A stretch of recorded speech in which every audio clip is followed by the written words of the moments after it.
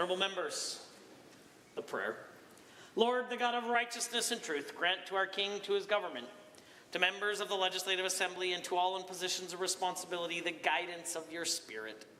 May they never lead the province wrongly through love of power, desire to please, or unworthy ideas, but laying aside all private interest and prejudice, keep in mind their responsibility to seek to improve the condition of all. Amen. Please be seated.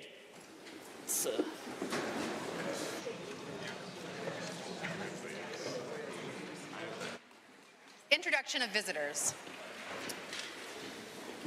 Honourable members, it's my honour to introduce to all members the Ambassador of Spain to Canada, His Excellency Alfredo Martinez Serrano. His Excellency has been the Ambassador since 2021. I had the pleasure of meeting with him earlier today. The Ambassador is visiting our province this week to meet with government and private sector officials to discuss strengthening the bonds of our two jurisdictions and the importance of pluralism, freedom, and democracy. His Excellency is joined in the gallery by the Spanish Labor, Migration, and Social Security Counselor, Education Attaché, and the Honorary Consul General of Spain in Edmonton. Please rise and receive the warm welcome of the Assembly.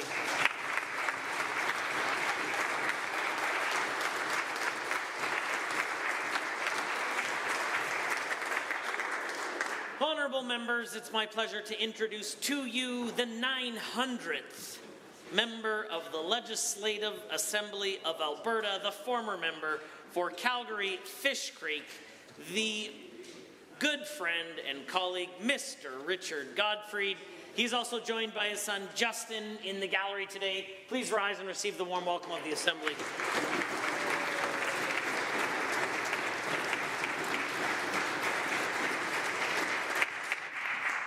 Introduction of guests. The Honourable Member for Leduc-Beaumont has a school to introduce. Thank you, Mr. Speaker. Indeed, I do. I'm proud to welcome the students from Champs Valley School in Beaumont. I had a chance to chat with them a little bit earlier. They were very interested in the tour. I hope they get a chance to learn a little bit more. I would ask them to rise and please receive the welcome of the Assembly. The Honourable Member for Edmonton Riverview. Merci, Monsieur le Président. J'ai le plaisir de vous présenter 52 élèves de 6e année de l'école Rio Terrace avec le professeur Andrea Bluto. J'invite mes invités à se lever et à recevoir le traditionnel accueil de l'Assemblée. The Honourable Member for Lesser Slave Lake. Mr. Speaker, it's an honor to rise today and introduce to you and through you a good friend of mine, Earl Thiessen. He's the Executive Director of the Oxford House. He's also a colleague of mine on the Public Safety and Indigenous Advisory Council. Most importantly, he's a proud husband and father. He's doing amazing work through recovery. Our province is lucky to have him, and I'm grateful to call him a friend. Please rise, Earl, and receive the warm welcome of the Assembly. The Honourable Member for Edmonton Ellerslie. Mr. Speaker, to you and through you, I'd like to introduce my very good friends, President Nathan Baldry of the Gateway Stake for the Church of Jesus Christ of Latter-day Saints. He is joined by Kim Gonzalez-Potter, their Communications Director, and her husband, Michael Potter. I ask them all to rise and receive the warm welcome of the House. The Honourable Member for Drayton Valley, Devon.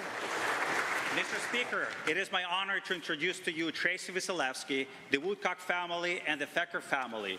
Jeff and Melanie Woodcock are here from New Zealand, where they run a charity that helped free over 4,000 people, 800 families, from slavery in Pakistan over the last decade. Please rise and receive warm welcome of this Assembly. The Honourable Member for Grand Prairie. Thank you, Mr. Speaker. I rise to introduce to you and through you and all members of the Legislative Assembly, Primerica Alberta leadership, who represents people in my constituency as well as across Alberta, and I appreciate their vision for Albertans to make informed financial decisions. Please rise and receive the warm welcome of the Assembly. The Honourable Member for Livingston McLeod. Thank you, Mr. Speaker. I rise to introduce to you and through you three members of the Maha Seva Association, Rohat, Amit, and Puneet. We appreciate the work you do in the community. Please rise and accept the warm welcome of the House. The Honourable Minister of Indigenous Relations. Thank you, Mr. Speaker. It's my pleasure to introduce to you and through you three members of Alberta's distinct Métis settlements here today. Greg Goshu, Peavine Métis Settlements, Doug Belrose, East Prairie Métis Settlement, and Scott Cardinal, Kikino Métis Settlement. They were in Edmonton here today to take part in the signing of a protocol agreement. Please rise and receive the warm welcome. The Honourable Member for Calgary Buffalo. I ask that Heather Campbell rise, Mr. Speaker. Ms. Campbell, professional engineer, Masters of Law, 3 decades of experience, diverse energy industry, specializing in energy transition, a lifelong volunteer advisor, and many, many achievements and awards. And she's my neighbor, Mr. Speaker, in Calgary Buffalo. The Honourable Member for Calgary Varsity. Thank you, Mr. Speaker. It's my pleasure to introduce my very, very special guest, Dr. Mark Hamilton, who joined me this week in Calgary. Mark is a professor at the Faculty of Medicine and neurosurgeon in Calgary. Please rise and receive the warm welcome of the Assembly. The Honourable Member for Calgary East. Order. The Honourable Member for Calgary East. Thank you, Mr. Speaker. I'm glad to rise today and introduce to you, through you, a senior community ambassador, Dalip Sharma. Mr. Sharma contributed to Fort McMurray's economic development and now resides in Edmonton. I will request him to rise and accept the traditional warm welcome of the House. Honourable Member for Calgary Fish Creek. Speaker, through you and through general members of the Assembly, I'd like to introduce a prime example of the amazing quality and character of one of the large number of immigrants who have come to Canada and Alberta to make contributions. Aguzi Okori was born and raised in southern Nigeria, moved to Alberta in 2002. He's my legislative coordinator. Welcome to the House. Please build. The Honourable Member for Calgary Northeast. Speaker, I rise today to introduce to you and through you an aspiring member of our community, Harjot Singh Kohli. Harjot came to Canada in 2017 as international student and has since been a successful entrepreneur. He has played a key role in my campaign in 2023 and NDP campaign in 2019. Please join me in welcoming Harjot Singh Kohli. The Honourable Member for Lac St. Anne Parkland. Thank you, Mr. Speaker. I'm honored to rise today and introduce to you and through you a youth community ambassador who tirelessly worked towards bringing sports to youth, Eugene Machada. I'd like him to rise and receive the warm welcome of the community. And that said, Mr. Speaker, the apple doesn't fall far from the tree. His father also does a lot of the same things in the community. So please give him a round of applause. The Honourable Member for Calgary Falconridge. Mr. Speaker, I rise to introduce to you and through you to all members of the Assembly, Dr. Shafina Premji, the founder and director of Milestone Menopause Centre of Southern Alberta, and Dr. Nese Yuxel, president of Canadian Menopause Society. Both are family physicians and great advocates. I ask that they rise to receive the warm welcome of the Assembly. The Honourable Member for Airdrie East. Mr. Speaker, it's an honour to rise and introduce to you and through to all members of this Assembly a great constituent from the riding of Airdrie East, Mr. Gary Martin, who's visiting with us today. Please rise, receive the traditional warm welcome of this Assembly. Are there others? The Honourable Member for Edmonton McClung. Thank you, Mr. Speaker. I'm pleased to rise today to introduce through you two highly accomplished guests with keen interest in legislative proceedings. Harshvardhan Marksamar is an engineering student at U of A, and Anastasia Kosturka is a communications student from NAIT, and both are doing video productions of all 87 MLAs, including you, Mr. Speaker. Welcome them into your office. That concludes the time allotted for introductions. However, I would be remiss if I didn't introduce to members of the Assembly the Honourable the Minister of Infrastructure. With a suit like that, he certainly needs an introduction.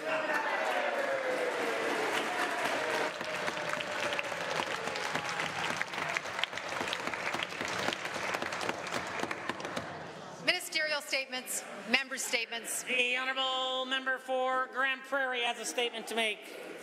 Well, thank you, Mr. Speaker. Today, the Premier and the Minister of Technology and Innovation released Alberta's data centre investment strategy. This is a bold commitment to grow in innovation and economic opportunity.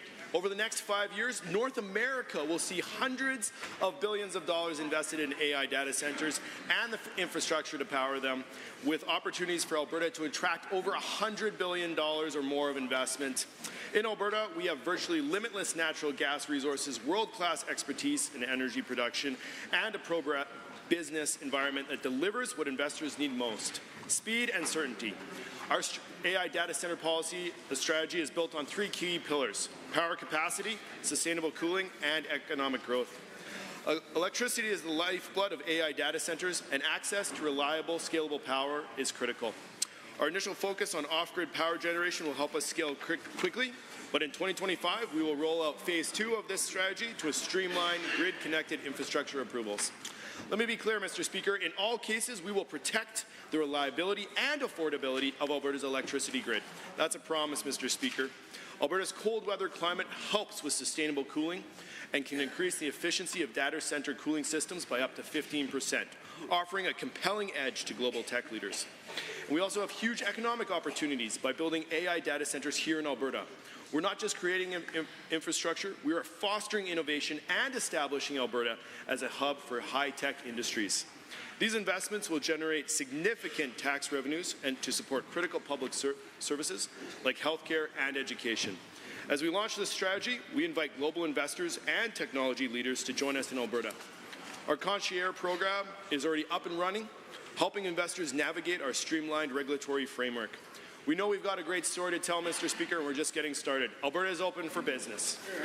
The honourable member for Calgary-Edgemont has a statement to make.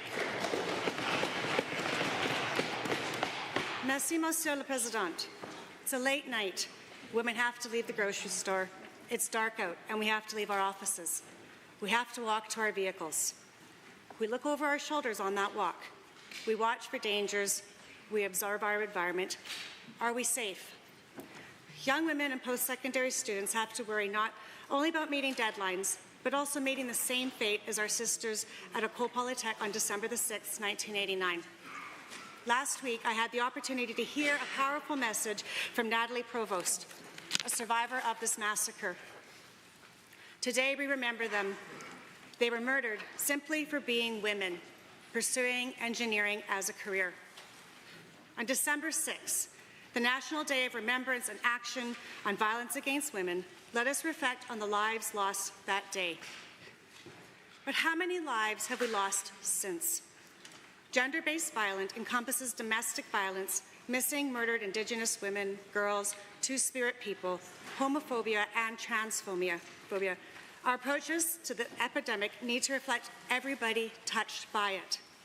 Government must commit to the concrete and measurable actions we can be as legislators and in community to prevent gender-based violence, to provide safety, shelter, and material support for victims.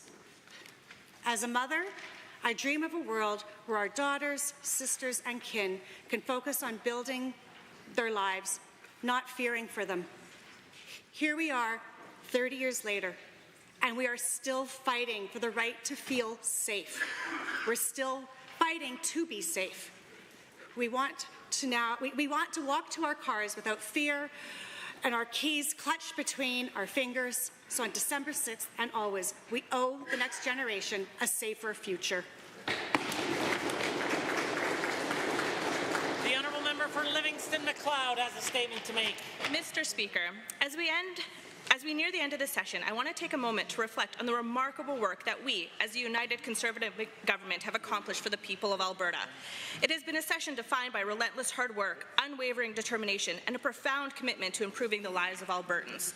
And I could not be more proud of what we on this side of the aisle have achieved. From safeguarding the integrity of women's sports and creating a safer, more inclusive environment for them to compete, to ensuring parents and families remain at the forefront of our children's education, we have delivered meaningful results. We are ensuring that children get to focus on being children so they can thrive as adults later on. But, Mr. Speaker, our work extends far beyond legislation. It's about delivering real and tangible change for the people we serve. It's about ensuring that every Albertan feels safer in their community and that our economy is a beacon of opportunity and that our children are protected. Each initiative, each policy, each decision we have made has been driven by our vision of a stronger, united Alberta. And yet, Mr. Speaker, while we've been hard at work delivering for Albertans, what has the opposition accomplished? Nothing. They've been so preoccupied with playing political games that they couldn't even secure a seat for their leader in this House. But perhaps that doesn't matter when their marching orders come from Ottawa. While they're busy taking cues from the federal government, we've been focused on standing up for Alberta's interest, protecting our values, and building our future. Each piece of legislation we've passed, every policy we've enacted, has been a step forward in building the Alberta we all envisioned, a province where people can thrive, businesses can flourish, and families can prosper. the future of Alberta shines brighter than ever with the UCP charging ahead, delivering results that matter, and standing strong for Albertans. Thank you, Mr. Speaker. The honourable member for Calgary Falcon. Order. The honourable member for Calgary Falconridge. Thank you, Mr. Speaker. My constituents and representatives of the Canadian Menopause Society, Dr. Shafina Premji and Dr. Nestle Yaxel, know that menopausal health affects millions of Albertans. Menopause is a natural phase of life, but too often it is under-recognized and inadequately addressed within our healthcare system. Menopausal women face not only the immediate challenges of menopausal symptoms, but also long-term health risks. It is crucial that we support these individuals. The economic and health implications of menopause are substantial. Menopause-related symptoms cost the Canadian economy an estimated $3.5 billion annually in lost productivity. Up to 10% of women report quitting their jobs due to severe symptoms. There are a number of options to help menopause symptoms, including menopausal hormone therapy. Unfortunately, fewer than 10% of eligible women receive MHT, the most effective treatment for menopausal symptoms. With limited access to treatment, many women suffer unnecessarily, leading to significant disruptions in their lives. I urge my colleagues to consider action on the recommendations of the Canadian Menopause Society. They call on us to enhance education and training for healthcare providers on menopause. They call for increased funding for menopause research, to establish specialized menopause care centers, and to promote public education to empower individuals with accurate information on menopause. They also call for us to make sure menopausal therapies are included as essential treatments under health care. By addressing these gaps in care, we can improve the health and well-being of Albertans, reduce long-term healthcare costs, and promote gender equity and health care. Thank you. The honourable member for Red Deer South has a statement to make. Merry Christmas, Mr. Speaker, and to each and every Albertan. When the angel heralded the birth of Jesus Christ, he said, "Fear not, for behold, I bring you good tidings of great joy, which shall be to all people." Mr. Speaker, sometimes there's too much fear.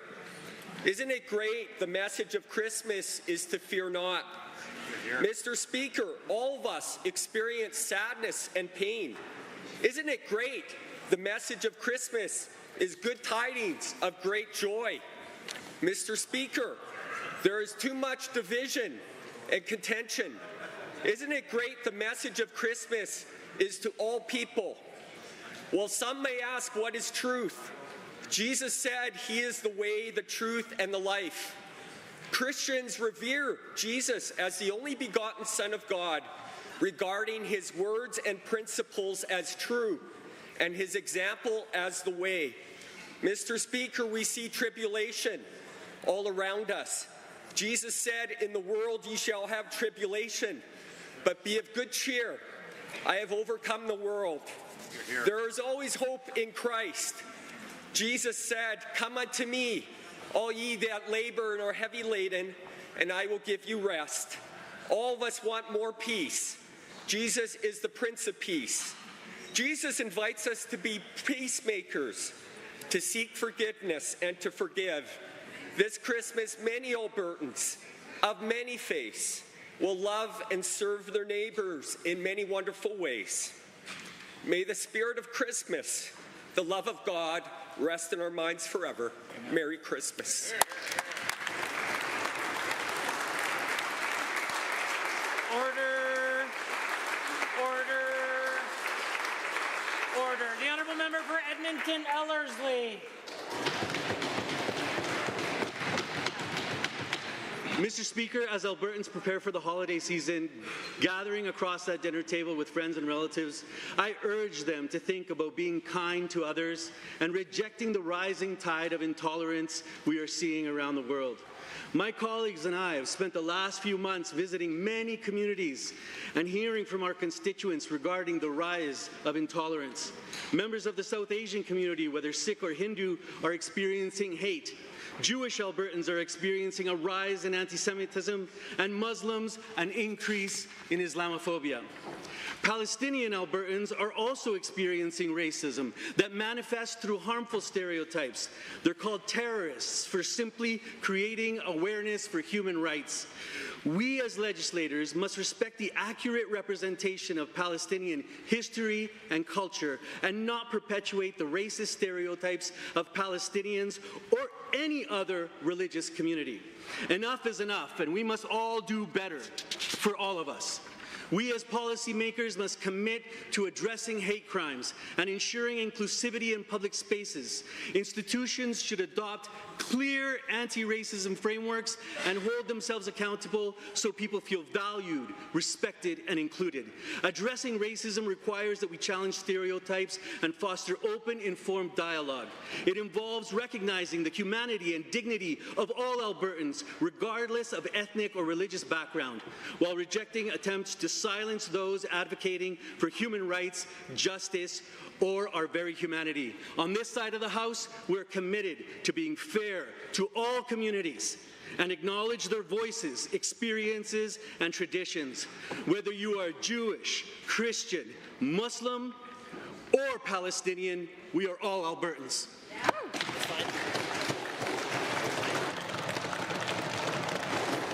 Order. Honourable members, the time is now 1:50, and that makes it oral question period. And the Leader of His Majesty's Loyal Opposition has question 1.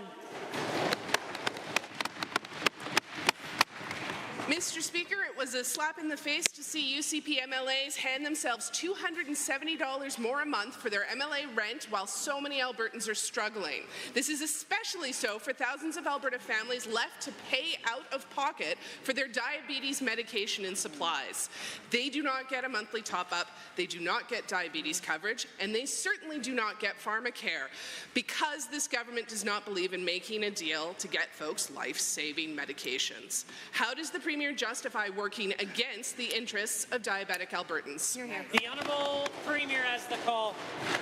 Thank you, Mr. Speaker. We are working for the interests of those who are on our plan that require 5,000 different types of drug treatments, and we want to make sure that more people are able to be on our plan as opposed to the 2-drug plan that the federal government is putting forward. We have reached out to the federal minister. We want to integrate with our plan so that we can provide a broader base of coverage, but we aren't going, Mr. Speaker, to deny the thousands of drugs needed by tens of thousands of patients because of the plan the feds have put forward. The Honourable Leader of the Opposition. Mr. Speaker, nobody is asking them to deny. We are asking to make sure diabetics have insulin. It is straightforward and it is a priority for Albertans. Families like the Matheson were cut off from the Alberta Child Health Benefit and are now left with $600 a month in supply costs. Instead of being ready to sign a deal like BC has already done, the government seems to want to pick fights, refuses to allow families to receive supports that are available from their federal government. When will the Premier sign a deal with the feds to get families like the Mathesons the diabetes care they need? The Honourable Premier. Thank you, Mr. Speaker. Our 5,000 drug plan also includes multiple drugs for diabetes as well as the test strips and other appliances that they need to be able to administer. We've done a consultation so that we can get some feedback on how we should be able to can potentially enhance our plan. The minister has said that the results of that will be available shortly. And in the meantime, we are working with the federal government to integrate into our plan. The whole purpose of the Canada Health Act was single administration. We now have 2 administrations. We need to get back down to 1. The Honourable Member. Mr. Speaker, Albertans urgently don't need a consultation, urgently don't need a working group, they urgently need insulin. Families can't afford to pay out-of-pocket costs for these expensive supplies, and most sure can't afford to pay for the knee, hip, and replacement surgeries that this government has planned for them. But as the Premier has been quoted to say, she wants to make it normal to pay out-of-pocket for health care. Why is the Premier wasting so much time dismantling health care instead of ensuring that Alberta families get the medications, surgeries, and family doctors that they need? The Honourable Premier. We do have a mixed system. We have a large number of employers who have very generous private health plans that cover a large number of Albertans. We also have programs that we operate through Alberta Blue Cross to cover those who are most in need. The federal government didn't consult with us when they decided to come in with a 2-drug plan and overlay it on top of what we already offer, which is why we are now working with them to make sure that we can bridge some of the gaps. I think everybody wants to make sure everyone has adequate coverage for their needs. The Honourable Leader of the Opposition for a second set of questions. Mr. Speaker, we all need the Premier to think of the most vulnerable and the people who are falling through the cracks. Because last night, this government refused to accept our amendment to their de-indexation bill. That means that every Albertan could be on the hook for more taxes, fewer benefits, more costs. Their bill allows the government to pay lower seniors benefit, lower AISH payments, and to take more from tax-paying Albertans through bracket creep. It was their priority to inflation protect their own MLA rents in Edmonton, but they won't protect benefits for vulnerable Albertans. Why not accept our amendment? The Honourable Premier. Thank you, Mr. Speaker. The member opposite is mischaracterizing what we have done with the changes that we've made. The problem was that we have 7 or 8 different programs that were determining a different inflation rate at different times of the year. What we have decided to do is to give the advance notice to all of those programs what the inflation rate adjustment is going to be based on the very first one that we set, which is in October. We have to tell the federal government how we are indexing our personal income tax rates. We looked at the year over year from August to August, it was 2%. Year over year from September to September was 1.9%. We chose 2%, and that's the raise everyone's getting, Mr. Speaker. The Honourable Leader of the Opposition. The Premier is mischaracterizing what they've done. They can now, behind closed doors, give everybody zeros with no consultation, and the Premier should know. Another former politician from this chamber called de-indexation, quote, pernicious tax grab called bracket creep. That was her predecessor, Jason Kenney, who got marched out of her party. So it boggles the mind why the Premier would go to that exact same trick, allowing her government to de-index income tax brackets, driving up everyone's taxes, cut AISH, cut seniors' benefits. These are vital dollars for people to survive. Why is she doing it? The Honourable Premier. I think the members opposite need to answer for why they didn't index when they had 4 years in power. We restored indexation so that everyone will be able to get the regular and predictable year-over-year increases. There is nothing that is going to happen behind closed doors, Mr. Speaker. It is a requirement for us to tell the federal government what the index rate will be for our taxation, which we have to do by October 15th of every year. What will give people certainty is knowing that's the rate that's going to apply for all of the programs across the board. The Honourable Leader of the Opposition. To hide their behavior, the government will absolutely mischaracterize what's going on, including the fact the NDP did index and made people whole while they cost billions. The government on a whim is going to be able to make everybody's taxes go up and benefits go down, and they're going to laugh all the way to the bank. The Premier should know she is overseeing the highest inflation in the country, and newsflash, Stats Canada says it's 3%, not 2%. Setting next year's limits lower will cost people. Why will she not stop attacking benefits and scrap this bill? Order. The Honourable Premier has the call. Thank you, Mr. Speaker. Maybe I'll speak more slowly this time so they can keep up. The year-over-year increase from August to August was 2%. The year-over-year increase from September to September was 1.9%. We had to tell the federal government what to index our tax brackets next year by October the 15th. And so we chose the higher of those two numbers, 2%, so that we could make some certainty, not only for our federal counterparts to set the bracket increases, but for all of the programs we offer, Mr. Speaker. The Honourable Member for Edmonton-Whitemud has a question. Mr. Speaker, yesterday the Finance Minister warned Alberta drivers to brace for even higher car insurance premiums, 15% over 2 years, costing families hundreds of dollars they just don't have. His justification, quote, the reason the rates are going up is to get to the new model. The minister admits that his model is risky, but he's happy to let Albertans pay for it. Will he admit that gouging Albertans to protect insurance companies is a feature and not a bug of his new model? The Honourable Minister of Finance, the President of Treasury Board. There's no gouging here, Mr. Speaker. Like, and I'm happy we're near the end of this session, so we can keep the auto insurance tutorial going at least for another day here in this chamber.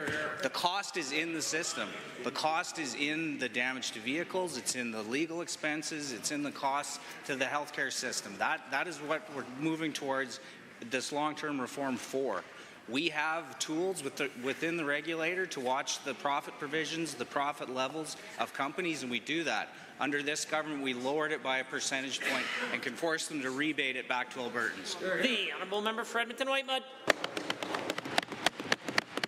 The minister just demonstrated how out of touch he is with Albertans, that he doesn't think a 15% increase in insurance premiums is gouging. The minister bragged about holding insurance company profits down by a whole 1%, but Alberta drivers who already pay the highest rates in Canada will end up paying 15% more. Let's say the average guy driving an F-150 already pays $3,000 a year in insurance. With the UCP's 15% hike, he'll be forking out an extra $500 per year because he lives in the UCP's Alberta. Is this the Alberta advantage that the government keeps talking about? The Honourable Minister of Finance. Mr. Speaker, Alberta currently has the second highest auto insurance premiums in the country, behind only Ontario. We would likely be as high or higher if we didn't have the rate caps in place. That represents the difference in the actual cost of our system. That is what we're trying to skate towards in 2 years, actual reform to take cost out of the system. And we're doing it while minimizing job losses and bringing in a system that has the highest level of benefits of any care model in the country.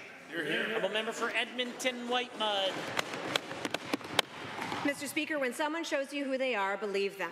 After almost 6 years under the UCP, Albertans have skyrocketing utility bills, the highest inflation rate, the lowest minimum wage, rising unemployment, 1 million people without a family doctor, and overcrowded classrooms. And somehow, we also have the only government that thinks the drivers who pay the highest car insurance rates in the country should pay even more. The UCP has shown us who they are. Let's believe them. Will the minister admit that the UCP just isn't in it for Albertans? Yeah. The Honourable the Minister of Finance. Mr. Speaker, this minister will admit that there's lots of challenges in this province.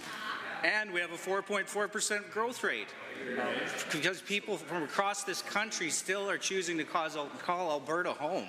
Yep. We're committed on this side to dealing with some of these large challenges, like auto insurance.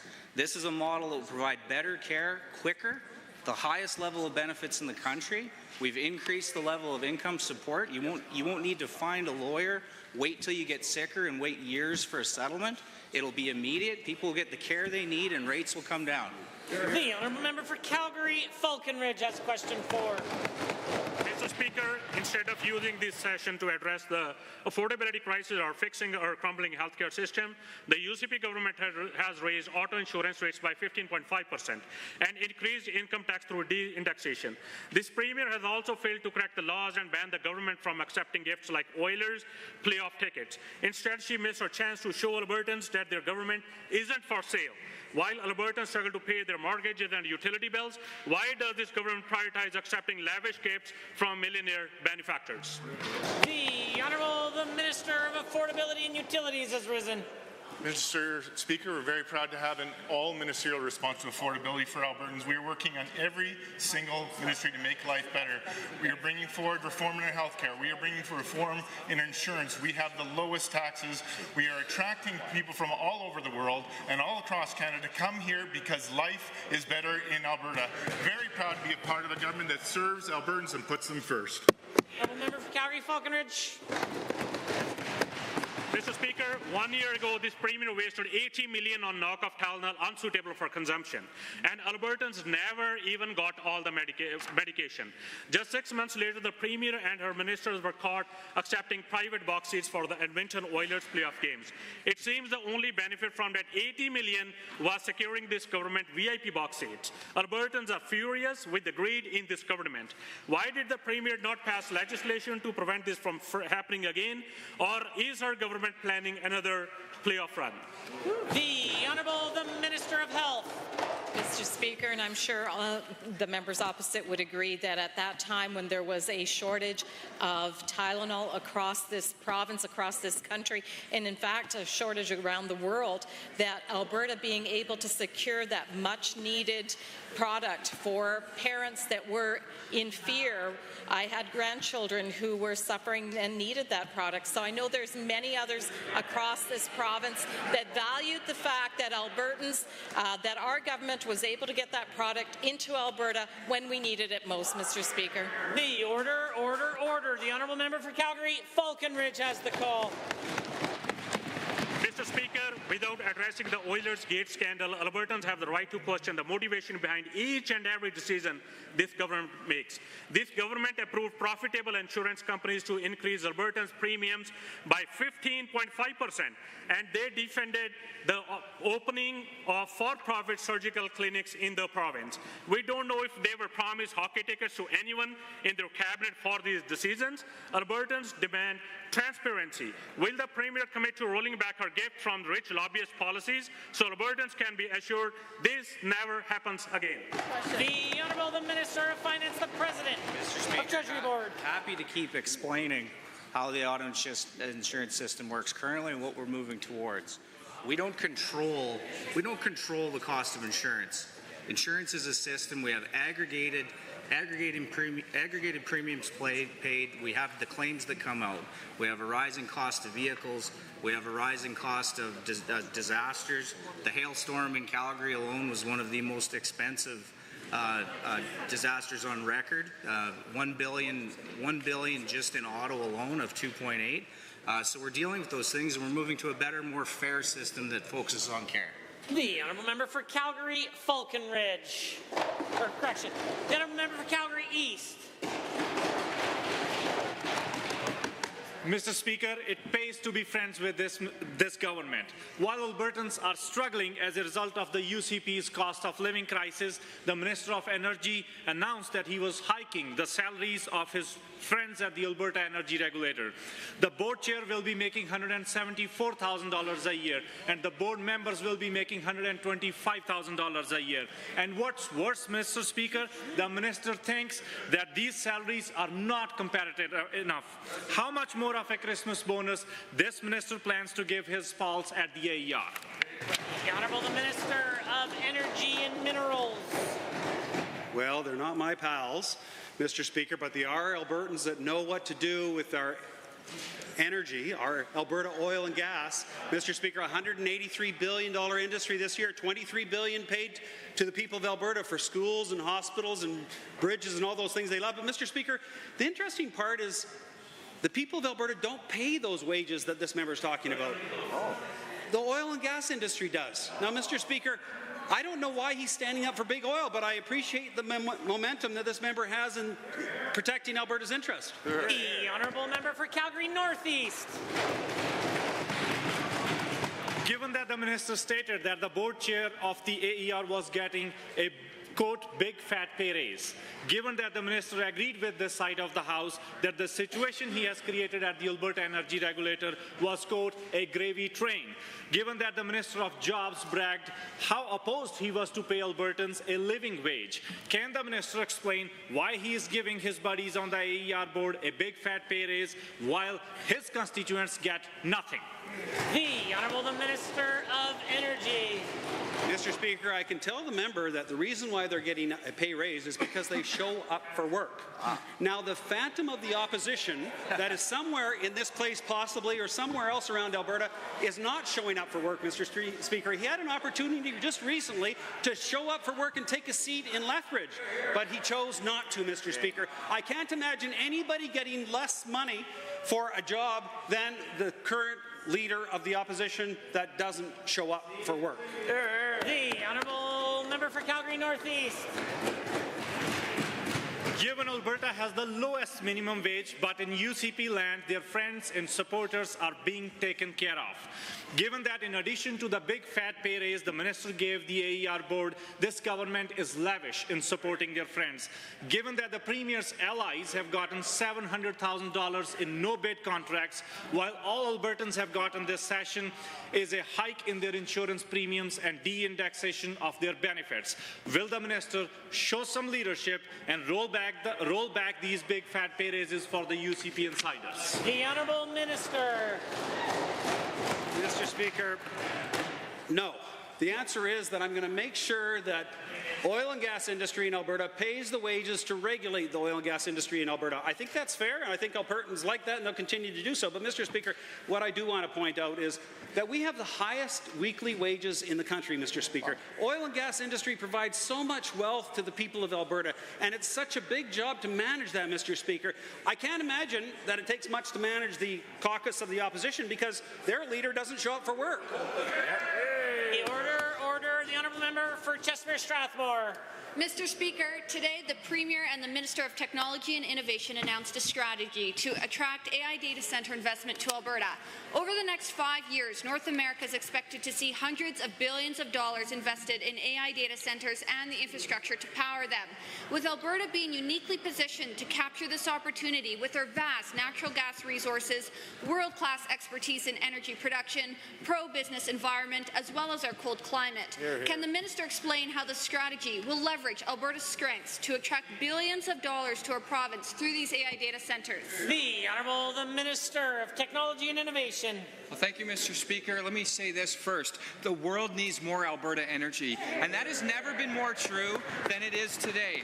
Mr. Speaker, one of the biggest obstacles that data centers face today is access to electricity at scale. I've got good news for them, Mr. Speaker. Alberta is a world leader in responsible energy development. We have virtually limitless natural gas, and we have the know-how to develop it. We also have a cold weather climate with efficient cooling, which can be 15% more effective than in warmer climates. So, Mr. Speaker, combine that with our pro-business, low-tax jurisdiction, you can quickly see that Alberta is the best place to invest in this type of business. The Member for Chestmere-Strathmore. Thank you, Mr. Speaker, and to the Minister for his answer. Given that Alberta has these advantages to support AI data centre infrastructure when compared to other jurisdictions in North America, and given that access to reliable electricity at large scale is paramount for the development of AI data centres, again, to the Minister of Technology and Innovation, how will the strategy ensure that Alberta can meet the industry's needs for electricity without compromising the affordability and reliability of our existing grid? Great question. The Honourable Minister of Technology and Innovation. Thank you, Mr. Speaker. It's a great question. Make no mistake, we will not do anything to compromise affordability or reliability of Alberta's electricity grid, and that is a promise. But there's good news here, Mr. Speaker. With proper due diligence, we can ensure our system is designed for both speed and safety. With the right balance between off-grid and grid-supported infrastructure, we can attract $100 billion or more of investment to Alberta over the next 5 years. Phase 1 of our strategy is focused on off-grid solutions to ensure we move with speed. Phase 2 will introduce streamlined policies for grid-supported solutions. There's something here for everyone, Mr. Speaker. Alberta is a can-do province, and we can't wait to show the world what we're made of. The Honourable Member. Thank you, Mr. Speaker, and again to the Minister for his great work and his answer. Given that the Alberta AI data centre strategy includes references to supporting a streamlined, predictable and common-sense regulatory pathway, and given that Alberta has an outstanding record on red tape reduction, having reduced red tape by over 30% in the last 4 years, saving Albertans and Alberta businesses billions of dollars. Again, to the Minister of Technology and Innovation, what steps is the government taking to ensure competitive project approval timelines? The Honourable Minister. Mr. Speaker, one of the other things I hear from data center project proponents is the next most important thing to them is speed to market. They are desperate to get up and running. Well, I've got more good news for them, Mr. Speaker. Alberta is here to help. As you just heard, Alberta has the best track record in the country on red tape reduction. We are committed to keeping it that way. You know, that doesn't happen by accident, Mr. Speaker. It happens by design. And, Mr. Speaker, another thing we have designed is our concierge service. We are working with data center project proponents to help deliver massive time savings to those companies because we know in Alberta that time is money, and in Alberta we can give you the gift of time. We've got a great story to tell, Mr. Speaker, and we are just getting started. The Honourable Member for Edmonton Meadows. Mr. Speaker, Alberta has experienced a significant increase in population growth over the past few years. leading to an increasing demand for infrastructure to support the services Albertans need. However, under this UCP government, severe shortages in critical areas resulting in overcrowded classrooms, long waiting times in hospitals, inadequate care for seniors, and a growing number of homeless people. My question to the Minister is straightforward. Why is he causing hardship for Albertans and hindering the future growth and prosperity of our province? The Honourable Minister of Infrastructure. Mr. Speaker, in the words of Ricky Bobby, if you ain't first, you're last. And Alberta, they've been racking up a whole lot of firsts. Let me walk you through it. Lowest personal taxes, lowest corporate taxes, zero sales tax. Per capita GDP growth, #1. Labor productivity, that's a big 10-4. Average weekly earnings, you got it, #1. This isn't even fair, Mr. Speaker. We got the strongest economy in Canada, and when you plug in a highly skilled workforce, it means better jobs and bigger paychecks. You know what we call that? Shake and bake. The honourable member. Order.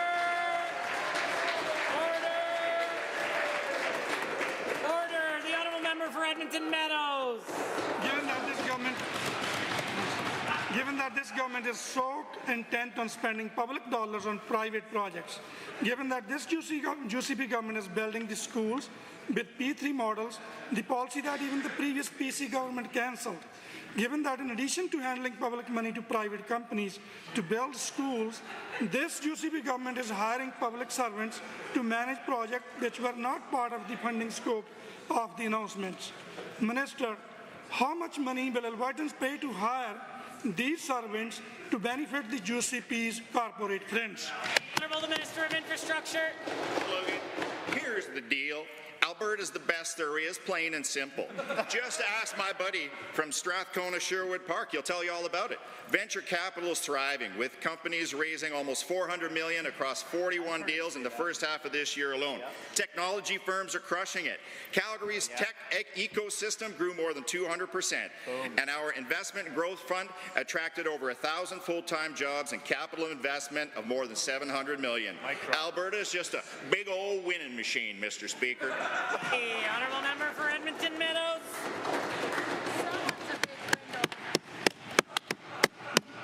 Given that the former RAM served as a community hub for decades, and given that this UCP says they will demolish it and leave green space, given that Albertans are skeptical about the UCP handling land in the public interest, given that the local communities have been very vocal in opposing the UCP's decision to destroy the structure, would the minister listen to Albertans' call and ensure public consultation happens before irreversible demolition takes place? The Honourable the Minister of Infrastructure. Mr. Speaker, from now on, you're the magic man and I'm El Diablo, which is Spanish for the fighting chicken. And speaking of poultry, the minister from Highwood, he can't be too upset with the growth in agriculture. The ag tax credit is getting interest from businesses like the Little Potato Company, bringing in $39 million for a facility in Leduc. JBS, $90 million in Brooks. P&H, $240 million for a flour mill in Red Deer, not to mention dairy innovation targeting $74 million in a milk plant in Black Falls. Strongest economy in Canada, better jobs, bigger paychecks, shake and bake, Mr. Speaker, shake and bake. Order. The honourable member for Calgary Glenmore. Mr. Speaker, the UCP keeps cheering coal mining in the beautiful eastern slopes, claiming there is an economic win. But the 2021 Joint Review Panel, consisting of the Canadian Environmental Assessment Agency and the Alberta Energy Regulator, rejected the Grassy Mountain Coal Project, not just because it would harm species at risk, but also because it has very few economic benefits. Why is this government misleading on the few economic benefits the project would bring our province given its immense environmental costs? Why? The Honourable the Minister of Energy and Minerals. Mr. Speaker, facts change, technologies change, opportunities change. And Mr. Speaker, one thing that doesn't change is the fact that this UCB government will listen to the people of Alberta. And we've heard them loud and clear. Don't coal mine like the NDP did. Don't coal mine like the NDP wanted to do, Mr. Speaker. They actually opened up Category 2 land. They started the entire mess that is now what Alberta is in coal mining, Mr. Speaker. We will not do what the NDP in Alberta proposed to do, Mr. Speaker, ever. The Honourable Member for Calgary-Glenmore. Given the panel states it is unclear that the company will, quote, be able to produce a premium hard coking coal over the life of the project, given it also states if the development and marketing of products with poorer coking properties becomes necessary during the life of the project, this may affect the price received and the predicted economic benefits of the project. Given that this means there are neither economic nor environmental arguments for the Grassy project, why is the Premier ignoring Grassy's physical coal quality problems that cannot be fixed? The Honourable Minister of Energy. We are not, Mr. Speaker. We are not ignoring the people of Alberta. We are listening to them. We heard them loud and clear. Mr. Speaker, we don't want Elk Valley. We don't want what's happened to the NDP in BC. And Mr. Speaker, do you know just in the last few years, Vancouver, the port, has become the #1 shipping destination out of North America for coal, Mr. Speaker? That's the NDP legacy. That's not a legacy we're going to leave here in Alberta, Mr. Speaker. Anything that's going to happen right, Mr. Speaker. But let's be clear, the AER is independent. They should be left to do their work, and the NDP should not interfere. The Honourable Member. Given that the Grassy Mountain project will bring mountaintop removal mining to the majestic Rockies, and given that the project already had a fair hearing and was rejected for causing too much environmental damage for too little economic benefit, and given the rejection of the mine is one of the only decisions from the AER that inspired public confidence, yet the Energy Minister interfered with the AER regulatory process to revive the project. Why does the Minister think he knows more than the joint expert panel that reviewed and rejected the mine? The Honourable Minister of Energy. I don't think so, Mr. Speaker. I listen to Albertans. I listen to experts. And being in this place, I get to listen to them, Mr. Speaker. I have that great opportunity. Now, is it Elf on the Shelf? Is it Santa Claus? Is it Rudolph, Mr. Speaker? No, it's No-Show Nenshi. Where is he? I don't know where he is, Mr. Speaker, but I know he's not showing up for work for the people of Alberta, and I think that's what the NDP elected him for, wasn't it? Merry Christmas, Mr. Speaker. Order. The Honourable Member for Calgary East has a question. Thank you, Mr. Speaker. It is an incredible honor to be invited to and to participate in the vibrant array of cultural events held in and around the great constituency of Calgary East. These events offer a unique opportunity to learn about the rich diversity of cultures and traditions brought to Alberta by those who have chosen to make this province their new home. Can the Minister of Immigration and Multiculturalism share how newcomers enrich our province? Good question. The Honourable the Minister of Immigration and Multiculturalism. Thank you, Mr. Speaker, and thank you to the member for the question. We are so lucky to live in a province where you can literally go on a world tour of culture without even leaving your borders. There are hundreds of cultural festivals in Alberta every year. Alberta's rich cultural tapestry demonstrates the welcoming nature of Albertans and has done so for over a century. This is truly what makes our province the best place in the world to live, work, play, raise a family, and be happy. The Honourable Member for Calgary East. Thank you, Mr. Speaker, and to the Minister for the answer. Given that the federal government allowed over 2 million newcomers into the country last year alone, and given that has put pressure on housing, education, health and social services, and given that the federal government has just announced they are drastically cutting immigration, and given that those wanting to make Alberta their permanent home are worried they will have to leave because of those federal cuts. Can the same minister tell us how Alberta is responding? The Honourable the Minister of Multiculturalism and Immigration. Thank you, Mr. Speaker, and thank you to the member for another good question. We hear this all the time. The Alberta's position on this is that we would like to keep everyone who qualifies for our economic immigration program. In fact, we lobby the federal government for more allocations, 2 times more, every chance we get. But the federal government is signaling that they will be cutting our program in half.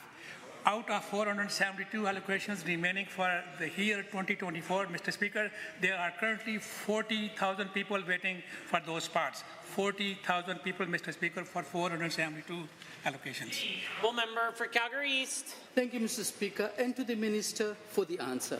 Given that so many people have come to Alberta for a better life from all around the world, and given that many people have come in the past 2 years than ever before, and given that Alberta needs talent and skill to fill job shortages from trades to tech to health, could the same minister tell us what is Alberta's government doing to support newcomers to our province? The Honourable Minister. Thank you, Mr. Speaker, and thank you to the member for the question again. In the past 5 years, we have streamlined the process for credential recognition, established fairness for newcomers' offers, created Alberta mentorship grant, launched ethnocultural and anti-racism grants, created several advisory councils for newcomers, implemented anti-racism action plan, and created Alberta Immigrant Impact Awards, and even started Premier Summit on Fairness for Newcomers. And what did the NDP do last 4 years? Nothing, nothing, nothing, and nothing again. The Honourable Member for Edmonton Rutherford. I would like to begin by thanking all Alberta firefighters for their dangerous life-saving work that they do. The entire communities that are still here because of their work and sacrifice. This work includes a higher risk of being exposed to penile and esophageal cancers, which are not covered by WCB. For over a year, the Job Minister has claimed to be following science as an excuse not to act. Will the Minister stop stalling, stand, thank the firefighters for their work, and commit to giving them the cancer coverage they deserve? The Honourable Minister of Infrastructure has risen. Mr. Speaker, Alberta's government acknowledges the significant risk that firefighters take to protect our communities, and we do thank them for that. Presumptions for certain illnesses acknowledge work-related risks and provide support to frontline workers and their families in times of need. And our government is actively reviewing research regarding presumptive coverage for work-related illnesses. But it should be noted that firefighters are still able to submit workers' compensation claims for work-related injuries or illness through the regular claim process. That remains open. The Honourable Member for Edmonton Rutherford. This year, firefighters responded to over 1,200 wildfires. Given that despite the efforts thousands of firefighters, support workers and contractors put into protecting Albertans, this government is refusing to give them the WCB coverage they deserve and have been asking for. But given that this government moved at lightning speed to ensure that MLAs got a nice bump to their living allowance, while firefighters are being told to wait, will the minister explain why the funding UCP MLA's living allowance is a higher priority than protecting our firefighters? The Honourable Minister of Infrastructure. Mr. Speaker, Alberta's government is committed to a systematic review of presumptive coverage associated with different professions, and it's important to note that presumptions do not guarantee claim acceptance. Presumptions simplify the claims process by eliminating the steps required to link diagnosis to the job, but the claims process is still in place for those workers. Again, our government is reviewing new and emerging research, and we're committed to ensuring that all workers have access to the supports that they need. The Honourable Member. Given that you keep reciting, we'll go to the research, and they continue to save communities like Slave Lake in 2010, Fort McMurray in 2016, Jasper in 24, and countless others. And given that this side of the House has raised the issue 8 times already this session, this government has stonewalled these heroes every single time. Can the minister tell this House how many times we have to ask before you will do the right thing and act on supporting Alberta's firefighters? The Honourable Minister of Infrastructure. Mr. Speaker, the previous NDP government failed to provide clear and consistent policy for workers' compensation, leaving many people vulnerable and unclear about their coverage. Our government has actively engaged with stakeholders and conducted thorough research to access the needs and assess the needs of firefighters. We are very grateful for the work that they do and all critical emergency staff that are devoted to our province. Through collaboration and evidence-based decision-making, we aim to support frontline workers effectively while maintaining the integrity of our compensation system. The honourable member for McMurray Wood Buffalo. Mr. Speaker, Fort McMurray experienced yet another wildfire this past spring. While the fire was not near the town, caution led to the decision to evacuate parts of the community. These evacuations are extremely stressful and cause citizens undue financial costs related to their fleeing their homes and their community.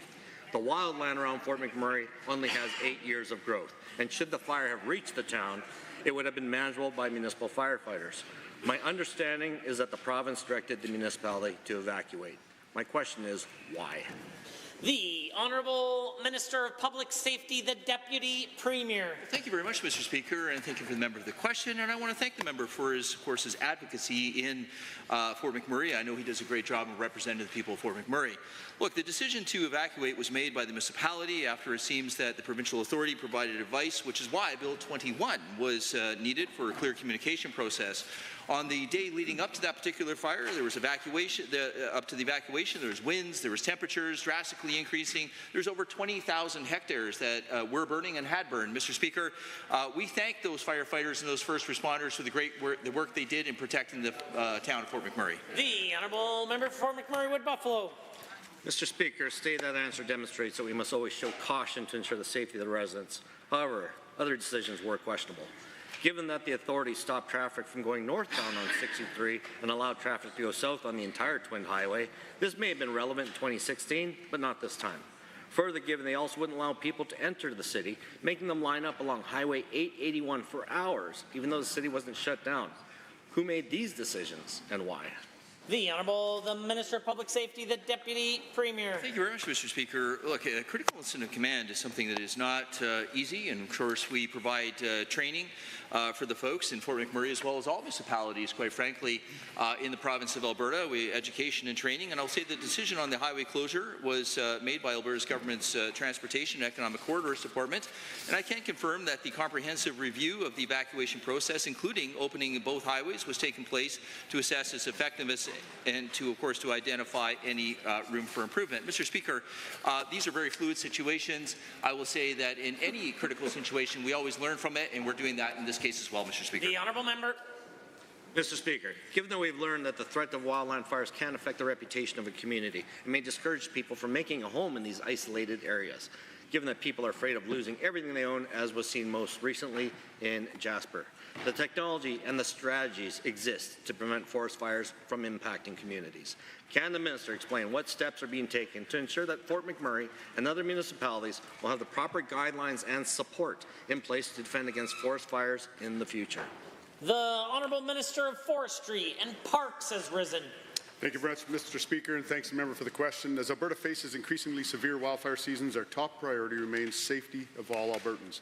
In response to the wildfire threat near Fort McMurray, our government acted quickly, entering unified command with regional municipality of Wood Buffalo, and deployed 120 firefighters, 14 helicopters, and other equipment to combat the fire. Our Fire Smart and Community Fire Guard are a key part to help municipalities prepare and mitigate risks of wildfires affecting their communities. The reality is that decades of overprotection created unnatural conditions, leaving our forests vulnerable, which is why we do the work we do using controlled burns and selective harvesting. The honourable member for Edmonton Manning has a question to ask. Thank you, Mr. Speaker. The Ministry of Jobs, Economy and Trade announced they intend to stop operational funding for Regional Economic Development Alliances, or REDAs. This unprecedented action will have devastating impact on communities across the province. It could lead to projects being abandoned and opportunities for growth missed. What is most confusing of all is that the mandate letter from the Premier to the Minister explicitly demands collaboration with REDAs. Will the Minister explain why this government is willing to tear up its ministerial mandate ignore the direction of the Premier, and ignore rural municipal leaders. The Honourable the Minister of Municipal Affairs has risen. Well, Mr. Speaker, our government will continue to work with municipalities across this province to help them succeed economically. I can, as a couple of an example, is what's going on right now under the local government fiscal framework. They'll receive a 13% plus increase in the largest funding package that they get from the province for infrastructure. Mr. Speaker, we've got a new $20 million a year package to help with sustainability and economic expansion, which goes this year and 2 years beyond. Mr. Speaker, we have always been there with municipalities. The Honourable Member for Edmonton Manning.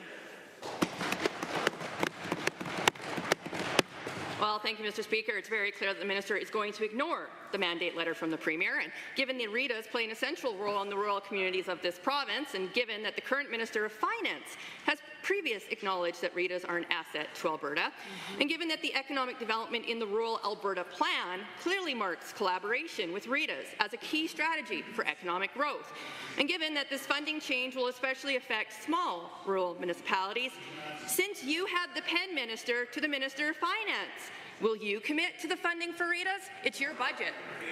The Honourable the Minister of Infrastructure. Mr. Speaker, Alberta's government is committed to regional economic development across Alberta, including working with our valued partners. Our regional economic development alliances, RETAs, play an important role in advancing economic and job growth across our province. Alberta's government has provided record levels of funding for 3 years, from 2024 to 2027, to our RETAs.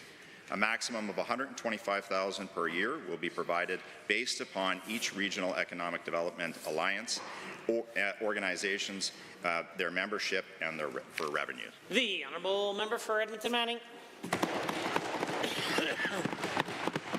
Thank you, Mr. Speaker, and thank you to the Minister for reading his speaking notes. Those are actual cuts from the last budget, and it's not the same amount. And given that this new proposal matching condition would painfully impact small rural municipalities with low revenue, and given that the multiple representative organizations like Alberta Municipalities, rural municipalities of Alberta have adopted resolutions countering this proposal, and given that this government itself has repeatedly acknowledged the importance of RETAs in policy action and executive directives, can the Minister make a promise today to maintain current operational funding for RETAs into 2027?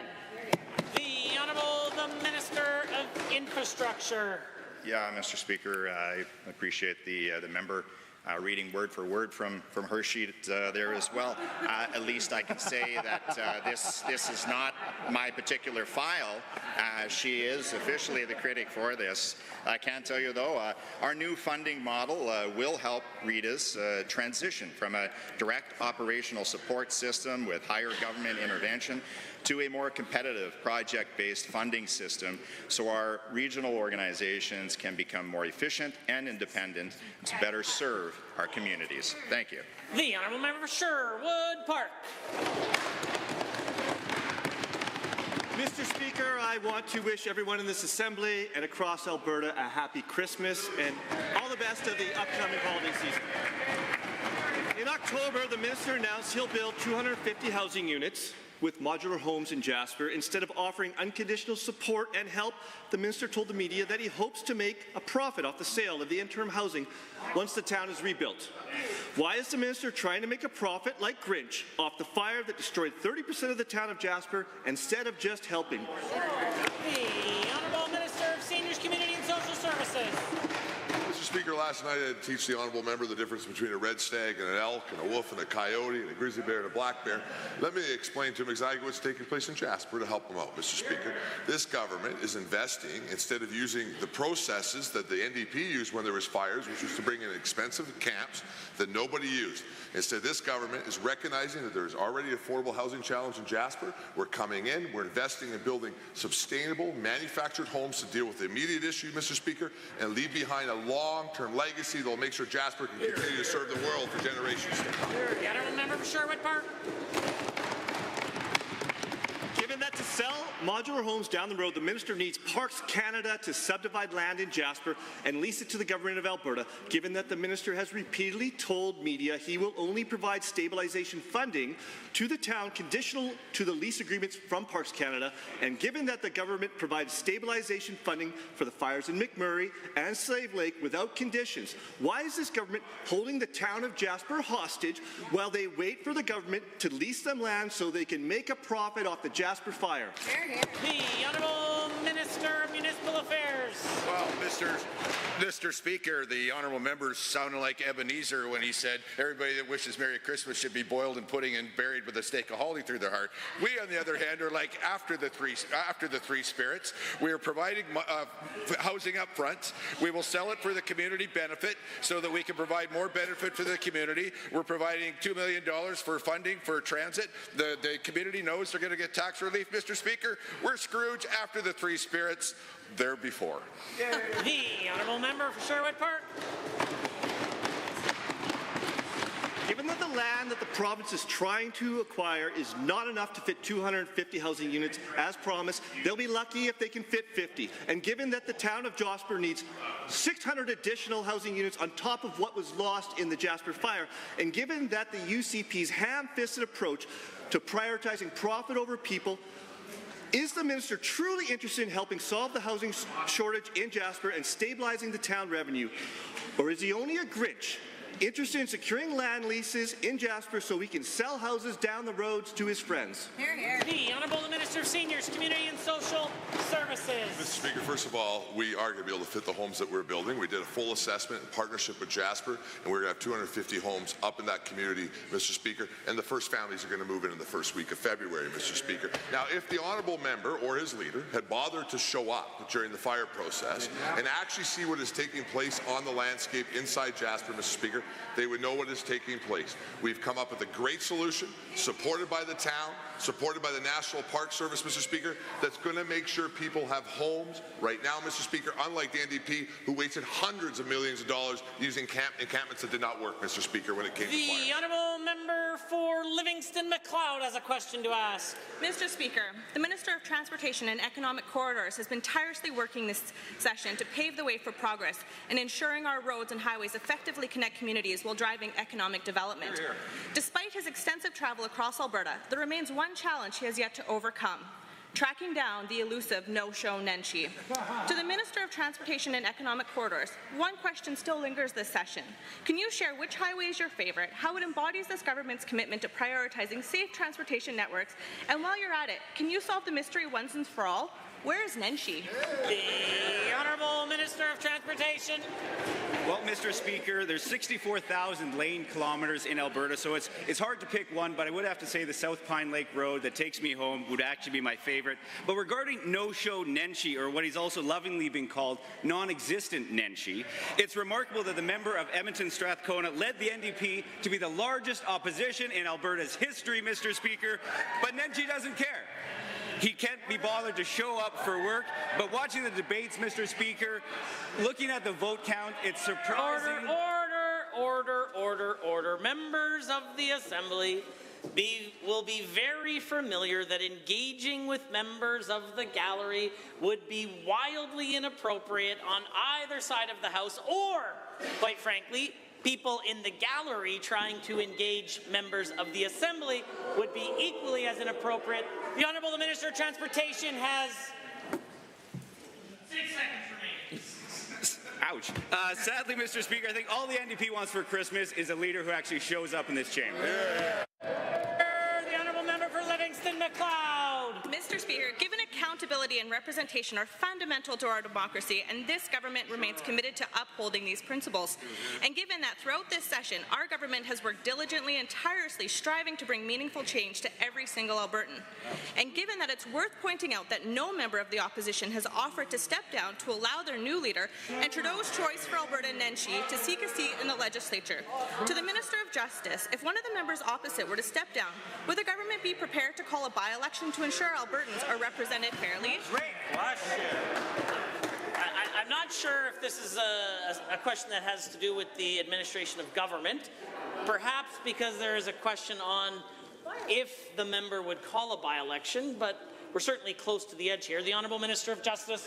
Mr. Speaker, I'm happy to answer it. As the member said, accountability and real effective representation are cornerstones and principles of democracy. That's why on this side of the House, day in and day out, members are working hard to represent Albertans both in the House and in their constituencies, Mr. Speaker.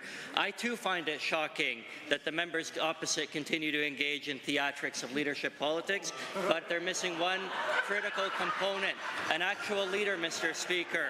What I can say is this: if His Majesty's loyal opposition would step down, I'd be happy to recommend to this government. The Honourable Member for Livingston-McLeod. Mr. Speaker, given that Albertans deserve transparency and strong leadership to stand against federal overreach, and given that our government has been working hard this session to protect Alberta's interest, and given that we know Trudeau and Nenshi are best buddies, and given that it's no surprise that Nenshi and the NDP refused to stand up for our province and voted to protect Trudeau's emissions cap, to the Minister of Environment and Protected Areas, what steps are you taking to ensure Albertans aren't left in the dark about federal policies affecting our environment and economy, and how are you fighting back against Ottawa's overreach to protect our province's future? The order. The only one with the call is the Minister of Environment. Mr. Speaker, unlike the NDP, we are showing up every single day to defend Alberta from Ottawa's eco-radical agenda. We will continue to challenge the feds and win, while the elusive NDP leader decides to just go along to get along with his shut-it-all-down friends in Ottawa. Mr. Speaker, I thought about maybe asking for unanimous consent to introduce the NDP leader who decided to join us in the gallery today.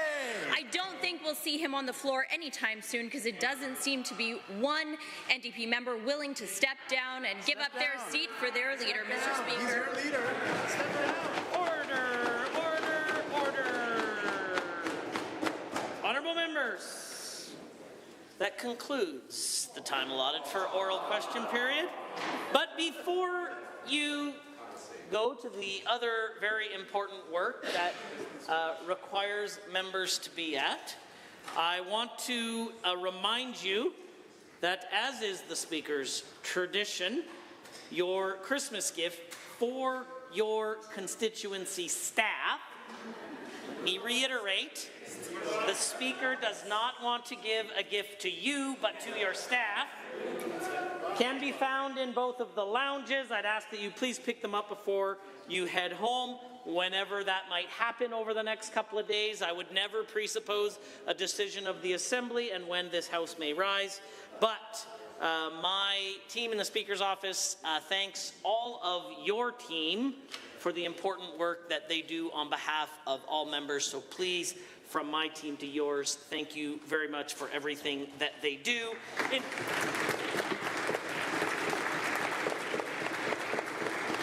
30 seconds or less, we will continue with the remainder of the daily routine.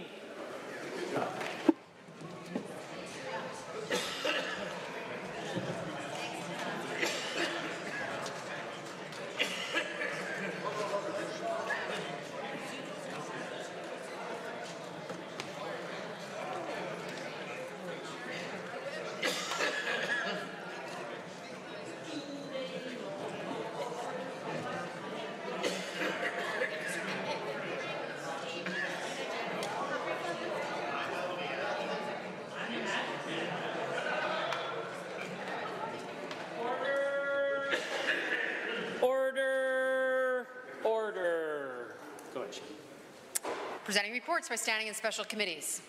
Presenting petitions, notices of motions, introduction of bills. The member for Edmonton Millwoods, the leader of the official opposition and the opposition House Leader. Thank you very much, Mr. Speaker. I rise to request leave to introduce Bill 210, Employment Standards Protecting Workers' Tips Amendment Act 2024.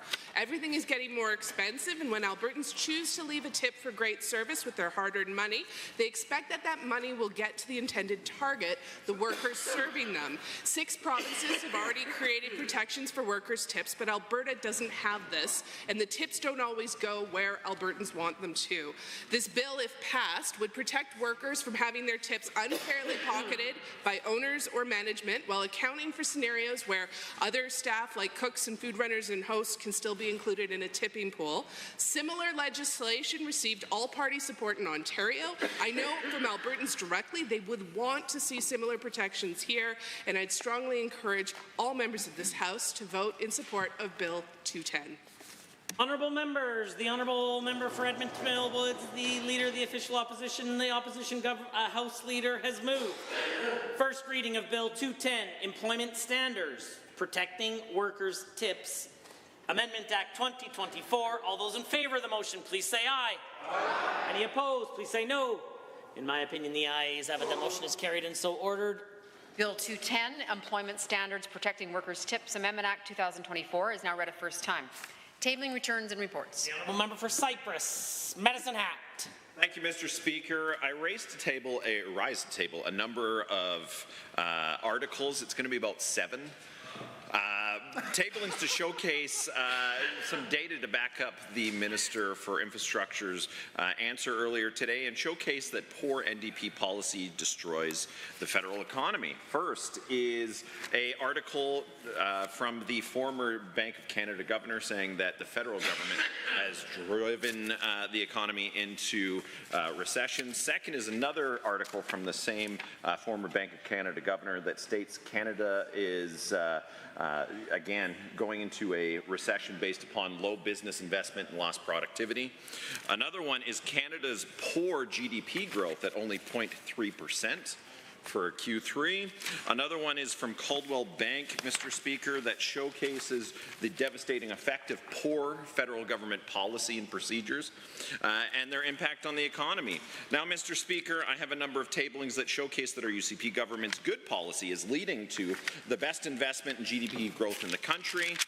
First is the Q3 update that shows Alberta's GDP accelerating to 2.9%, highest in the country, compared to Canada as a whole at only 0.3%. Second is an article showcasing investment poised to grow in Alberta and our province economy strengthening. We're continuing to strengthen. And the last one is an article with statements from a former CBSA agent and current Mount Royal professor that says Alberta's plan and policy to address border issues to stem off the 25% possible Trump tariff is quoted as solid and the best in the country. Honourable Member for Calgary, Glenmore. Thank you, Mr. Speaker. I have the 5 requisite copies for 3 tablings. One is the statement from Osler Law. A regulatory fight between Alberta and the federal government creates uncertainty for the oil and gas sector. And then the second one is Black Cloud, Alberta's latest fight with Ottawa could drive oil patch investment away. And then the third one is reference to what I talked about the pension purge is Soviet style. This is from the New York Times. The Honourable Member for Edmonton Decore, followed by Fish Creek. Mr. Speaker, members from this side have been asking questions on affordability and cost of living throughout the session. I would like to table 5 copies of a new report from Edmonton Social Planning Council on Edmonton's living wage report. I urge all members to read the report. The Honourable Member for Calgary Fish Creek. Mr. Speaker, to table an article from the Telegraph, the British Telegraph, announcing that Spain's governing socialist party is going to ban trans women from female sports. Member for Calgary Buffalo, followed by Highlands Norwood. You'd like to table 5 copies from a constituent of mine, Carol Arms, who argues she's a lifelong advocate for accessibility, who argues we need provincial legislation for an accessible Alberta Act, and she sent it to the Minister of Seniors Community Services. Honourable Member for Edmonton Islands Norwood, followed by Elbow. I'd like to table a letter from the Delton School Parent Council urging the UCP to advance Delton School to the design phase and accelerate construction. Delton School is old, it's inaccessible, and it's infested with rodents. Please support a new Delton School, Minister. The Honourable Member for Calgary Elbow. Thank you, Mr. Speaker. I'd like to table article from the notices of the American Mathematical Society entitled Courts, Commissions and Consultations, How Mathematicians Are Working to End Gerrymandering. The honourable member for Edmonton Rutherford. Thank you, Mr. Speaker. I'd like to table 5 copies of an article from the Canadian Press that demonstrates another piece of evidence that the UCP needs to respect environmental impact assessments and treaty and Indigenous rights, given that First Nations want impact assessment acts done. Are there others? The honourable member for Edmonton Glenora. Thank you very much, Mr. Speaker. I have a letter from Tara May Curtis to table that has many questions asked to the Minister for Community and Social Services, specifically related to the need for affordable housing. Are there others? Seeing none, correct? The clerk, please. Tablings to the clerk, I wish to advise the Assembly that the following document was deposited with the Office of the Clerk. On behalf of Honourable Mr. Nicolaides, Minister of Education, pursuant to the Education Act, Alberta Teaching Profession Commission Annual Report 2023-24. Honourable members, that brings us to points of order, of which there was none. A 3-time gold star to all members of the Assembly. Christmas is clearly in the air. The Honourable the Government House Leader appears to be anxious to rise. I am, Mr. Speaker, but I was waiting for you to call orders of the day for me to ask for unanimous consent for something very important. Perhaps I'll call orders of the day. Orders of the day. Orders de jour. The Honourable the Government House Leader. Well, maybe you should, Mr. Speaker, and I appreciate you doing that. Thank you very much. And I'd like to congratulate all members of the Assembly on having no points of order, though it is an interesting time of our day. But this has been great. I will now, though, rise to ask for unanimous consent of the Assembly to move to 1-minute bells for the remainder of the afternoon sitting, including the first bell in Committee of the Whole.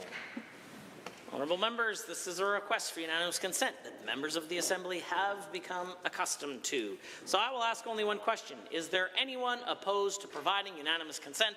If so, indicate now. Unanimous consent is granted. The clerk. Committee of the Whole. Good.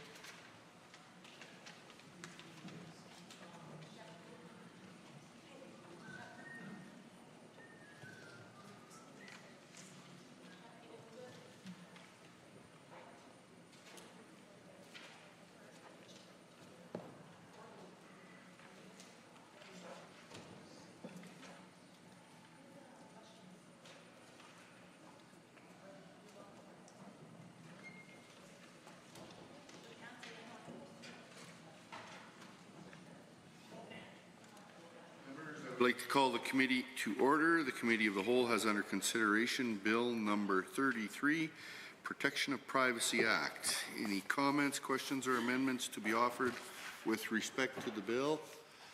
The member from Edmonton City Centre has risen. Well, thank you, Mr. Chair. I appreciate the opportunity to rise and speak to Bill 33, the Protection of Privacy Act. So this is part of a pair of bills by which the government is making a number of changes to legislation around privacy and freedom of information in the province of Alberta.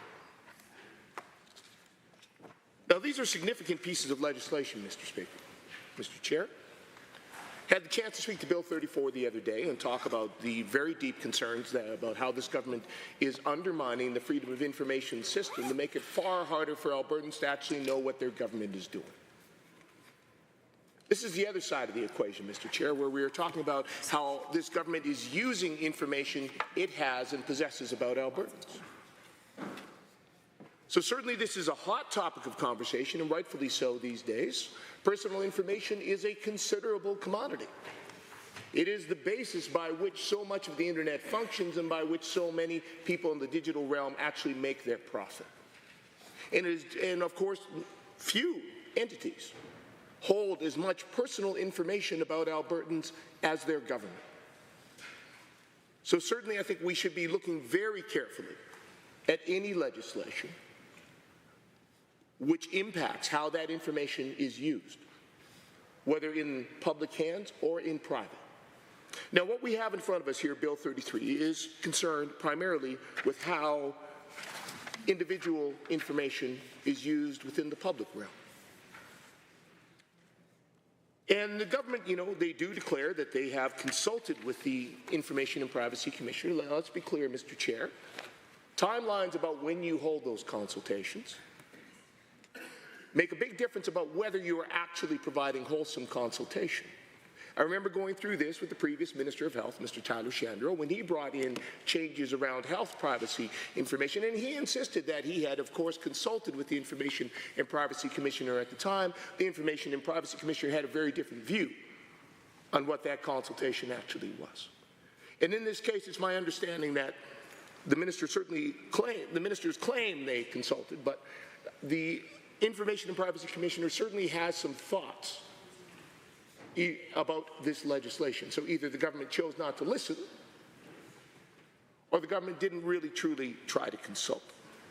And certainly it would seem that the legislation itself was not presented to the Information and Privacy Commissioner before it was tabled in this House. To note a particular concern that's been brought forward by the Information and Privacy Commissioner, which correlates with some of the changes that were made also in Bill 34. She talks about sections 3(1)(s) and (t), and how under those, in their role as ministers, members of Executive Council, so the ministers, can process or hold records that should be protected by the Personal Privacy Act. Excluding those records, she says, as these sections currently do in the legislation that's in front of us, is contrary to the purposes of the Act. She says it's unclear what the policy rationale or public interest benefit would be from that change. So my concern, Mr. Chair, is that if the Information and Privacy Commissioner herself, the expert in protecting the privacy and the information of Albertans, is looking at this document and saying, I can't see any policy rationale or any public benefit, my concern then is that this is a change being made for the government's political benefit. Because I can tell you who I trust between the Information and Privacy Commissioner, who sits independently, Mr. Chair, and is an expert in these matters, and the highly partisan government, which has already demonstrated through Bill 34 and so many other steps that they are acting out of their own political interests and not the interests of the people of Alberta. Now, the Information and Privacy Commissioner goes on to say this is highly concerning, particularly given that a public body may disclose personal information under Section 13(1)(g) to a member of Executive Council if the information is necessary for the member's performance of a duty. So to be clear, she says it's concerning because under this legislation as it is drafted, personal information from a public body can be disclosed to Executive Council simply by saying this is necessary for the member's performance of a duty. No other protections, no other caveats. Now this reminds me, Mr. Chair, when I think back to my time as critic for health and the former Minister of Health, Mr. Tyler Shandro, there was a little bit of an incident involving some doctors' private information. There was a complaint, in fact, that was brought against the former minister through the Law Society of Alberta about him calling two doctors after hours on their personal phone numbers, which he obtained from a public body, Alberta Health Services. So these were doctors who simply attended a funding announcement, attempted to engage with the minister while he was there, did not get that opportunity. The minister sought to get in touch with them after. And Alberta Health Services provided their private personal phone numbers to the minister.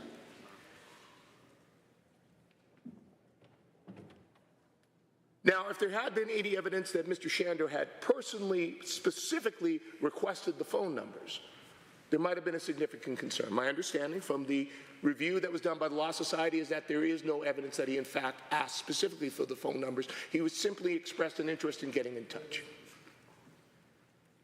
However, what we are seeing set up here, according to the Information and Privacy Commissioner, is a change in the legislation that would in fact say that would be perfectly all right for a minister to do. If they feel it is in the interest of the execution of their duties, they can reach out to any public body and ask for the private personal information of an Albertan. That seems to me, Mr. Chair, to be too sweeping a power, and indeed the Information and Privacy Commissioner agrees.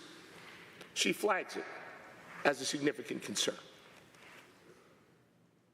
She recommends that those sections be removed from the legislation.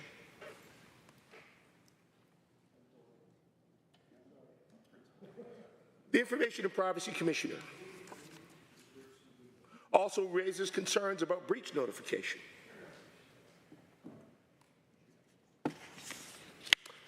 In particular, she says that breach notification, so that is letting people know when their information has been improperly shared by a public body, should include a provision for the assessment of harm, a requirement for the public body to in fact provide a report to the Commissioner about how that breach was caused, the steps that were taken to mitigate the risk to those individuals from that breach and prevent it from occurring again. Because, of course, the Commissioner then has the power to issue recommendations on receiving that report.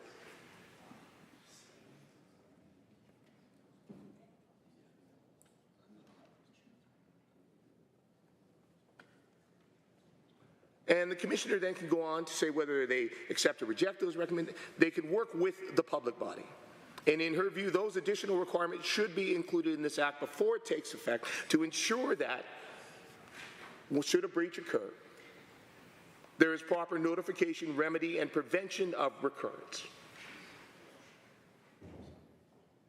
But it's my understanding that under this legislation, that is not contained. In that respect, in many respects, this government is cutting the Commissioner out of the loop. And again, this is deeply concerning, Mr. Chair. In so many ways, we have seen this as a government that wants to control everything, that wants to take power over everything, over municipal councillors, over local bylaws, over university research, all while removing accountability through bills like Bill 34, so that Albertans can actually get less information about a government which is taking more power to itself is doing. And so again, Mr. Chair, when we're dealing with legislation about Albertans' personal information, and I can tell you, members of the UCP, members of their political party are very sensitive about how government is handling their personal information. I'm guessing that these ministers, this government has not sat down and had a fulsome conversation with their membership, particularly not ahead of the Premier's leadership review, about the changes they're making in this legislation that empower them to make much freer use of Albertans' private, personal information held in the hands of government.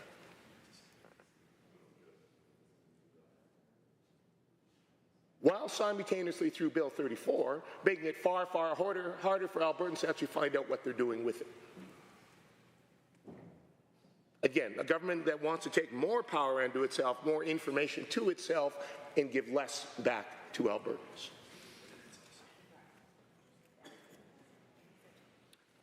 So I'm deeply concerned by a number of things here, Mr. Chair. There are a number of other concerns that are raised by the Information and Privacy Commission, but thankfully we find ourselves here at Committee of the Whole where we have the opportunity to introduce amendments, and I have a sneaking suspicion that when I take my seat, we may have the opportunity to look at some changes we might be able to make this bad bill a little better. So with that, Mr. Chair, I will take my seat. Thank you. Any other members wishing to speak?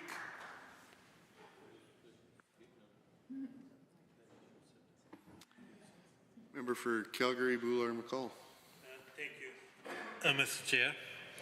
I also rise to speak to Bill 33, Protection of Privacy Act. Protection of privacy is important, as my colleague was talking about it. It's important for human dignity, people's rights, and government brought forward this piece of legislation without doing their homework, without consulting with people who know about this area of law, and for most part, the changes that are contained in it, they are pretty self-serving for the government, and they do nothing to advance the protection of privacy for Albertans at large. And with that, I will be moving an amendment, and I have the requisite number of the copies of that amendment. I will wait until it's distributed, and then I will explain what it does.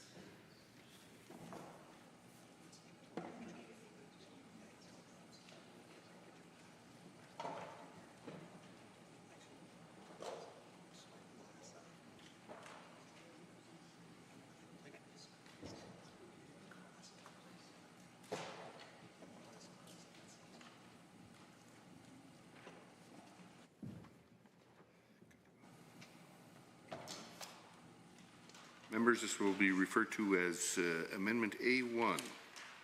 Member from Calgary-Buller-McCall may proceed. Member from Calgary-Buller-McCall to move that Bill 33, Protection of Privacy Act, be amended as follows. A, in Section 3, I, in subsection 1 by striking out Class D, and II by striking out subsection 5. B, in Section 29(6)A, by striking out Section 41A, D, or W, and substituting Section 41A or D.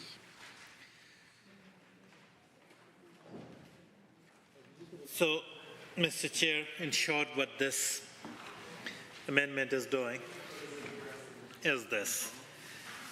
Government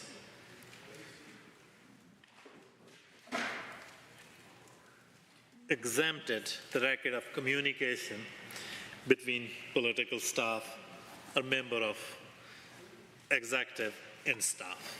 They did exactly the same thing for the FOIP, and they are doing this here as well. And if Minister would know anything about the bill, we would certainly ask questions. Media did ask questions, and Minister had shown zero understanding of these provisions, what's contained in the Act, and have provided members of public and media also with talking points that do not make sense. And for that reason, they have to call me through the ends and talk about these changes. So I will, for the benefit of Minister and everybody, I will explain those changes, that at any given time there can be a number of political staffers and there could be a lot of data that is that exists there among political staff and ministers, and that's public data. That's for most part Albertans data. And one, they are exempting that through FOIP, and here this Privacy Protection Act won't apply to those provisions either. And another thing is that they are yet to decide what qualifies as political staff. That will be determined behind closed doors through regulation. So that's deeply concerning. And Office of Information and Privacy Commissioner, who understands this area far better than cabinet ministers, she has flagged and she had raised serious concerns about this, that there can be unlimited amount of data, public data, that can exist in this space, and exempting that from FOIP, exempting that from privacy protection legislation is unheard of. No other jurisdiction should do that. Alberta should not do that, and this amendment essentially will fix that problem. Second thing is that we are striking out subsection 5, which gives government authority to define what political staff is. So since we are striking out Class D, government won't need that power to define political stuff. And the third thing what this provision does, that in 29(6)(a), government made certain changes, got information with reference from Access to Information Act, and they are again protecting Executive Council confidences. I've been part of Executive Council, so I do know that cabinet deliberations are important. Cabinet advice confidentiality, that's important. But, Mrs. Chair, they have added protections for their own facts as well, the background factual information that they relied on to make a decision. That's a kind of provision that would not be needed in an open, honest, and transparent and democratic system. So that's why we are striking that as well. So with that, I would urge all members of the House that these provisions are here to stay, regardless who is in government, and we should think about our role, how we are protecting Albertans' privacy. We should think about how we are making government more transparent, making government more honest, and if government has nothing to hide, they wouldn't seek those kind of blanket exemptions. That's right. Yeah. So clearly they are hiding something, their political staff and ministers, that used to be 4 people who were there for 4 years. And government has not provided any explanation. There could not be any reasonable explanation for this. And as Commissioner said, that there can be a huge volume of data that can exist in this sphere that will have no protection of this act. So therefore, it should not be the way the government has drafted it. I urge all members of the House think about this provision, think about your constituents, and vote with your conscience. Thank you, Mr. Chair. Thank you. Any other members to speak to Amendment A1? Seeing none, I will ask the question on Amendment A1 as proposed by the member for Boular-McCall. Are you agreed? Any opposed? That is defeated, and we have a division called. Call in the members.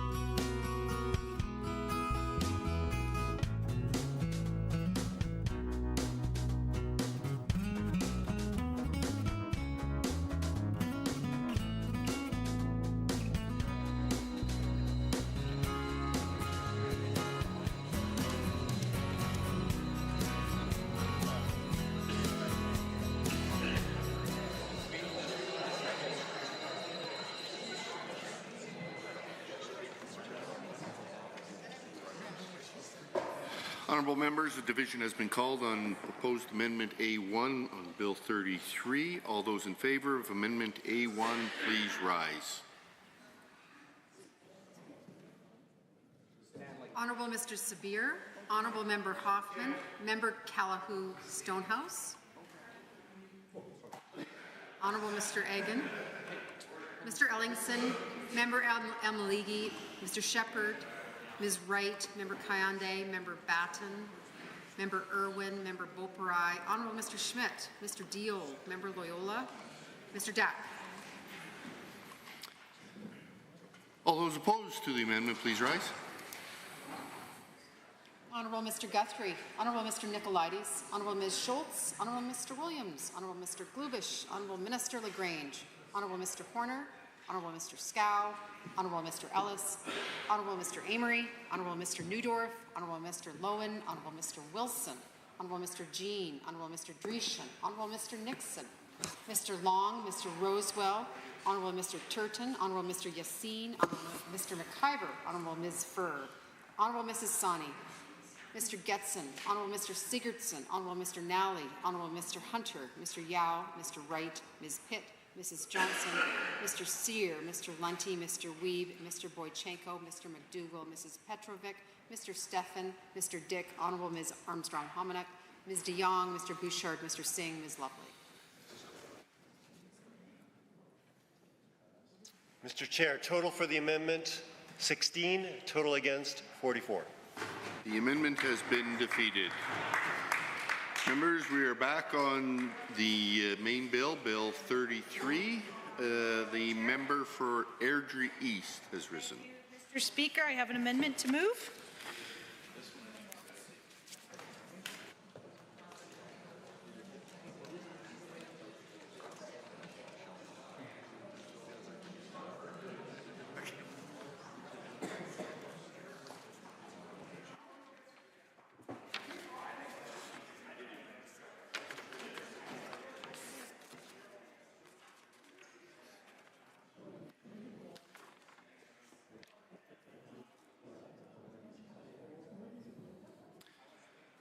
Members, we will refer to this as Amendment A2. The Honourable Member for Airdrie East may proceed. Thank you, Mr. Speaker. I move that Bill 33, the Protection of Privacy Act, be amended in Section 29, Sub 6, Sub A by striking out Section 4, Sub 1, Sub A, Sub T, or Sub W, and substituting Section 4, Sub 1, Sub A, Sub S, Sub T, or Sub W. Mr. Speaker, this amendment is going to do exactly what it says it's going to do, and I urge all members of this Assembly to vote in favour of this amendment. Thank you. Are there any other members wishing to speak to Amendment A2?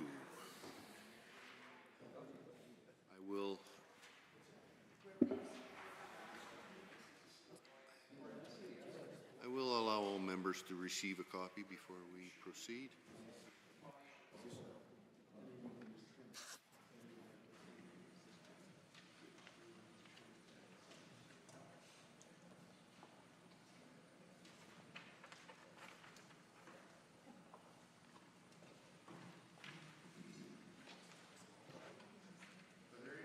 Wishing to speak to Amendment A2?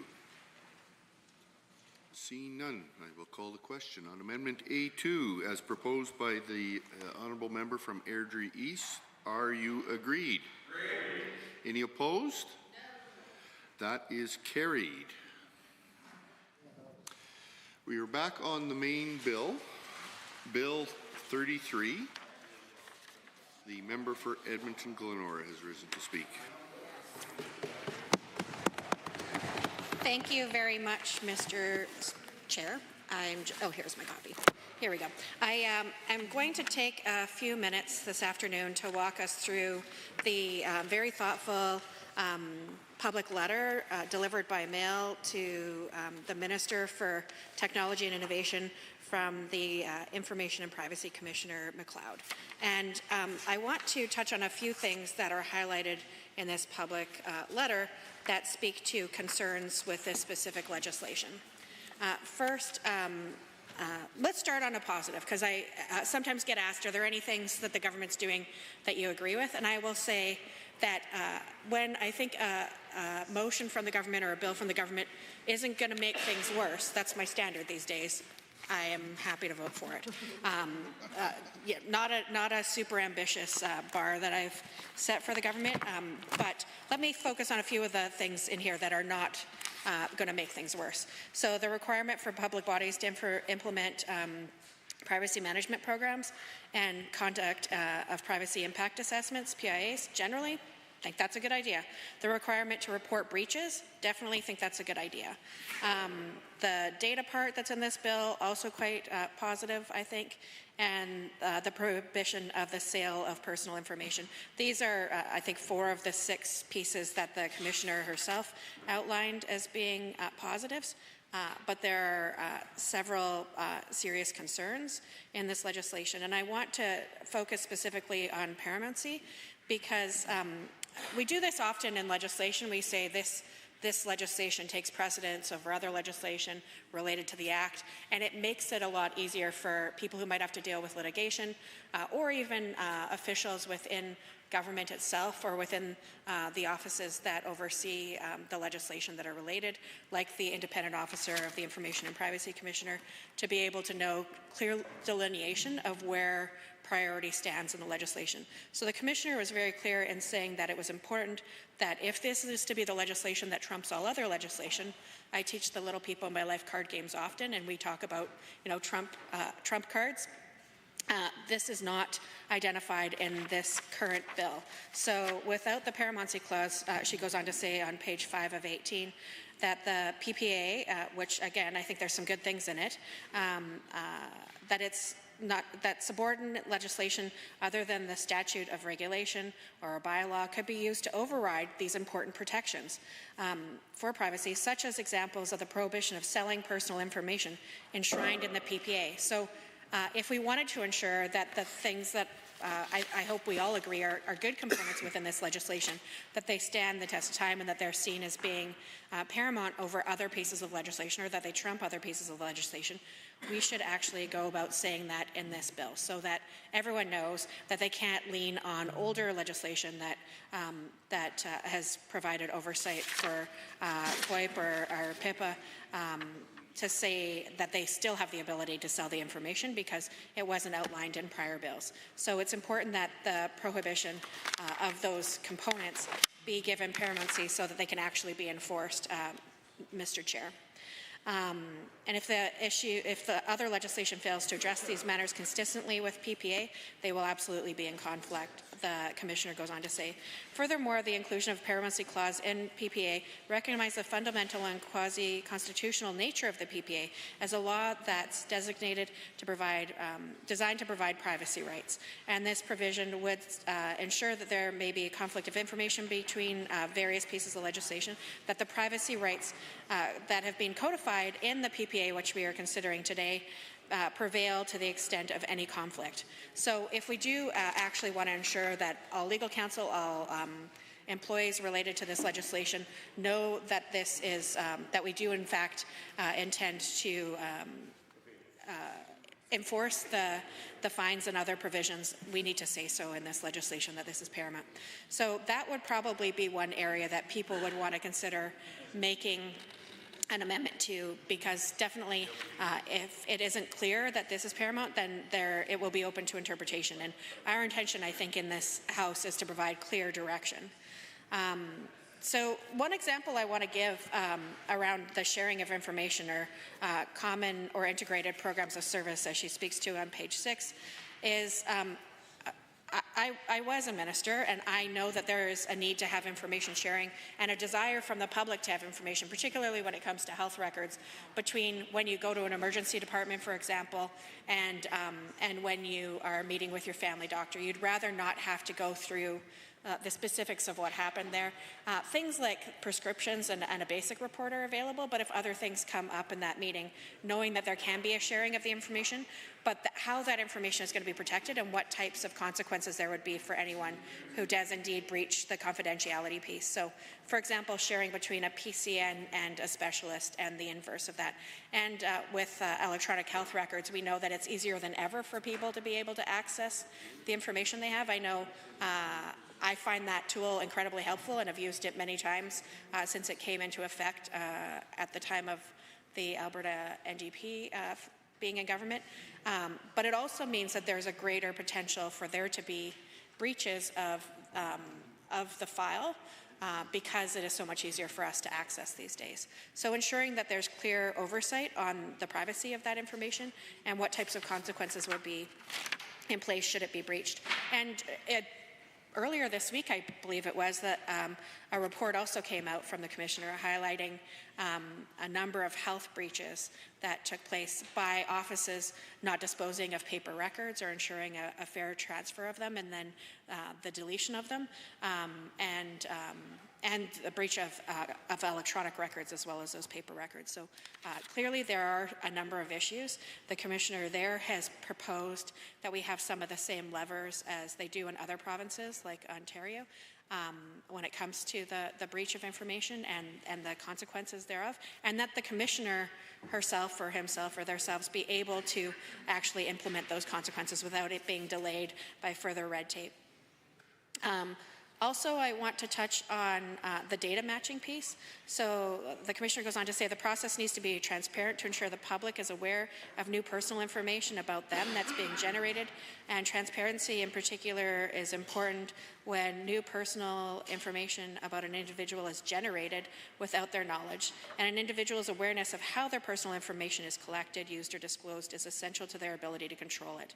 I think this is very common sense recommendation being made by the independent officer when it comes to if new information is being collected about you, you knowing how they're getting that information and where it's going to be used.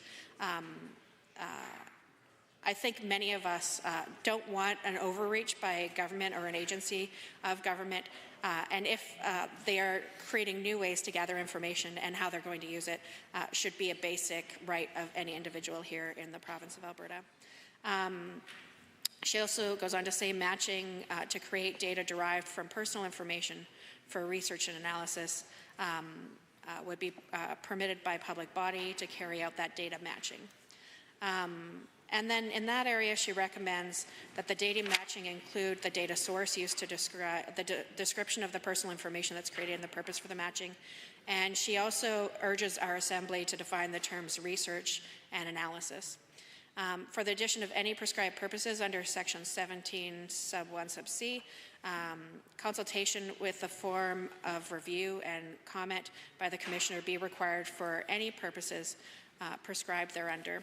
And then I do want to touch a little bit on the next section around excluded personal information.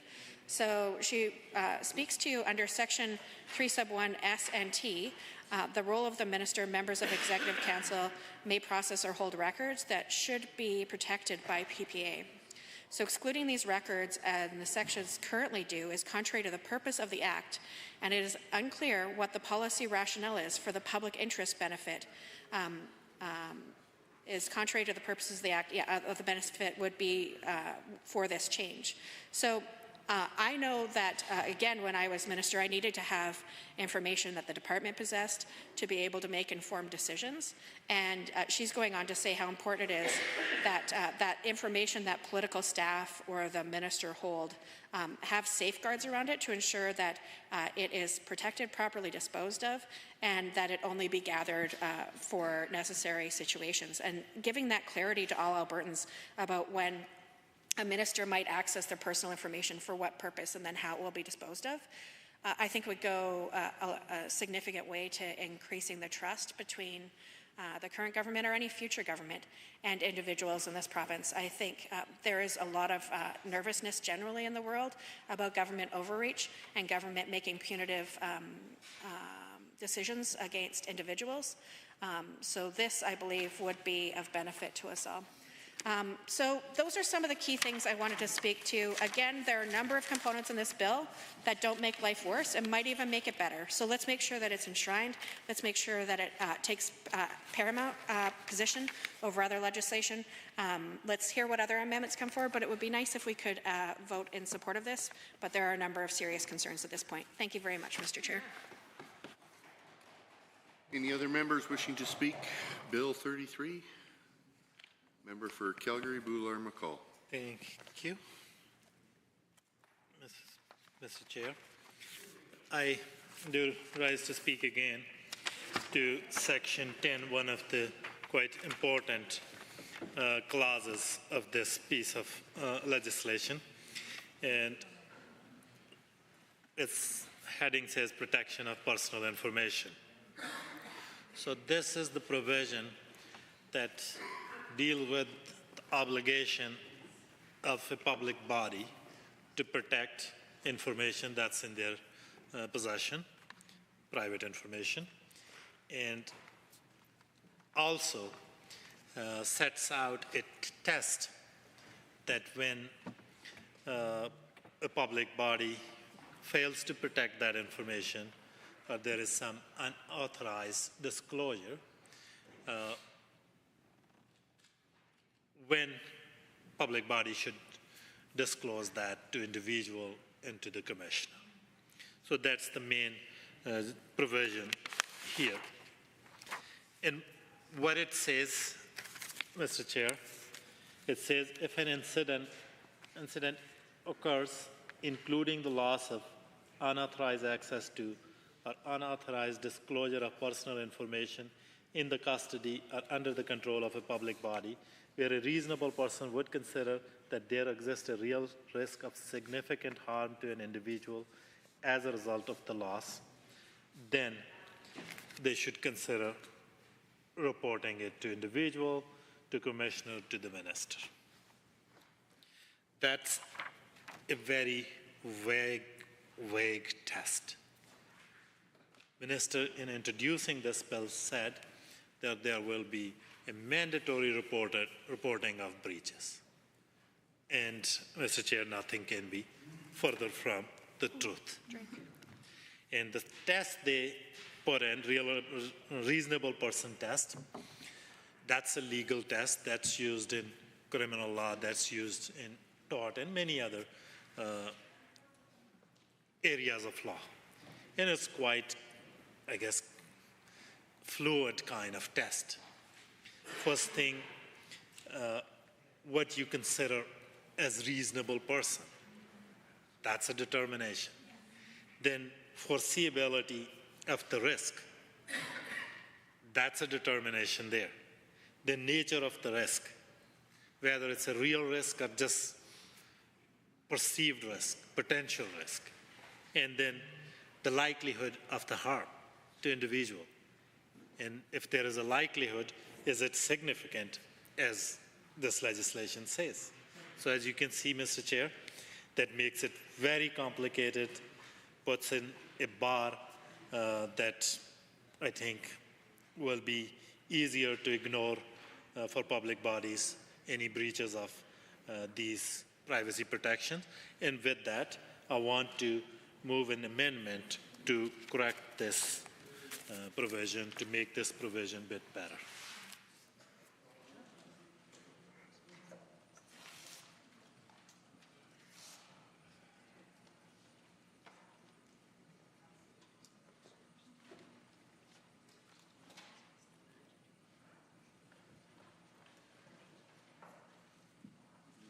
Refer to this amendment as A3.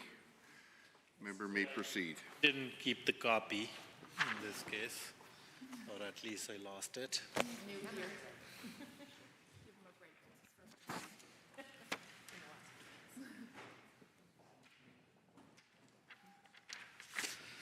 So, member from Calgary, Buller-McCall, to move that Bill 33, Protection of Privacy Act, be amended in Section 10(2)(a) by striking out where a reasonable person would consider that there exists a real risk of significant harm to an individual as a result of the loss, unauthorized access, or unauthorized disclosure, and B, striking out Clause A and substituting the following: the individual to whom the personal information relates.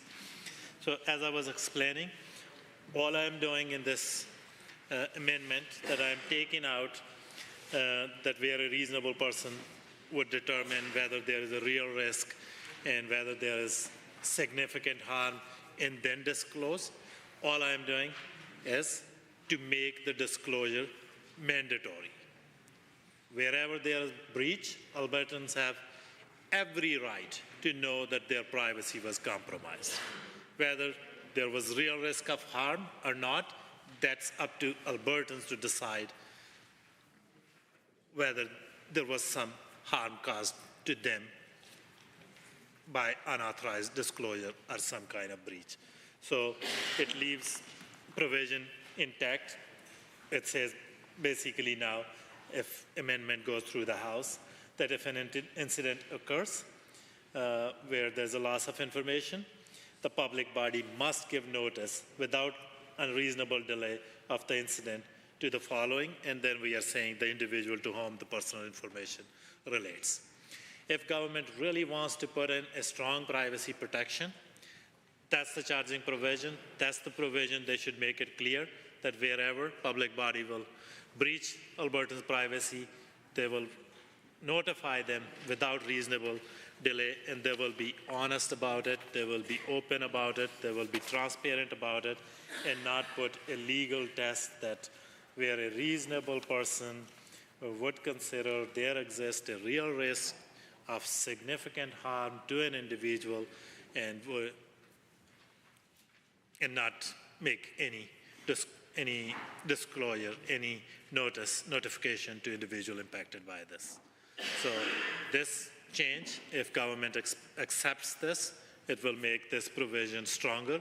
It will create stronger privacy protection, and this is something Information and Privacy Commissioner has highlighted in her submissions as well. This is something Albertans have noted, university profs, academia has noticed, and I think I'm hoping that government would consider this amendment seriously and make breaches of privacy,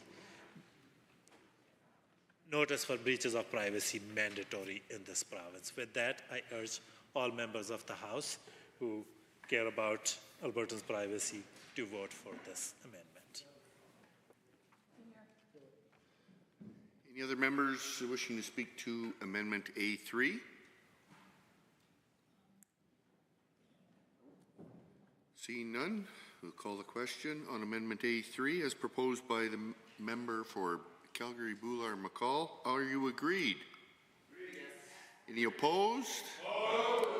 That is defeated. We move back to the main bill, Bill 33. Are there any members wishing to provide comment to Bill 33? Member for Calgary-Boular-McCall. Thank you, Mr. Chair. I do know that I have colleagues who would want to speak to this bill, but I thought while I am on amendments, I might try one more time to make this bill a bit better bill. And that's the concern my colleague from Edmonton, Glenora, talked about, that this Protection of Privacy Act, we want it to be the bill that deals with Albertan privacy. So, as Commissioner noted, my colleague noted, that this bill doesn't have a paramountcy clause, meaning that government can pass another bill tomorrow, authorize collection of information, and do whatever they feel like with that information without the protection of this bill. So with that, I will move a provision, an amendment that will just add a paramountcy clause in this bill.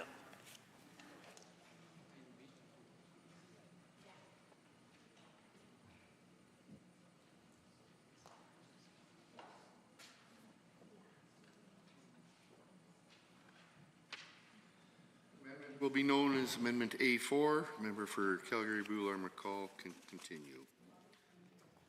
Member from Calgary-Boular-McCall to move that Bill 33 Protection of Privacy Act be amended by adding the following immediately after Section 3. Relationship to other acts, 3.1.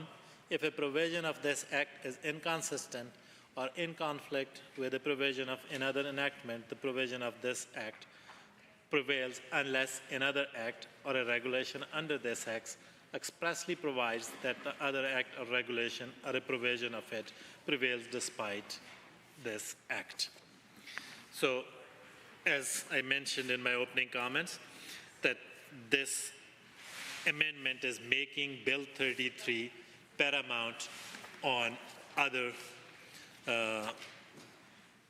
all other pieces of legislation dealing with Albertan privacy, unless this act or any regulation under this act provides otherwise.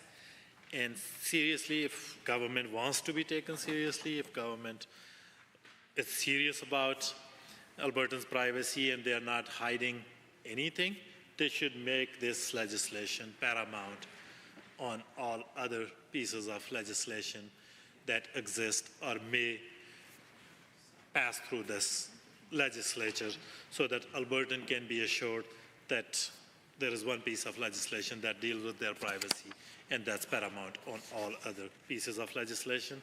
I urge all members of the House who care about Albertans' privacy, please vote in favor of this amendment.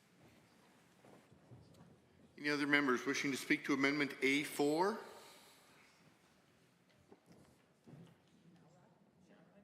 Seeing none. On Amendment A4 as proposed by the member for Calgary Boular-McCall, are you agreed? Any opposed? Opposed. That is defeated. Members, we are back on the main bill, Bill 33. The member for Edmonton Ellerslie has risen to speak. Yes, indeed, Mr. Chair. Yes, indeed.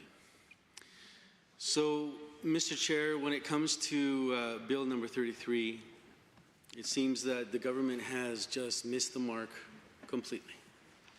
And the minister, I would beg that he would reconsider a lot of what he's put inside of this bill. Because as we have seen from the Office of the Information and Privacy Commissioner, in their own letter to the minister, we have seen that, they've essentially just missed the mark. And, but one perhaps, and I know that my colleague from Calgary Boular-McCall has gone through a number of amendments here trying to at least appeal to the members on the other side of the House, appeal to a certain level of just reason, just to be rational about these things. But it seems that the members on the other side of the House, they're just, there's no other way to put it, Mr. Chair, but they're just hell-bent on pushing through this piece of legislation as is, without regard to Albertans, and then especially to the Office of the Information and Privacy Commissioner. One of the issues, as has been highlighted by the Commissioner, of course, is that the Commissioner will lose all ability to compel documents and making it difficult to perform investigations.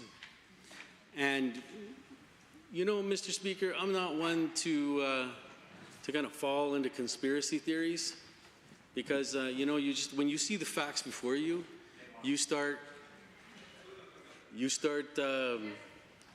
seeing what the government's all about. Because if it's going to be impossible for the Commissioner to compel documents so that they can't do investigations, well, the immediate question after that, I guess, from all the members on this side of the House, Mr. Chair, is, well, what are they trying to hide? And of course, the members on the other side of the House, they try to play like, oh, well, we're the most transparent government in the history of Alberta. And they can't be any more wrong. With bill, yes, with bill after bill after bill that they've presented in this session, they've created opaqueness. They've created like this, and not only that, they get rid of agencies, boards, and commissions, or try to dial them down as much as they possibly can, and put more authority in the hands of the ministers when it comes to the bills that these gentlemen and ladies on the other side of the House have presented in their legislation. And so for me, it's absolutely essential that we have to ask ourselves, why? What are you trying to hide? Mr. Chair, this is the question that Albertans are asking us. The Cabinet and Treasury Board is also going to be made more opaque by this bill. And it's no longer going to be possible to learn who and what was advised to the Cabinet and Treasury Board. So we're not even going to know. So they're going to bring in legislation between now and the next election. And, I can only hope that after the next election, Albertans can see how this government is when it comes to transparency. That Albertans really get a grip on what they've been trying to do, centralizing power in the hands of ministers. Yep. Right, Mr. Chair? Of course, through you, Mr. Chair, I can hear the members on the other side beaking. But, of course, I'm talking to you, Mr. Chair. I'm not talking to them. I'm talking to you, Mr. Chair. See? And so, Mr. Chair, it's really important that on this side of the House, we really want things to be transparent. We're not going to know when this bill passes, should it pass, and I assume it will because, the members on the other side have a majority. But what this bill will do will make it so that we won't even know what has been advised to Cabinet and now the Treasury Board. Now, I understand that the decisions that they make, there's secrecy to them. But at least we should have the information and the data upon which they were making their decisions, Mr. Chair. Yep. At the very minimum, we should have that. That's called transparency. When you provide the data and the research that you've used in order to make the legislation that you're bringing forward into this House. And Albertans deserve that. No less. So the members on the other side of the House supporting this bill should take a good second look at it. And the fact that the Privacy Commissioner won't have the ability to compel documents from this government so that they can't even perform investigations, well, that just makes it even worse.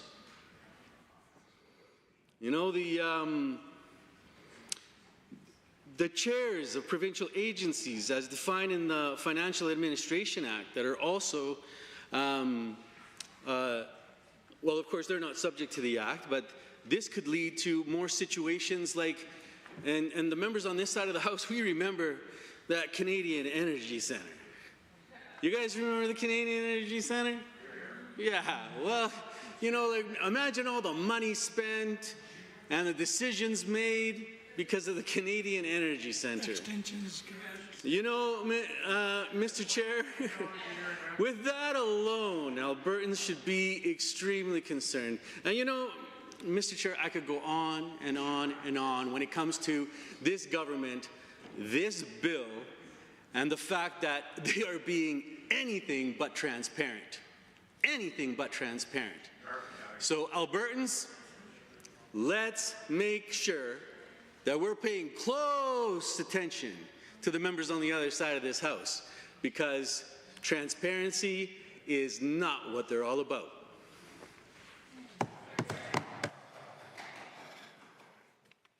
Bill 33, Protection of Privacy Act. Any other members wishing to speak? Member for Calgary, Boulard-McCall. Thank you, Mr. Chair. I will make one more attempt to make this bill a bit better. I have an amendment to move, and I have the copies.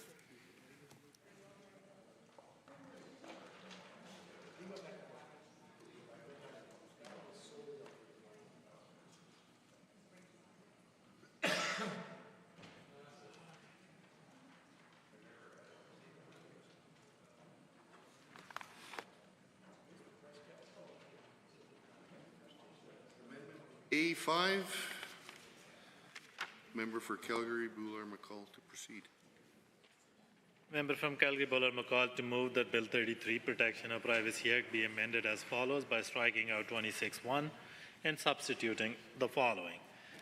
26(1), subject to Section 27(1)(j), a public body must prepare and submit a privacy impact assessment to the Commissioner in accordance with Section 1.1. 1.1, the Commissioner may establish requirement with respect to the circumstances, manner, and timeline in which a public body must prepare a privacy impact assessment. B, in Section 27(1), by striking out Clause J and substituting the following. J, request a public body conduct a privacy impact assessment or provide a copy of a privacy impact assessment to the Commissioner. C, in Section 62, by striking out Clause H and substituting the following, prescribing the requirement with respect to privacy impact assessment for the purpose of 26(2)(d). So, in short, what this provision amendment is proposing to do is this. Government added provision with respect to privacy impact assessments. They didn't make them mandatory. 2, they also said they will be only shared by the Commissioner in prescribed circumstances. And all we are saying is that privacy impact assessments are good tools. Commissioners should have proper role in it. Government should not be assigning themselves homework and checking it by themselves. That's why we have an independent officer of the legislation. That's what it's doing, essentially making privacy impact assessment process better and involving Commissioner to review it and provide feedback on that. And government was also, unless they have that, they should not start, I guess, making plans without getting approval from the Commissioner or getting comments on their privacy impact assessment. This will make this privacy impact assessment process better. This will give Commissioner the role that they should have in this process. And with that, I urge all members of the House to support this amendment. Great. Members, Amendment A5. Any others wishing to comment on Amendment A5? Seeing none, I will call the question on Amendment A5 as proposed by the member for Calgary-Buller-McCall. Are you agreed? Agreed. Any opposed? No. That is defeated. We are back on the main bill, Bill 33. Any members wishing to provide comment on Bill 33?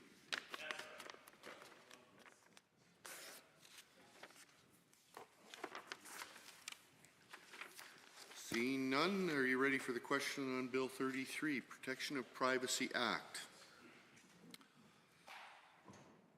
On the remaining clauses of the bill, are you agreed? Agreed. Any opposed? It's carried. On the title and preamble, are you agreed? Agreed. Any opposed? Carried. Shall the bill be reported? Are you agreed? Agreed. Any opposed? That's carried.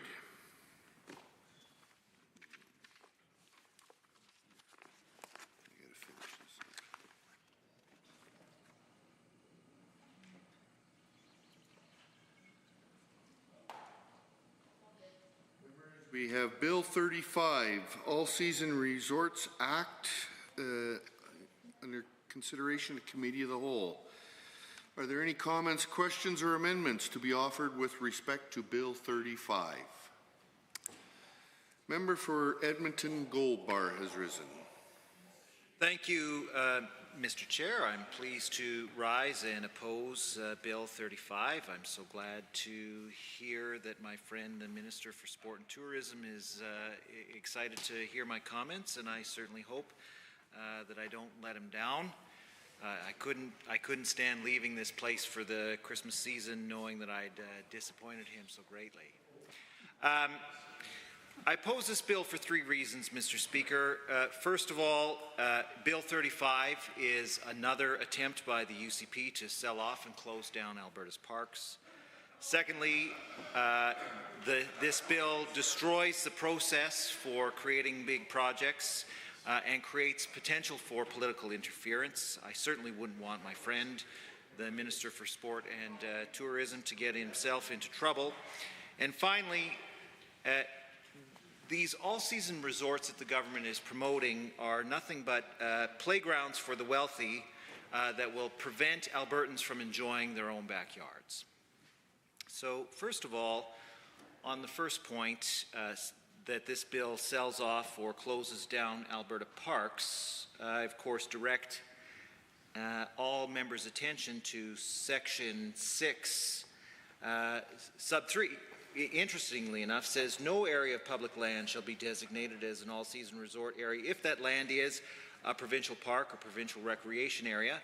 But then you go to subsection 4 and it says, for greater certainty, an area of public land referred to in subsection 3 may be designated as an all-season resort area after the Lieutenant Governor and Council rescinds the designation of the land as a provincial park or provincial recreation area under the Provincial Parks Act. So it's obvious to anybody who has eyes to see that this is, again, the UCP trying to sell off Albertans' parks. We know that the first attempt came in February of 2020 when the then Minister of Environment released a list of hundreds of parks and recreational areas that he intended to sell off or close down. And after months of telling people that that actually wasn't the plan, even though that was their expressly stated plan, they backed off because they were subject to so much public backlash against this proposal. But instead of dropping this terrible idea that Albertans are opposed to, they've merely regrouped and tried again. We know that the Ministry for Forestry and Parks has actually gone through and de-designated a bunch of the parks and recreational areas that were on the original list that was published by the Minister of Environment and Parks in February of 2020. But that wasn't enough, Mr. Chair. I guess we're seeing that the UCP has a policy of no parks left behind, and so now this government is giving itself the power to sell off or close down any other parks that they want to turn into these all-seasons resort. You know, and we here in the Alberta NDP pride ourselves on our record on parks. You know, my former colleague Shannon Phillips created a significant gift to the people of Alberta when she designated the Castle Provincial Park and the Castle Wilderness area for the people in southwestern Alberta. We also created the largest protected area of boreal forest in the world when we expanded parks protections in northern Alberta, Mr. Speaker, or Mr. Chair. And on top of that, I was proud in my last term to introduce a private member's bill that would have required the government to come to the legislature to seek permission from all members before they tried to sell off or close down provincial parks. Unfortunately, that bill was defeated by the members opposite, and at the time they stated that, oh, we don't have any intention of selling down or closing provincial parks. We've heard loudly and clearly from the people of Alberta that that's not what they want, and they can trust us that their parks are in good hands, and they don't need to pass this legislation because parks are adequately protected as is. Mr. Speaker, or Mr. Chair, we know that nothing is further from the truth, and Bill 35 is evidence to the fact that the UCP is continuing to wage its war on parks. Secondly, Mr. Speaker, this bill overrides the well-established processes for developing big projects on public lands in Alberta. You know, if you want to drill a well, cut down a tree, dig a hole in the ground, there are well-established processes that have been in place for many, many years. And Alberta prides itself on doing an excellent job of regulating these activities so that the activities can proceed in the public, when activities are in the public interest, that they can proceed in an environmentally sensitive manner. Now, I have many quibbles with the lack of enforcement, turning a blind eye to many of the environmental infractions that go on public land. But by and large, we have a system that works reasonably well. It strikes a reasonable balance between protecting the public interest, protecting environmental interests, and allowing economic development to go ahead. But this government seems to think that those processes don't work well for them because they're intent on treating Alberta's public lands like it's their own playground. And they get to decide when and how their friends get to take advantage of public lands, and they push Albertans out of the process entirely. Because Bill 35 sets up a process where the Environmental Protection Enhancement Act, the Public Lands Act, all of the land use plans are thrown out the window, and the minister is entirely in charge of what legislation applies, which sections of those legislation applies, or even if they apply at all. So now, instead of a process, and moreover, just to make sure that nobody can question the minister's decision, they're actually excluding those decisions from judicial review, which is an extraordinary measure. And I can't imagine why any government would want to remove the power of the people to take this government to court, to have their decisions reviewed by a court, other than the fact that we know that they're terrified of scrutiny. Openness and transparency are something that they're allergic to, Mr. Chair, and we see it time and time again, and we're seeing it here again in Bill 35. And so, what this bill gives the minister now is almost complete political control over the development of all seasons resorts and the rules that apply to those developments. So if the minister, has a good friend who is interested in developing an all-seasons resort, and that good friend happens to buy him tickets to an Oilers game during the playoffs, well, all of a sudden, the way will be paved for the minister to allow that all-seasons resort to be developed. And we know that this current minister is not above taking tickets from people who have potential interests in what the government is doing. The minister himself has gone on record saying that he took tickets to an Oilers game earlier this year. Wouldn't tell us who it is. Maybe it is actually one of these all-seasons resorts developers. The people of Alberta would like to know, and we have a lot of opportunity here at Committee of the Whole for the minister to stand up and come clean with the people of Alberta and at least tell us who bought him that ticket and let us know whether or not it was somebody who has an interest in developing one of these all-seasons resorts. But apparently the UCP is fine with that process, and we will see nothing more, nothing but more of these lavish gifts lavished on ministers with the hope of paving the way for developments that their friends want. Finally, Mr. Chair, my final point is that these kinds of all-seasons resorts are not necessarily the kinds of economic development that the people of Alberta want to see in our province. We know that all-seasons resorts cater to extremely wealthy individuals. We know that that the people who are employed in these types of all-seasons resorts don't make very high wages, and that the communities where these all-seasons resorts are located generally don't see the benefits of the economic development, Mr. Chair. And so what we're going to see is that provincial parks and other valued public lands are now taken away from the people of Alberta for their free enjoyment and given to the minister's friends and wealthy outsiders to enjoy at a very, very high price while nobody benefits, Mr. Chair. So for all of those reasons, I urge my friends here in the House to vote down this bill.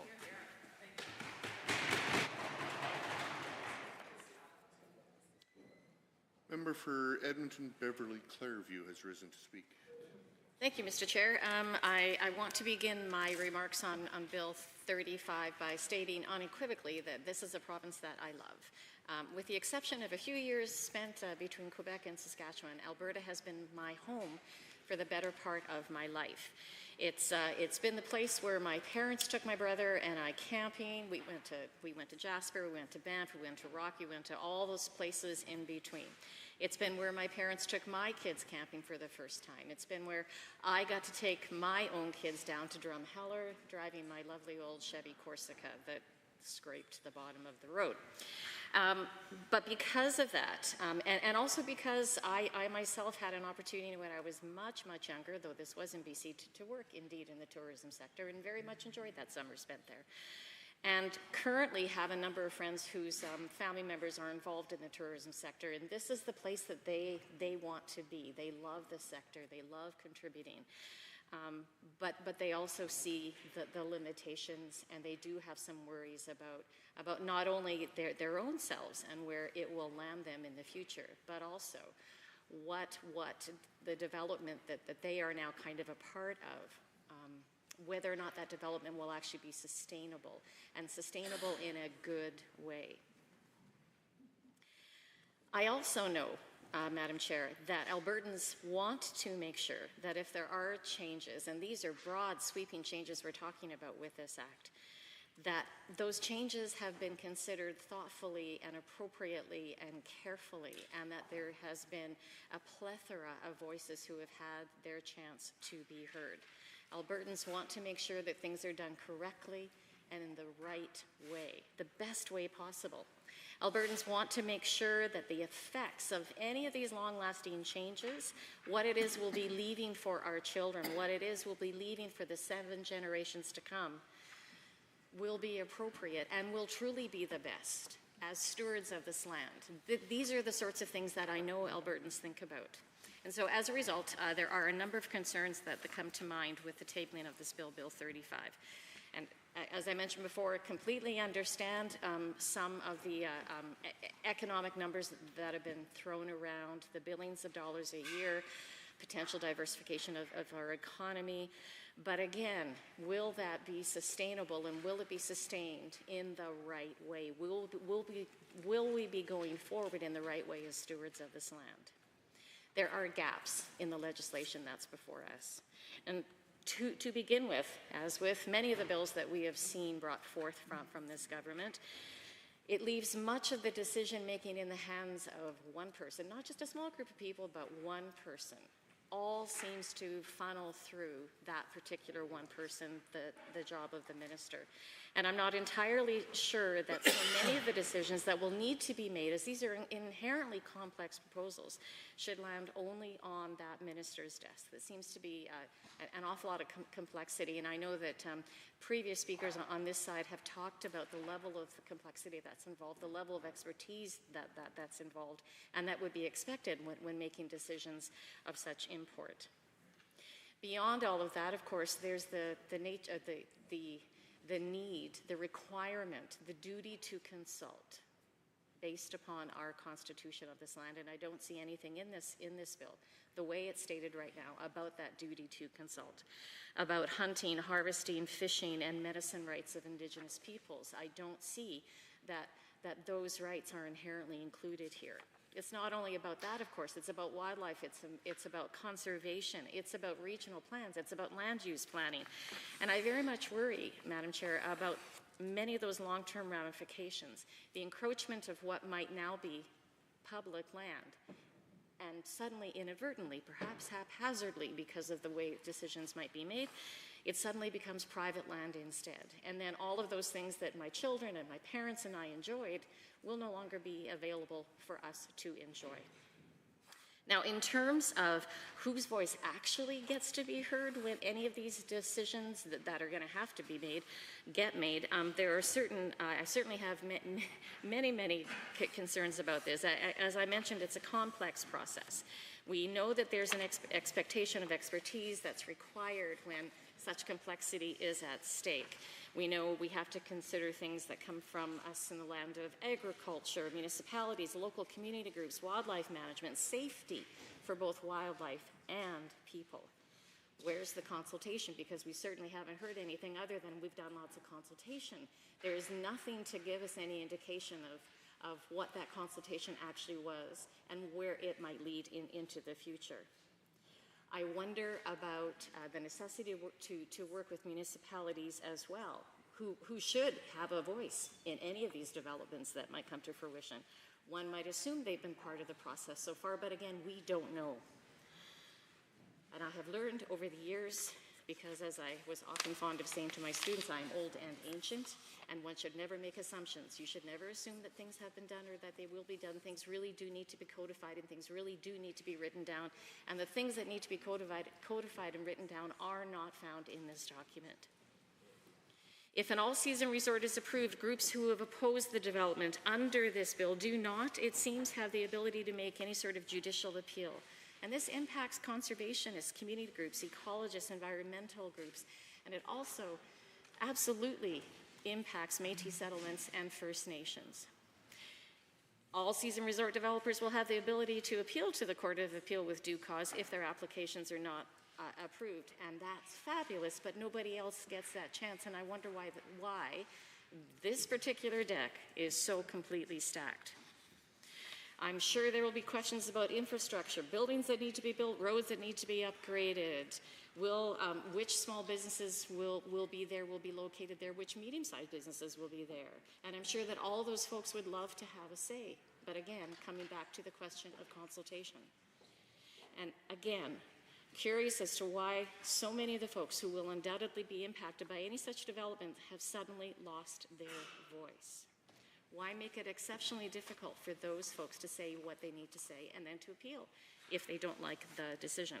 Not only that, I have concerns about the amount of workforce and what the conditions of work might be. As my colleague just a few minutes ago talked about, many of these jobs that are in the tourism industry end up being minimum wage jobs. And whether or not you see a minimum wage job as a kind of an entree to a job that might be life-sustaining, family-sustaining, isn't the point. The point is, when you look at the median incomes of many of these resort communities that are in BC right now, and thankfully there's an awful lot of data about those resort communities, you find that the median income, even in a place like Whistler, which we know has been around for a number of years now, is around $40,000 a year. That means that there's a bit of a problem, that these jobs, in fact, aren't necessarily quality of life sustaining jobs. And that's a problem. If we're going to be expecting that 100,000 more people are going to be working in these jobs, we want them to devote their lives not only just to the job and to their career, but we want them to have a life in this new community in which they are living and working. And if they are not earning enough money to sustain that life, then we've already set them up for failure before they've even begun. Not only that, when we think about the 100,000 extra people, we know that we're going to need a diversity of expertise. That means that we need to be thinking about things like apprenticeships. Which apprenticeships might we need to have a few extra seats for? And is that work already started? Because if it hasn't started already, we are already behind. It also means that we need to be thinking about our K-12 education and programs like the Registered Apprenticeship Program. We need to be talking to kids already about this new booming sector that might be coming. It also means we need to be talking about career pathways. We need to be talking as well to our construction brothers and sisters to make sure there will be construction brothers and sisters to do the building that will be required. And I wonder, given the lack of consultation thus far, and given the lack of consultation that seems to be kind of a part of the fabric of this government, if there have been any discussions with this particular group. Where are these construction jobs going to come from? Where are the people who are going to be doing this work coming from? Will they be coming from parts outside and come and do the job and then go away? Or will they be from Alberta? Will they be able again to have that life-sustaining, family-sustaining job here in communities that they love? So what is this government doing to make the people who want to come and work in these beautiful spaces? What conditions is this government beginning to help set to ensure that people will not only be interested in these jobs, in living in these places, in contributing to these new developing local economies? What's the actual workforce strategy? What thought has gone into the planning thus far? What conversations have happened with stakeholders and which stakeholders? And as I mentioned earlier, Madam Chair, I do indeed love this province. I like the fact that I've lived a fairly privileged life and I've been able to travel through most of the province. I want people to be able to have that same experience, but I also want to make sure that when we're discussing such a broadly based thing, that we do it in the right way, we do it with sustainability in mind, and we do it making sure that the voices of all Albertans are heard, not just a tiny few. Thank you. Any other members to Bill 35? Seeing none, I will call the question. Bill 35, the All Seasons Resort Act. On the clauses of the bill, are you agreed? Agreed. Any opposed? No. Carried. A division has been called. Ring the bells.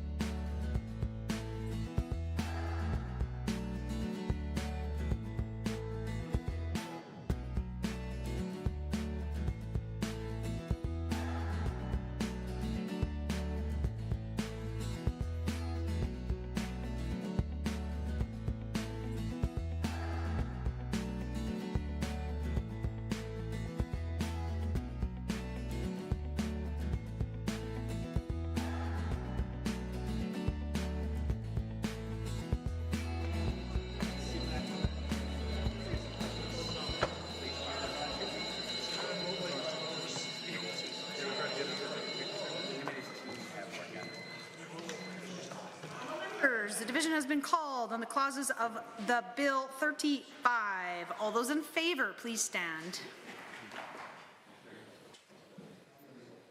Honourable Mr. Glubish, Honourable Mr. Nicolaides, Honourable Ms. Schultz, Honourable Mr. Williams, Honourable Mr. Glubish, Honourable Minister LaGrange, Honourable Mr. Horner, Honourable Mr. Scow, Honourable Mr. Ellis, Honourable Mr. Amory, Honourable Mr. Newdorf, Honourable Mr. Lowen, Honourable Mr. Wilson, Honourable Mr. Jean, Honourable Mr. Dreeshen, Honourable Mr. Nixon, Mr. Long, Mr. Rosewell, Honourable Mr. Turton, Honourable Mr. Yassine, Honourable Ms. Furr, Honourable Mrs. Sawney, Mr. Getson, Honourable Mr. Sigurdsson, Honourable Mr. Nally, Honourable Mr. Hunter, Mr. Van Dyken, Mrs. Johnson, Mr. Sear, Mr. Lunty, Mr. Weeb, Mr. Boychenko, Mr. McDougall, Mrs. Petrovic, Mr. Stefan, Honourable Ms. Armstrong-Hominack, Ms. DeYoung, Mr. Sinclair, Mr. Bouchard, Mr. Singh, and Ms. Lovely.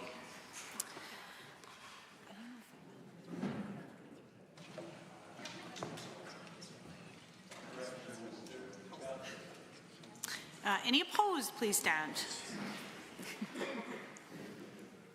Honourable Mr. Sabir, Honourable Member Hoffman, Member Calhoun Stonehouse, Honourable Mr. Egan, Mr. Ellingson, Member El Maligi, Mr. Shepherd, Ms. Wright, Member Kayandi, Member Batten, Member Irwin, Member Bokara, Honourable Mr. Schmidt, Mr. Diol, Member Loyola, Mr. Dack, Dr. Metz.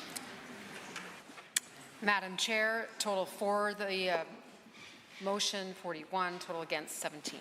Members, that is carried. Two more questions for you. On title and preamble, are you agreed? Agreed. Any opposed? Carried. Shall the bill be reported? Are you agreed? Agreed. Any opposed? It's carried. The Honourable Government House Leader. Thank you, Madam Chair. I move that the committee rise and report Bills 33 and 35. Having heard that motion, Bill 33 with amendments and Bill 35, all those in favour, please say aye. Aye. Any opposed, please say no. So carried.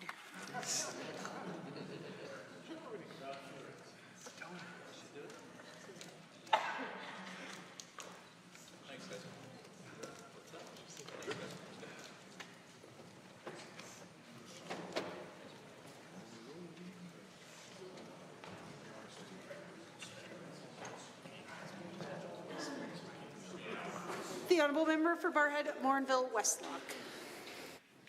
Madam Speaker, the Committee of the Whole has had under consideration certain bills. The committee reports the following bill, Bill 35. The committee reports the following bill with some amendments, Bill 33. Madam Speaker, I wish to table copies of all amendments considered by the Committee of the Whole on this date for the official records of the Assembly. Does the Assembly concur in the report? All those in favour, please say aye. Aye. Any opposed, please say no. So carried. Government bills and orders for third reading. Bill 33, Protection of Privacy Act. Honourable Mr. Glubish. The Honourable Minister of Technology and Innovation. Thank you, Madam Speaker. I am pleased to rise and move third reading for Bill 33, the Protection of Privacy Act. Madam Speaker, we've had a lot of discussion on this bill over the last number of weeks. I appreciate the time that members have put into this. It's some important legislation, and but before we get into this too much further, I do want to just say a bit of a thank you to some of the hardworking civil servants who had a hand in helping to write this bill. I want to thank Maureen Tao, who is Assistant Deputy Minister, Hilary Faulkner, who's our Executive Director, Meredith Gill, Executive Director, also Megan Smith, who is a manager from the team. And I also want to thank two folks from Legislative Council, Jamie Spear and Laura Draper. They worked really hard on this, Mr. Speaker. And I want to especially say, you know, Jamie Spear was telling me that he had worked on this bill several times in his career. And every single one of those times, that work fell flat and never actually made it to this chamber and never made it to the finish line. And so I want to say a special thank you to Jamie for your perseverance, because the work that you are doing here today, I think, is closer now than ever before to bringing much needed modernizations to our privacy legislation for public bodies. Mr. Speaker, I think my custom on bills that I am a sponsor of is that I try to look at some of the comments from the opposition and wherever possible find some ways to address their concerns, to highlight that we've listened, that we've heard, and wherever needed to clarify and sometimes even correct the record. So let me take a few minutes to do that here, Mr. Speaker. I don't think we're going to need a long time, but I do think it is important to go through this exercise. Mr. Speaker, I note from some of the comments from the member from Calgary-Buller-McCall talking about how he didn't believe, he disputes the fact that there would be mandatory breach notifications. Mr. Speaker, the mandatory breach notifications is an important provision that we know the Privacy Commissioner wanted us to bring forward, and it's an important principle to say that if there has been a breach that is going to cause a risk of significant harm to an individual, that individual in Alberta needs to know about it. And we as a government believe that that's the case, and that's why we are making it law that that will be the case. Mr. Speaker, there were some concerns that he raised about common or integrated programs, and that the bill doesn't have sufficient guardrails for protecting data in common or integrated programs. Mr. Speaker, nothing could be further from the truth. The whole point is to say that right now there are issues where folks in one government department like Health and another government department like Seniors, Community and Social Services are trying to help the same Albertan, and they need the information that each other has, but they're not allowed to tell each other. Mr. Speaker, we're all about giving the best result to Albertans. We're all about making sure the right information is in the right hands at the right time to deliver the best possible service. And that's what this provisions in Bill 33 are all about on the common integrated programs. We want to give the best possible service to Albertans, and we want the right information in the right hands. And what we are doing with this legislation is going to make sure that that happens. And guess what, Mr. Speaker? Of course, there's going to need to be some fleshing out of more details in the regulations. That's the way our system works. You have the enabling legislation that outlines the vision and the high-level direction and strategy of what we're trying to accomplish, and then the regulations backfill that and fill in the rest of the details, Mr. Speaker. We're going to carefully craft those regulations in significant consultation with the Privacy Commissioner to make sure we get those right. I'm confident, Mr. Speaker, that many of the concerns that the member from Buller-McCall raised are essentially either incorrect or will be addressed in regulation. Mr. Speaker, the member from Sherwood Park raised a number of concerns. Well, first of all, he made this claim that the government's promise not to sell citizens information is seen as insufficient. Mr. Speaker, I don't know if he's even read the bill, but we felt it was important that we already don't sell Albertans information. Let me be perfectly clear. And we felt so strongly that we shouldn't ever do that, so let's put it into legislation. What more stronger of a protection can Albertans expect than for there to be explicit prohibition in legislation against the practice of selling personal information? So I think perhaps the member from Sherwood Park maybe has misunderstood the bill, and I encourage him to read it again. Mr. Speaker, he also mentions that Bill 33 does not apply to medical records or information held by private companies. Well, of course. We have three types of privacy legislation. We have what is now being considered under Bill 33, which is the public body privacy legislation. And then we have the private sector privacy legislation, which is called PIPA in short form. And then we have the Health Information Act for the health information. Of course, Bill 33 does not apply to those other two pieces of legislation. But Mr. Speaker, I can assure all Albertans through you that we are committed as a government to having the strongest privacy protections in the country and the strictest penalties for privacy violations. We have been perfectly clear since we launched our privacy management framework and our data ethics framework in January of this year, where we said we are committed to those strongest protections and strictest penalties, and we have a multi-stage program, a multi-stage series of initiatives that will lead us to that future of strongest protections and strictest penalties. And now Bill 33 is the next stage of that. And we've also, of course, announced our online privacy portal that's coming very soon, Mr. Speaker, that will give Albertans access to see what information government and public bodies have in the course of delivering services to citizens. And they will even be able to file an online complaint immediately through the convenience of their mobile phone if they wish. Mr. Speaker, we are taking more steps than the former government, the NDP government, ever did to strengthen privacy protections and to bring about more transparency and to put Albertans more in control of their information and how they interact with their government.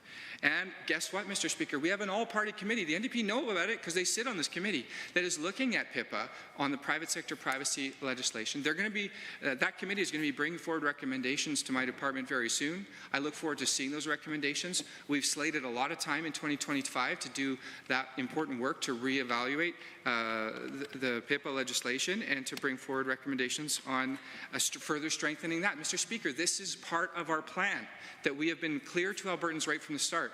We will ensure you have the strongest protections and the strictest penalties in the country.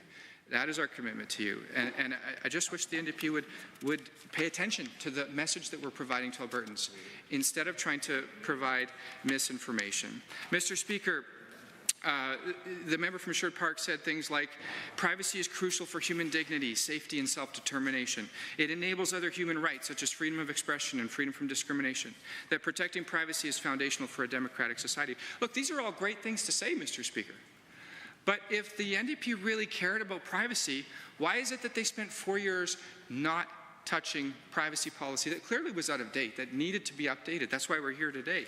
But if they really believe this, they could have focused on privacy modernization when they were in government, but for 4 years, they didn't touch it once. Mr. Speaker, instead, what did they focus on? They focused on creating the carbon tax, the first carbon tax in Canada, which created incredible hardship on Albertans and ultimately paved the way for Justin Trudeau to make it a national program. They like to talk about affordability, Mr. Speaker. They imposed the single biggest tax hike in Alberta history, and they never even campaigned on it. Mr. Speaker, they increased personal income taxes. Mr. Speaker, they wasted $3.7 billion on a foiled crude by rail debacle, wasting tons of taxpayer dollars and getting almost no additional capacity to global markets. Mr. Speaker, let's all think back to Bill 6, the assault on the family farmers. Mr. Speaker, these are the things that they focused on. They never touched privacy legislation. It wasn't important to them now. So I don't really take seriously all of their waxing and waning of all these nice statements. There's nothing behind it, Mr. Speaker. Instead, what you have on this side of the House is a government that is focused on modernizing privacy legislation because it is necessary, it's important, we value the privacy of Albertans, and guess what, Mr. Speaker, we're well on our way to having the strongest protections in the country and the strictest penalties in the country. Mr. Speaker, to wrap up, we are aware that the NDP highlighted that the OIPC has highlighted some recommendations of what they would like to see as next steps. Let me just, for everybody's benefit, clarify how involved the OIPC was in the process of developing this legislation. We met with the OIPC almost a year ago to signal, guess what, we're working on modernizing privacy legislation. We know this is important to you, it's important to us too. We want you to have early access and often access to the process so you can provide input at every stage of development. And we have worked hard to make sure that as much as possible of her feedback has been incorporated. And now, of course, we're going to carefully look through her recommendations that have come since introducing this bill. But you know what, Mr. Speaker? We are confident that the vast majority of those recommendations will be addressed through the regulations. As I said before, Mr. Speaker, it is very common in our system. You have the enabling legislation that is the broad brushstrokes and the key strategic direction, and then the details are ironed out in the regulations. And you know what I said to the Privacy Commissioner, Mr. Speaker? I said, as we begin work on these regulations, we want you to be involved every step of the way. You are going to have access to our team, and you're going to have a steady stream of input into that process because we value the Privacy Commissioner's input. So, the regulations are the appropriate tool to provide that additional clarity. The OIPC will be involved extensively in that process. We look forward to beginning that work. But before that work begins, Mr. Speaker, we will need to pass this legislation, and I encourage all members of this House to support this legislation. Thank you. The Honourable, the Minister of Technology and Innovation has moved third reading of Bill 33, Protection of Privacy Act. Is there anyone else wishing to add comments or add to the debate? The Honourable, the member for Calgary, Bular McCall. Thank you, Mr. Speaker. I have to get up and correct the record. Minister of Technology and Innovation complained that we didn't fix everything in 4 years when we were in government. That was 44 years of Conservative government's mess. It wasn't possible, but we did try our best. Second thing, the Minister of Information and Technology thanked many in public service who worked on this bill and ignored, omitted, to thank Office of Information and Privacy Commissioner, who provided a very useful, thoughtful critique of this bill. Minister also claimed that things I said were either incorrect or will be addressed in the regulation, which makes me think that Minister also didn't read his legislation just like a Minister of Service Alberta.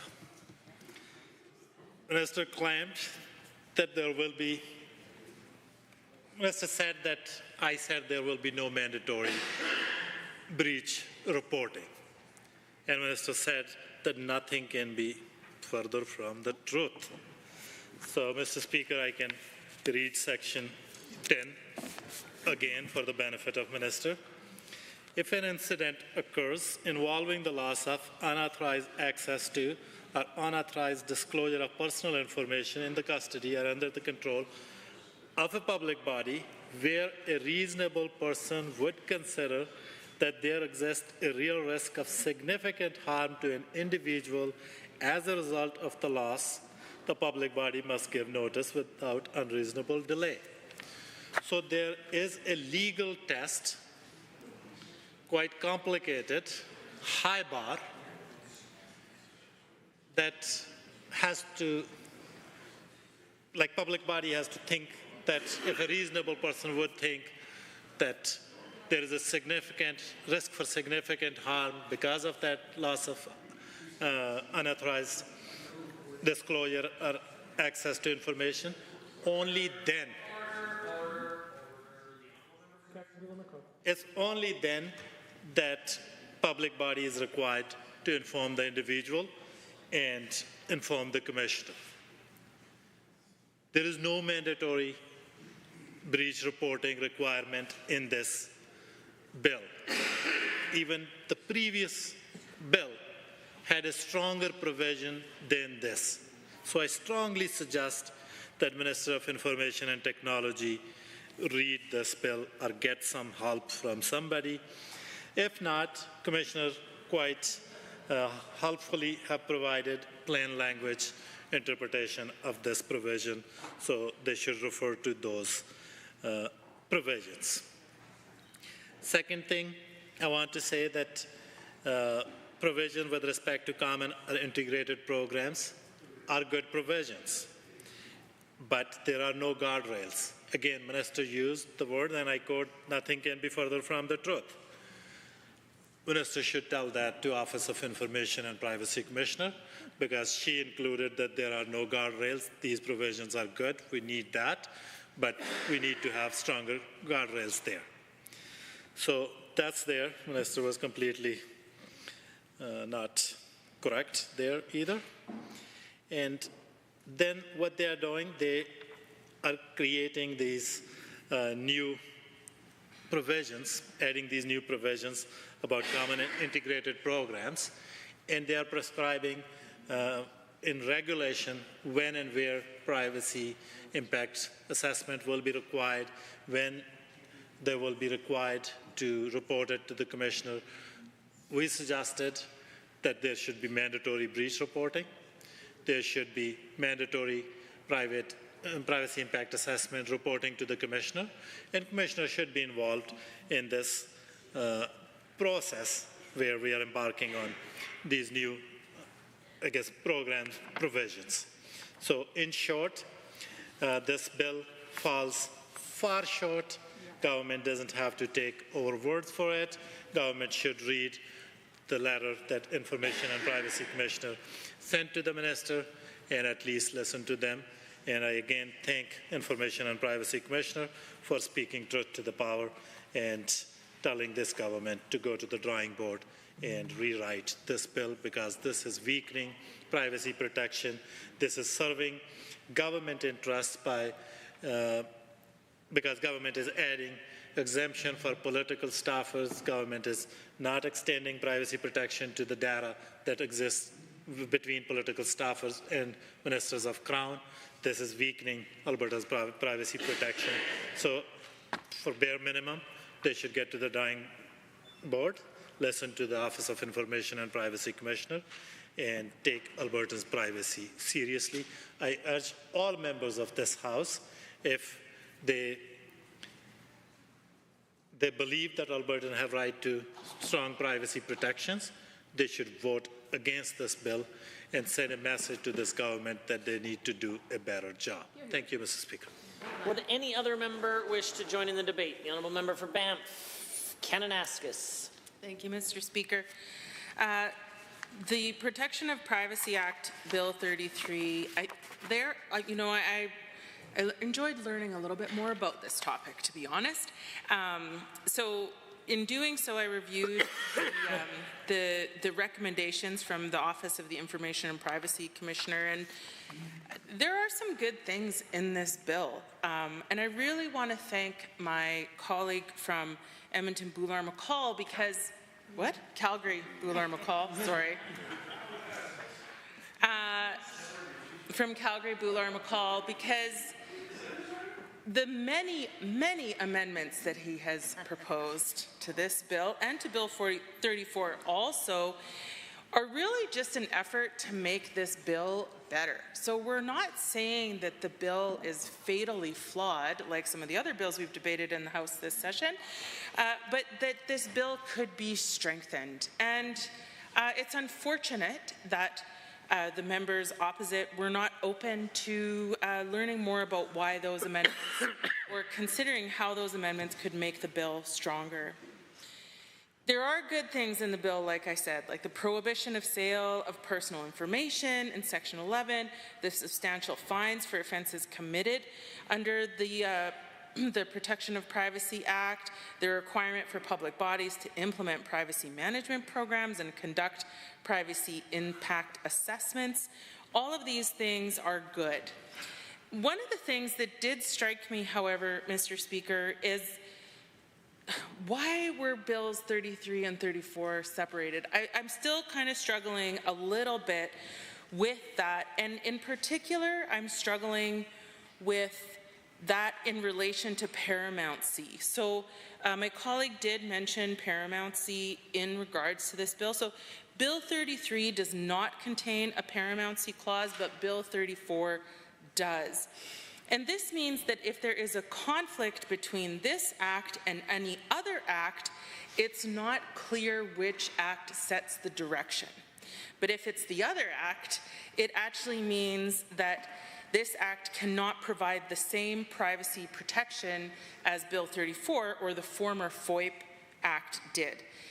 And that creates space for information to be collected or disclosed in a way that does not conform with its original intent. And all that does, Mr. Speaker, is open up risk in regards to private information. So it's not clear to me why a paramountcy clause was not included in this act. Most privacy laws in Canada do contain a paramountcy clause, and so this act is weakened without one. And that's why one of the amendments suggested was to include a paramountcy clause. It's kind of funny how it would have just made the act better, as I said. The online world has really changed how we view privacy and sharing, and so it is important that this bill be updated, and I am in support of that. But it makes it, with this online world that we live in now, it's easier for information to be integrated within systems, and it's also really easy, Mr. Speaker, for people not to truly understand or comprehend how their information is being collected, gathered, collated, and disseminated. And so having some oversight that better defines how this online information is going to be integrated into systems, how Albertans understand the risks associated with that, and how those risks are mitigated. That is something that I look forward to being in the regulations associated with this act, since they are not in this act. But I will say that the failure to establish these controls and oversight may threaten the privacy rights of Albertans and risk failure of these kinds of projects. I hope that that's something that will be included in the regulations.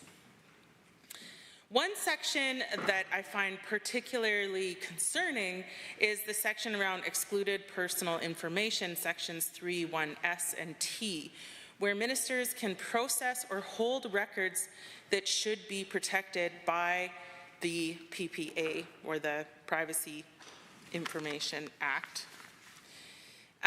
Excluding these records is contrary to the Act, and I'm not quite sure why these clauses were included or phrased in that way.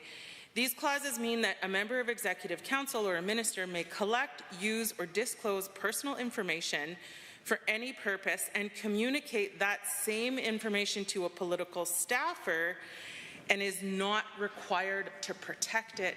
And as we have talked about with Bill 34, we also can no longer FOIP those political staffers. And so it starts to paint a picture for me, Mr. Speaker, where ministers and political staffers can be collecting and discussing personal information of Albertans, and Albertans don't even have an opportunity to understand how their personal information is being discussed in that realm. That, I think, is highly concerning for me, and I don't think that Executive Council should have that ability. The other piece I'll just quickly refer to is this idea of disclosure in the best interests of a minor. Authority to disclose personal information without consent of a minor is particularly troubling.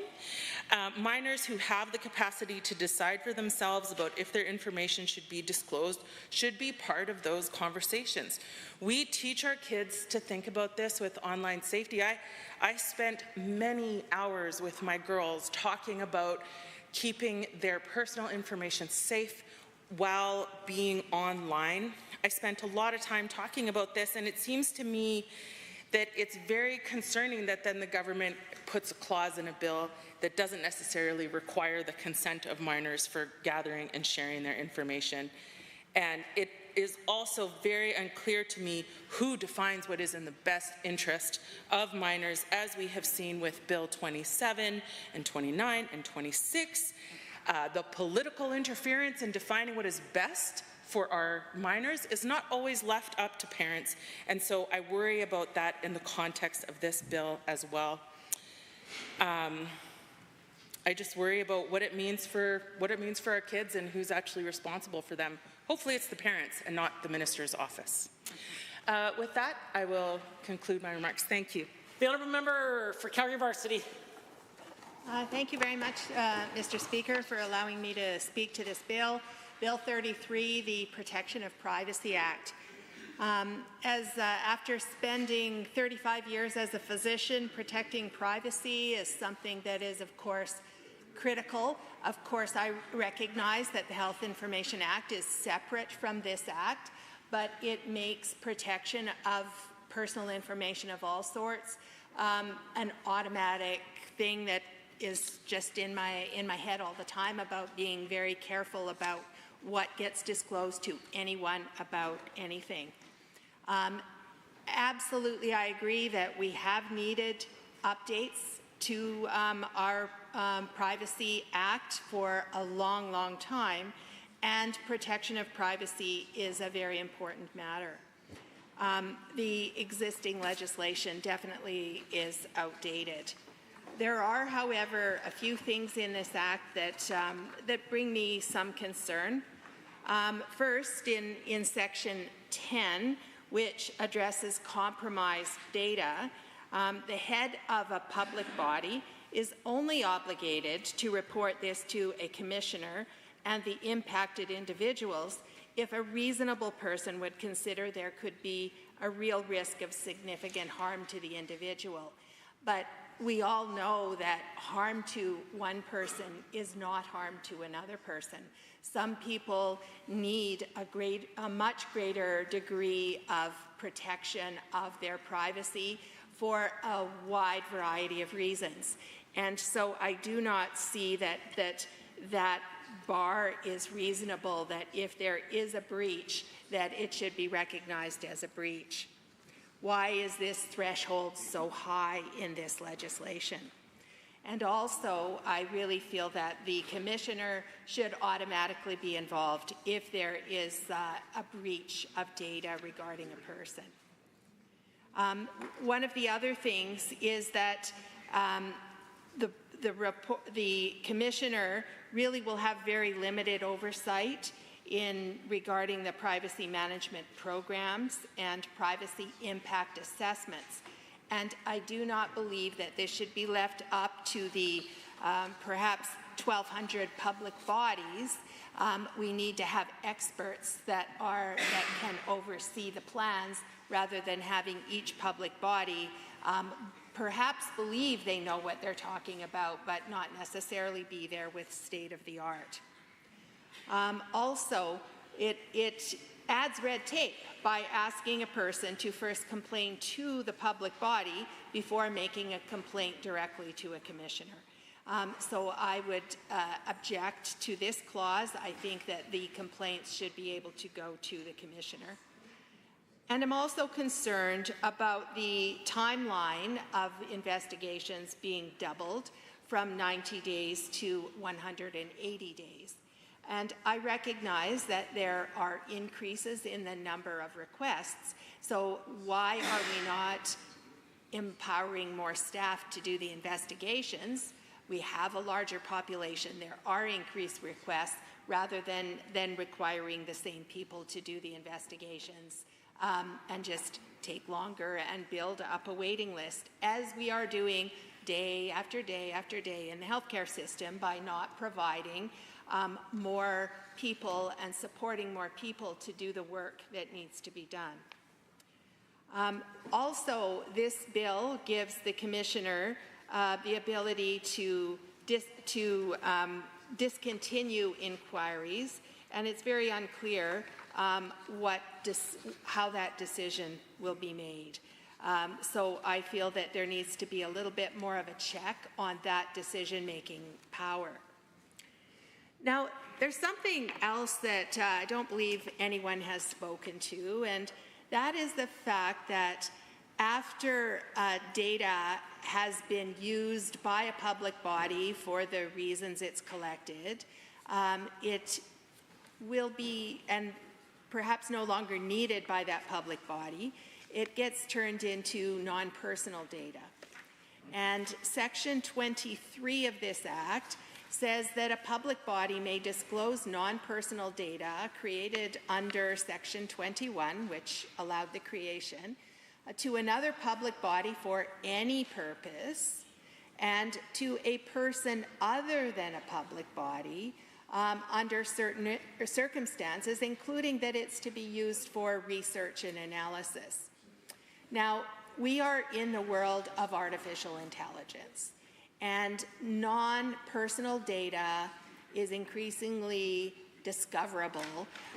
It is much easier today than it would have been 20 years ago to identify who that person is that lives in postal code T3 whatever and has 5 children of certain ages that went to a certain school, even though their name and exact address and other information may be removed to make it non-identifiable.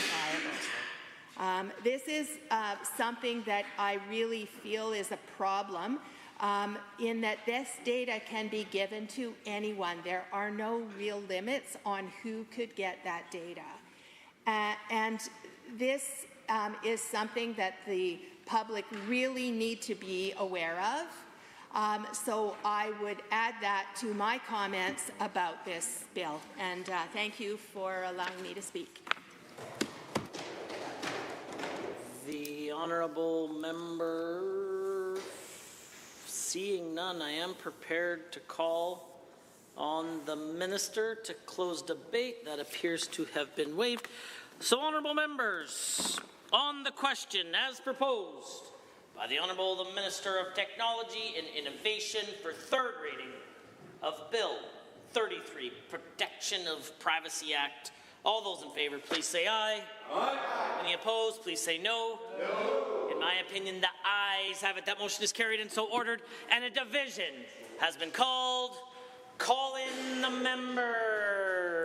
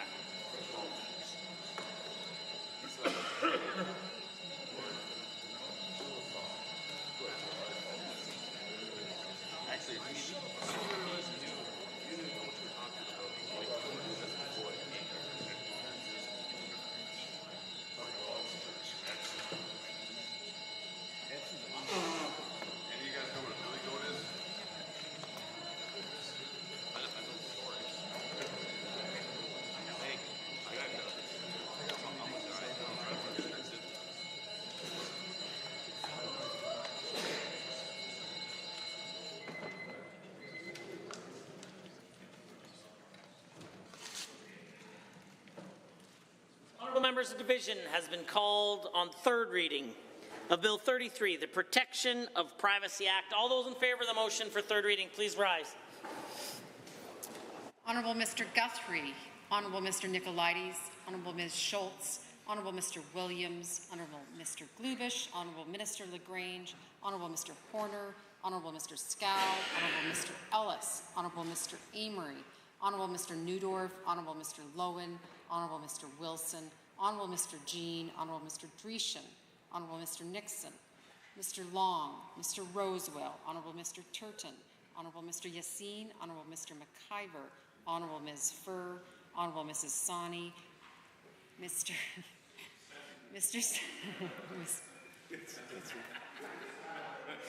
Getson, Honourable Mr. Sigurdsson, Honourable Mr. Nally, Honourable Mr. Hunter, Mr. Van Dyken, Ms. Pitt, Mrs. Johnson, Mr. Sear, Mr. Lunty, Mr. Weeb, Mr. Boychenko, Mr. McDougall, Mrs.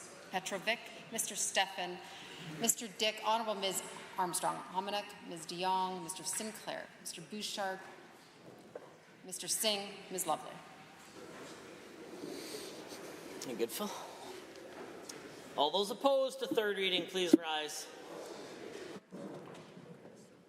Honourable Mr. Sabir, Honourable Member Hoffman, Member Calahoo Stonehouse, Honourable Mr. Agan, Mr. Ellingson, Member El Maligi, Mr. Shepherd, Ms. Wright, Member Kiandi, Member Batten, Member Irwin, Member Beaupurai, Honourable Mr. Schmidt, Mr. Diol, Member Loyola, Mr. Dack, Dr. Metz. Mr. Speaker, total for the motion 44, total against 17.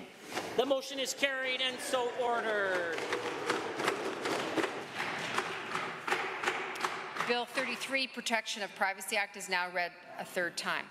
Government bills and orders for third reading. Bill 34, Access to Information Act. Honourable Mr. Nally.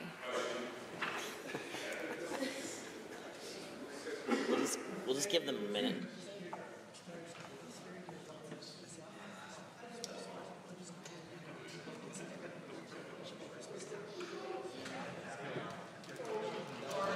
Order. The Honourable the Minister of Service Alberta and Red Tape Reduction. Thank you, Mr. Speaker. I rise to move third reading of Bill 34. Mr. Speaker, I'd just like to hit a couple of the high notes about this bill so that we know what we're talking about. First of all, this bill is essentially modernizing outdated and aging legislation. And all the OIPCs across the country asked every province in the country to update their FOIP laws. The FOIP laws in this province are so old, you might have downloaded them onto a floppy disk from your Commodore 64. There's a couple of you that remember that, a few that don't. Yep. So, Mr. Speaker, this is outdated legislation, Madam Speaker. And we are simply updating it to reflect the digital world that we live in. And to be clear, every OIPC across the country asked us to do this. And in fact, we were the last country to do it. Every other province has updated their FOIP laws. We took a little longer to do it because, quite frankly, we wanted to get it done right, Madam Speaker. And right now, and I don't want to presuppose the outcome of the vote that's coming up, but if we pass third reading on this bill, we will have FOIP laws that will be aligned along jurisdictional lines. Don't get me wrong, every province is a little bit different, but at the end of the day, there will be no light between us when it comes to offering access to information for Albertans. We'll be similar to other provinces, and we'll be similar to the feds, Madam Speaker. There's been some questions about political staff that has come up, and I just want to be clear, there's nothing new here. Political staff have always been exempt, Madam Speaker. It just hasn't been clear. So we are providing the clarity in legislation so that it's clear to everybody. Political staff are exempt because at the end of the day, FOIP is about access to government records. Yep. Madam Speaker, FOIP is not about access to political conversations. Now, I can understand the zeal on the part of the other side. They would love to FOIP political conversations, but that's not government records. So government records will be available to Albertans. Political conversations are exempt. They always have been. There's nothing new there. But something that I'm particularly proud of, Madam Speaker, and that is the proactive disclosure that we're putting forward. We have proactive disclosure right now, but it's not very clear, and it's implemented a little differently depending on the public body. But here's the thing. We know that there are certain things that Albertans are just going to request routinely. So if we know that, why would we make them pay $25 for a FOIP request and then wait 30 days to get the information? Let's just proactively disclose the information now. And this is important because we know that Alberta is the most freedom-loving jurisdiction in Canada, if not North America, and we embrace openness, we embrace transparency, Madam Speaker, and proactive disclosure is part of increased openness and transparency, and we believe that reflects good governance. Now, Madam Speaker, let's address the commentary from the members opposite over the last few weeks. While they are quick to criticize the bill, let's be clear, they barely understand it. I'm not even sure if they read it. Now, what we saw tonight was quite interesting. The member for Calgary-Buller-McCall stood up to discuss Bill 33, but he spent just as much time talking Bill 34. It was odd and kept getting them confused, Madam Speaker. But if that wasn't bad enough, then Edmonton Ellerslie stood up. And Edmonton Ellerslie spent 20 minutes talking about Bill 34 while we were debating Bill 33. So, Madam Speaker, you can't make this stuff up. A member, an elected official spent 20 minutes in this House of democracy, and spent 20 minutes debating the wrong bill. Madam Speaker, where is the press gallery? I got to tell you, this is absolutely outrageous that an elected official would spend 20 minutes debating the wrong bill in this House. That's something that, quite frankly, perhaps he should resign. In fact, if he does, it would be a good opportunity for his leader to run in that riding.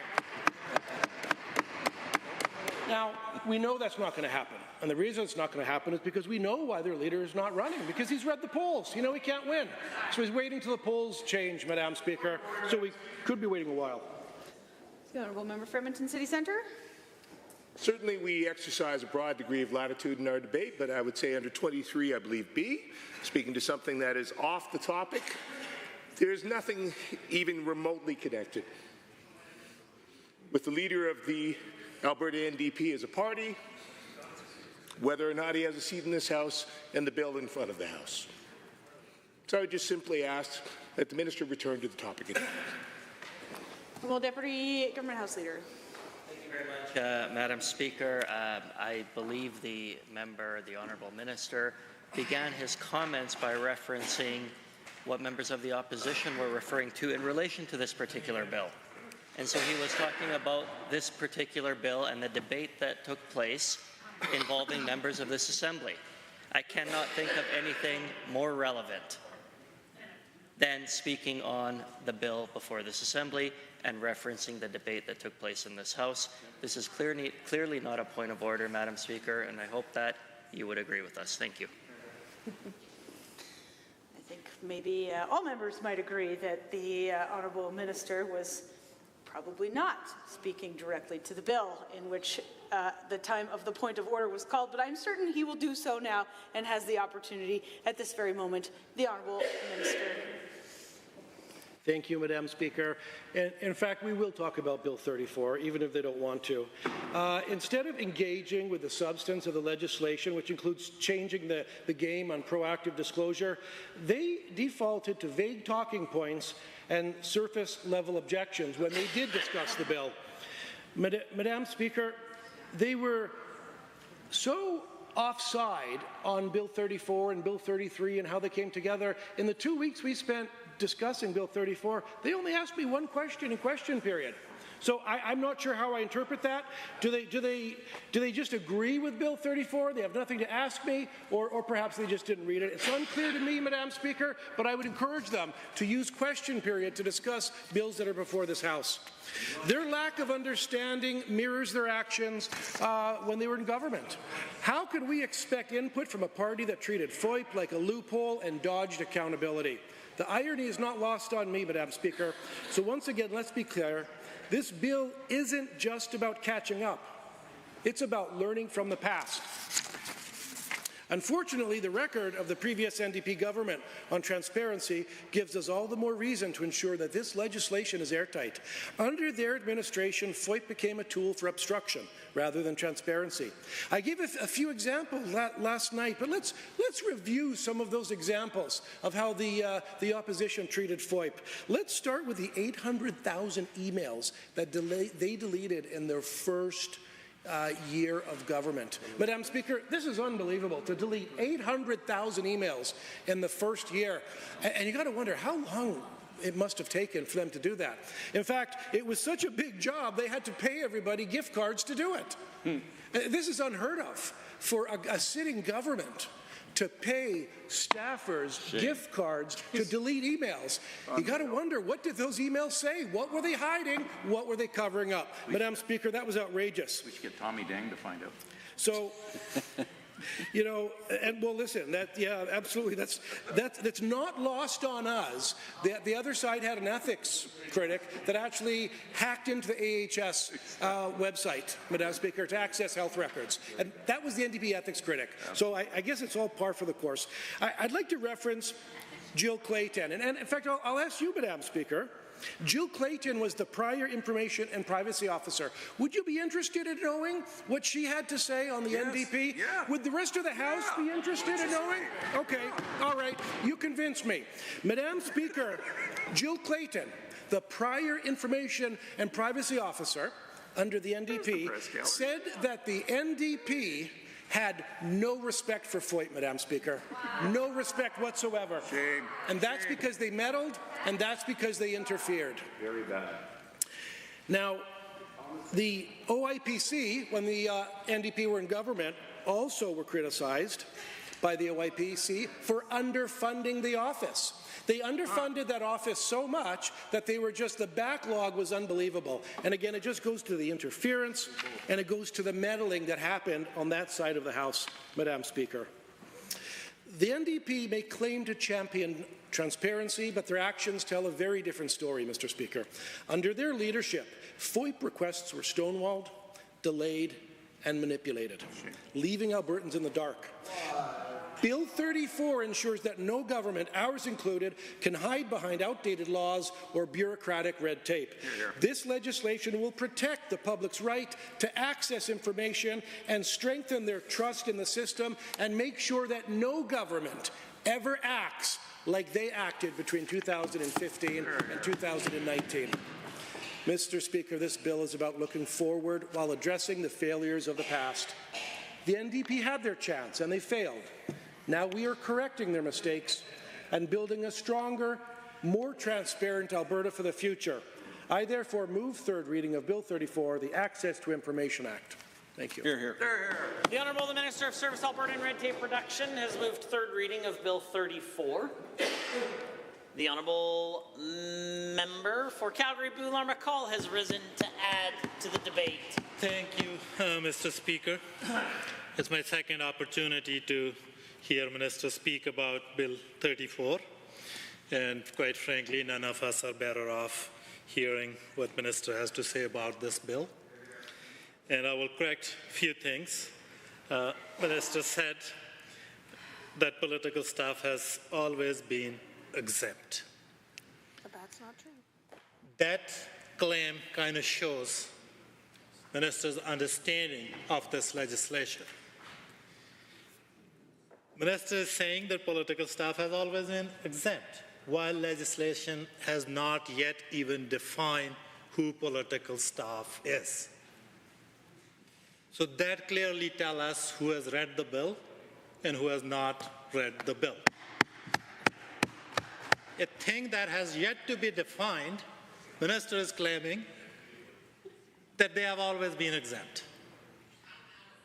That's incorrect, and I think that's misinformation.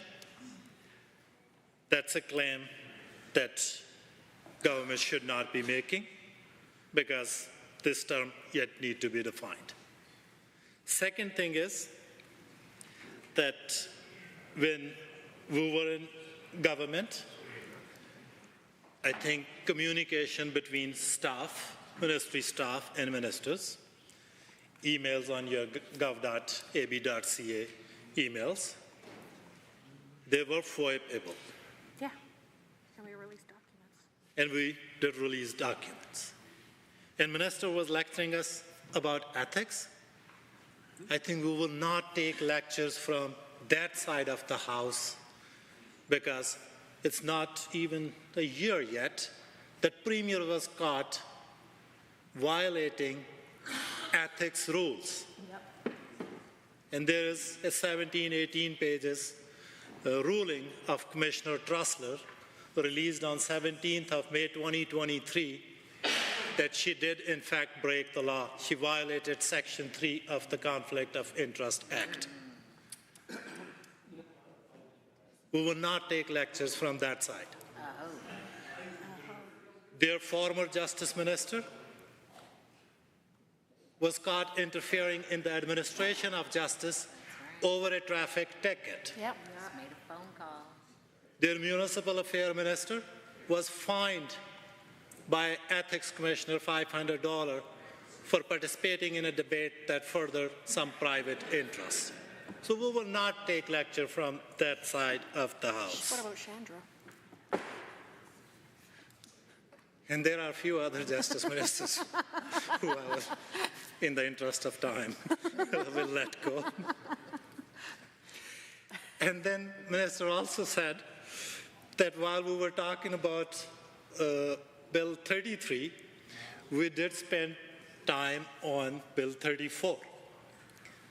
Again, that also goes to show how much minister understands his own piece of legislation. The reason we are talking about Bill 34 and Bill 33 debate is that Bill 33 is incorporating definitions from FOIP, like Bill 34. Yeah. We have to look into the definition section in order to make sense of Bill 33. Mm-hmm. Yeah. That's called incorporation by reference. That's what Bill 33 is doing. Bill 33 is incorporating exemptions by reference into Bill from 34. That's the reason we talked about Bill 34 exemptions, definitions while debating Bill 33. And then Minister talked about that we should use QP to ask him questions about it. Seriously. On the order paper? I think Minister thinks QP is everything. And there should be only QP, no debate, nothing. And in 35 seconds, that he will explain us what's in Bill 34, which he failed to do in I don't know how many attempts Minister made. And that's the level of understanding that Minister will prefer a 35-second answer on his, 60-page bill and not debate that in the House.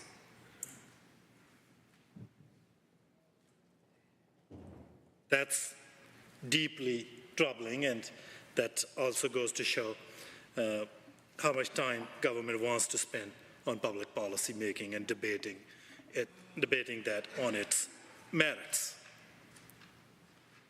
As Commissioner noted, current Commissioner, in her 13-page letter addressed to Minister in a very plain language, that this bill is making access to information more difficult. And let me read section 7.2 sub C from the Act. It's found on page 19 of Bill 34. That provide enough detail to enable the public body to locate and identify the record within a reasonable time with reasonable effort. What does that mean? So public body will decide what's reasonable time and what reasonable effort mean. Albertans have right to access information. They should get that information, and public body is accountable to people of Alberta. They should make every effort to find that record and give it to Alberta. That's not called modernizing the Act. That's called throwing more roadblocks in the way of Albertans' right to access information. Absolutely. That's in the legislation. And then before, if public body is not able to process a request, commissioner used to get involved. Now public body is getting power that head of public body may disregard a request made under Section 7 if responding to the request would unreasonably interfere with the operation of the public body. That's a broad power given to public body to refuse access to information. That's taking this access to information regime back in, I don't know, decades back. It's not modernizing. It's making it difficult, giving public body the opportunity to decline access to information requests if they think that will unreasonably interfere with the operation of the public body. I think if some request is frivolous, some request doesn't merit consideration, then commissioner could decide that that's against Section 9 of the Act. Similarly, Section 27, Cabinet and Treasury Board confidences. Government is adding more exemption. Section 229, more exemptions. Earlier Minister of Service Alberta was reading us a quote from Jill Clayton. She also said that exceptions should be narrow and limited. This section, if nothing else, if government cannot read this bill, they can at least count the provision, exemption provisions. Previous bill has 4 less provisions than this bill. At least this should give an idea to Minister that this bill contains more exemptions, not less. I'm just simplifying it. So similarly, I think Commissioner comments are very helpful. I urge the government to read those comments, take this bill to the drawing board, and stand up for Albertan access to information that what an honest, democratic, and transparent government does. That's what Albertans expect from their government. As it stands now, I urge all members to read the bill, read the commissioner comments, and reject this bill. Thank you. Reading of Bill 34. The honourable member for Calgary Varsity has the call. Thank you, Mr. Speaker. I will be very brief. One comment I want to make on Bill 34 is that they're requiring that people, that the request be possible within a reasonable time and reasonable effort, as has been mentioned. But at a time when this government is moving things around, just look at the healthcare system, breaking it up into many different pieces, moving things to different ministries, changing the names on everything, it is going to be tremendously challenging for anyone to have much of an idea about who to ask and what they're going to call their request. So what is reasonable, it would be is very subjective, and I think based on this wording and the fact that there's information people need, but the changes made by this government are making it impossible for either the people in the ministries to even find where that information is, let alone have a clear request, make this whole bill one more way that we're becoming less and less and less transparent. So I urge everyone to vote against this bill and I will wrap up. The honourable member for Calgary Elbow. Thank you, Mr. Speaker. About a year ago, the Globe and Mail did about a 2-year-long study over how access to information works in provinces across Canada. It's the kind of journalistic effort that we see too little of these days. Just taking a lot of time and doing very thorough work. And found that Alberta was actually outstanding in the field of Freedom of Information Act requests, and by that I mean literally outstanding in the field. Of the 253 requests that the Globe sent out to the various different provinces, Alberta, and I will quote, 1 in 5 requests in Canada were granted in full. Just half of the requests were completed within 30 days, the typical legislated guidelines. There was, however, one glaring hole in the data, Alberta. The province's 22 ministries refused to answer the Globe's questions for basic data on how freedom of information is working in Alberta. At first, the province claimed there were no records, a questionable assertion given every other jurisdiction had and provided the records. The Premier at the time said that Alberta aimed to remedy this problem. Now, see, this is a pattern with this government. My esteemed colleague from Buller-McCall pointed out that the Ethics Commissioner had found the Premier of this province to have violated the Conflict of Interest Act. And instead of changing behaviour, the government fired the Conflict of Interest Commissioner. Now, finding that a large media outlet cares about the Freedom of Information Act, the government has decided to, instead of continuing to violate the Act, has decided to change it. One of the key elements that's extremely problematic is the protection for political staff communications, which are not defined within the Act but are left for regulation. Oh, trust us.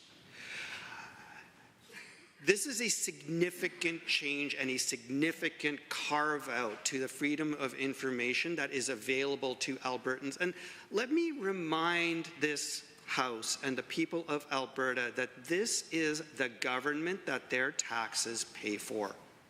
People have a right to know what their government is doing with their money. That's the benchmark and the reason why these Freedom of Information Acts exist. And it's not because governments like it. It's because a healthy democracy requires it. And we frankly know that this is a government that doesn't care very much about a healthy democracy. Witness the fact that I'm standing in this House when I didn't have to run against the Premier of this province when she refused to hold a by-election in the riding that I currently hold. The political staff communications and so this is something that I remember from working at many firms that were highly regulated. If we didn't want something discovered and it was discoverable, then we would just include a lawyer. Just include the lawyer in the trail, and then if it ever goes to discovery, then you get to say, then it's work. Right? The opposing party has to do the work to say, no, this is actually not privileged. This is just a communication that the lawyer was CC'd on. This carve out for political staff means that any communication just can include a political staff member, and it doesn't have to be it doesn't have to be produced. It is. It's really bad. And this carve-out, what it means is, unfortunately, that the people of Alberta don't know if they're getting their money's worth or not. I think it's too bad. Thank you, Mr. Speaker. Bill 34 at third reading. Seeing and hearing none, I am prepared to call on the minister to close debate. The minister has waived that opportunity. Honourable members, on the question of third reading of Bill 34, Access to Information Act as proposed, by the Honourable the Minister of Service Alberta and Red Tape Reduction. All those in favour of the motion for third reading, please say aye. Aye. Any opposed, please say no. No. In my opinion, the ayes have it. That motion is carried and so ordered, and a division has been called. Call in the members.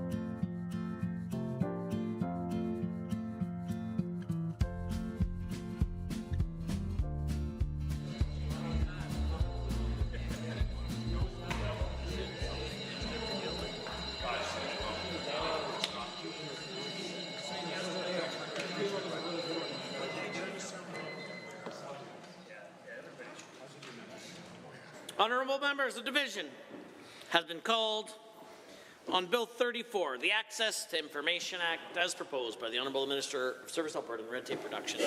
All those in favour of the motion, please rise. The Honourable Mr. Guthrie, the Honourable Mr. Nicolaides, the Honourable Ms. Schultz, the Honourable Mr. Williams, the Honourable Mr. Glubish, the Honourable Minister Lagrange, the Honourable Mr.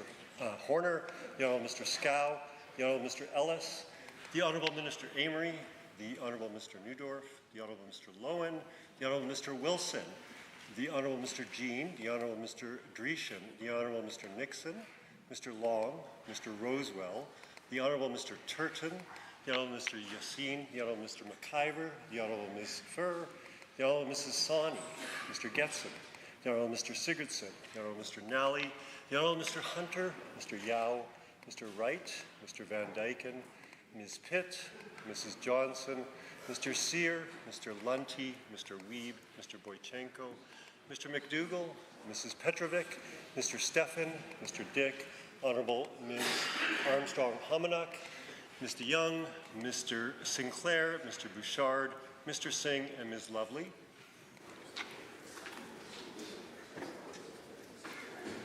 All those opposed to the motion, please rise.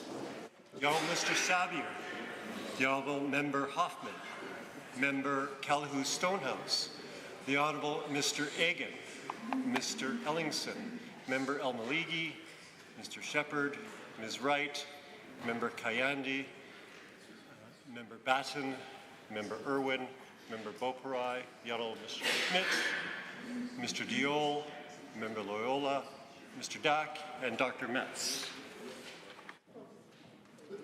Mr. Speaker, total for the motion 46, total against 17. Motion is carried and so ordered. Bill 34, Access to Information Act, is now read a third time. Under Government Bills and Orders for third reading, Bill 32, Financial Statutes Amendment Act 2024, number 2, adjourned to Ms. Chapman.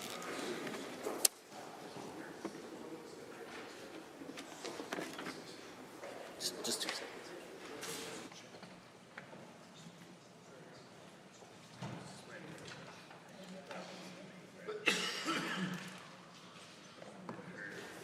Order, order, order. The Honourable Member for Calgary-Bennington has 12 minutes remaining. The Honourable Member for Calgary Foothills. Thank you, Mr. Speaker. Happy to stand and speak once again to Bill 32, the Financial Statutes Amendment Act. In her UCP leadership campaign, the Premier said, "I will urge Caucus and Treasury Board to immediately approve the indexing of AISH and other benefit programs for low-income seniors and the vulnerable. It's simply the right thing to do." I agree with that statement. I think everyone on this side of the House agrees with that statement. But I have to question the Premier and the government's commitment to that statement. That if this was so important to you, why is there an opt-out clause in the indexing in the bill? The bill permits Treasury Board to prescribe a percentage, to look past the 2% or inflation.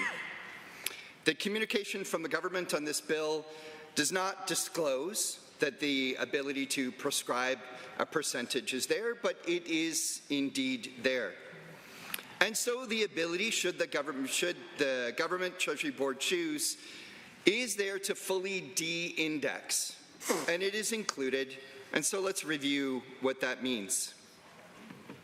An article in the Canadian Tax Journal discussed the effects of indexation and inflation on the tax system. The article notes that where inflation occurs without indexation in the tax system, it has the same effect as a tax increase, but is less transparent to the public. So why is this government not being transparent with the public? Just not their jam. Indexing at a rate lower than inflation, as has been suggested in this bill, has the same result: a tax increase to the public. Crafting legislation that creates a floor, a lower rate that will apply if inflation is higher, and including the ability to set the index at 0, if they so choose, results in taxpayers paying more, the government collecting more, those on benefits receiving less. Not only is this government doing their best to pretend that this is not the case, even worse, they aren't telling Albertans that this legislation does give Treasury Board the ability to ignore both the 2% and the rate of inflation. That with this legislation, Treasury Board could set the escalator to 0 or no increase at all should they choose. Should the government feel that there are dark clouds on the horizon and they need to exercise restraint, this legislation gives Treasury Board the ability to de-index tax brackets, AISH payments, housing allowances, seniors benefits, and income support. The Premier and the Finance Minister have both been clearly communicating that indeed dark clouds are on the horizon. In fact, the Minister has indicated in his communications that deficits may be possible in 2025. I think we've all heard on several occasions this government's opinion of deficits, and if push comes to shove, this government is going to cut services before they post a deficit. And with this legislation, we can see where those cuts might come from. In order to exercise restraint, they could set the escalator to 0, raising Albertans' taxes and cutting the real financial supports to vulnerable Albertans.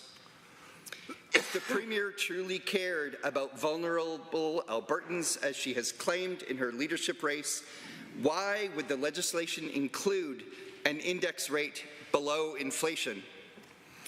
If the Premier truly cared about vulnerable Albertans, why does the legislation include the ability for Treasury Board to set the index rate at 0 if they so choose, increasing taxes and cutting financial supports?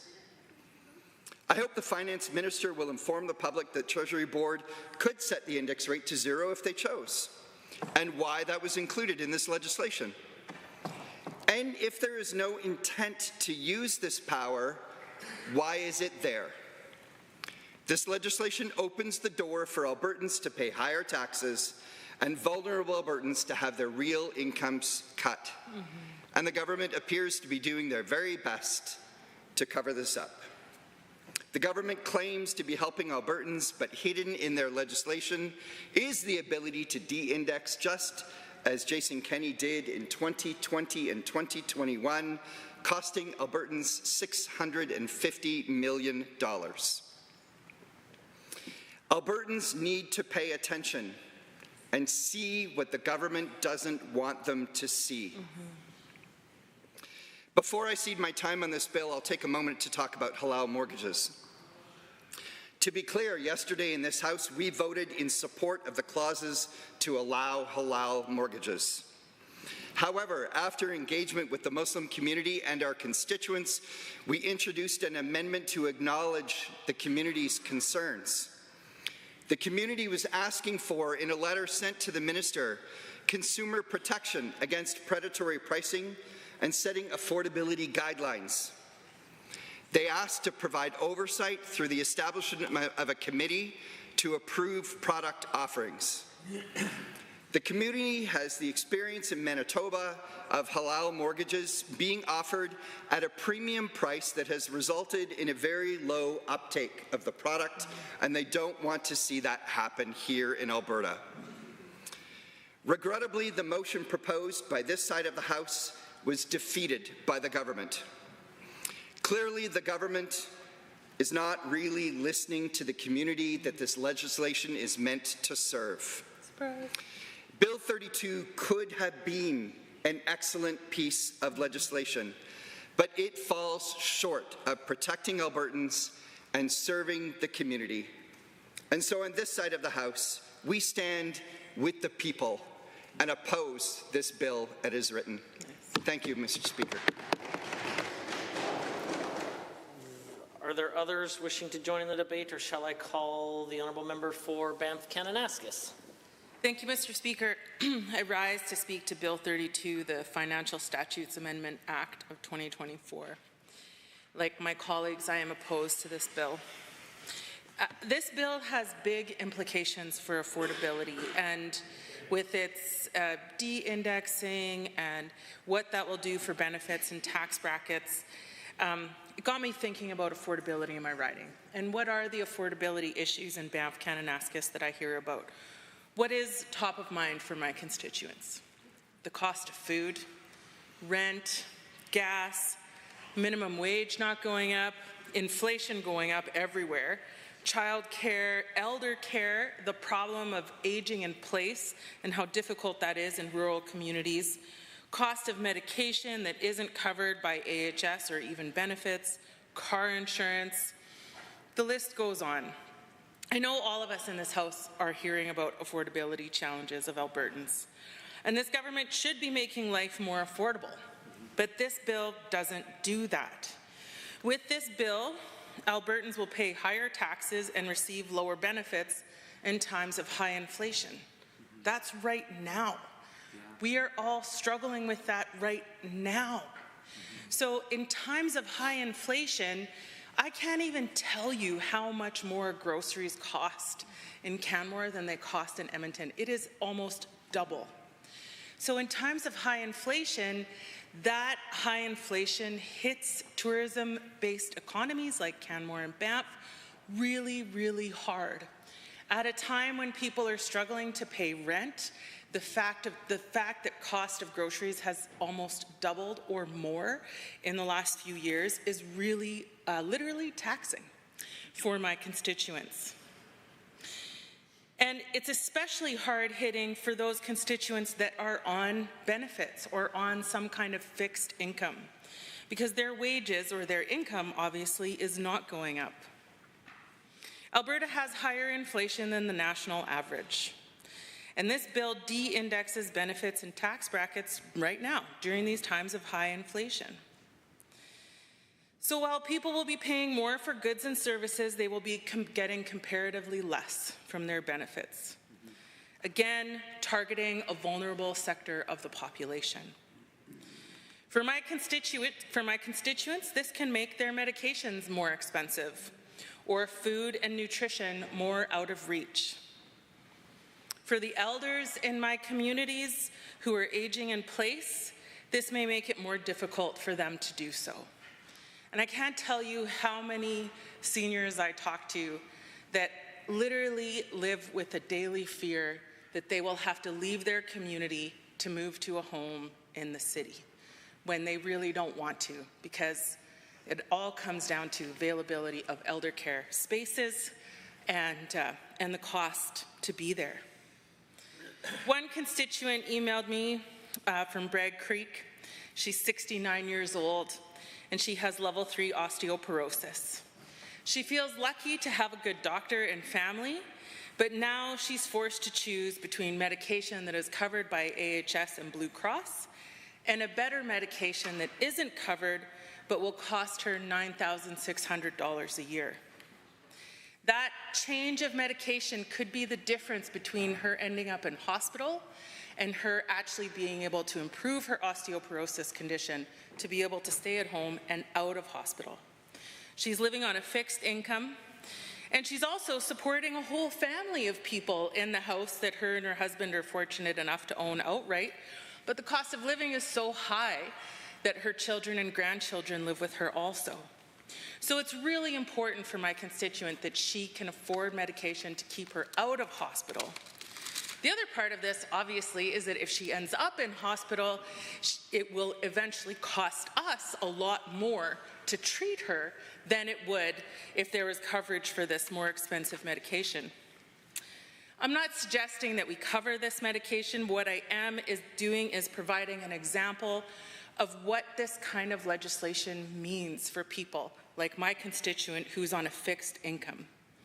And what about other constituents in Canmore? Rent went up at the end of October significantly, $1,350 for a one-bedroom, $1,800 for a two-bedroom, $2,100 for three bedrooms, and this is the Canmore affordable housing option. Rent increases of 17.5% a month. Who lives in affordable housing, Mr. Speaker? Everyone, and people on benefits. And people on benefits who now, with this legislation, may risk the chance of getting less money will be struggling to pay rent and to stay living in the community that they love.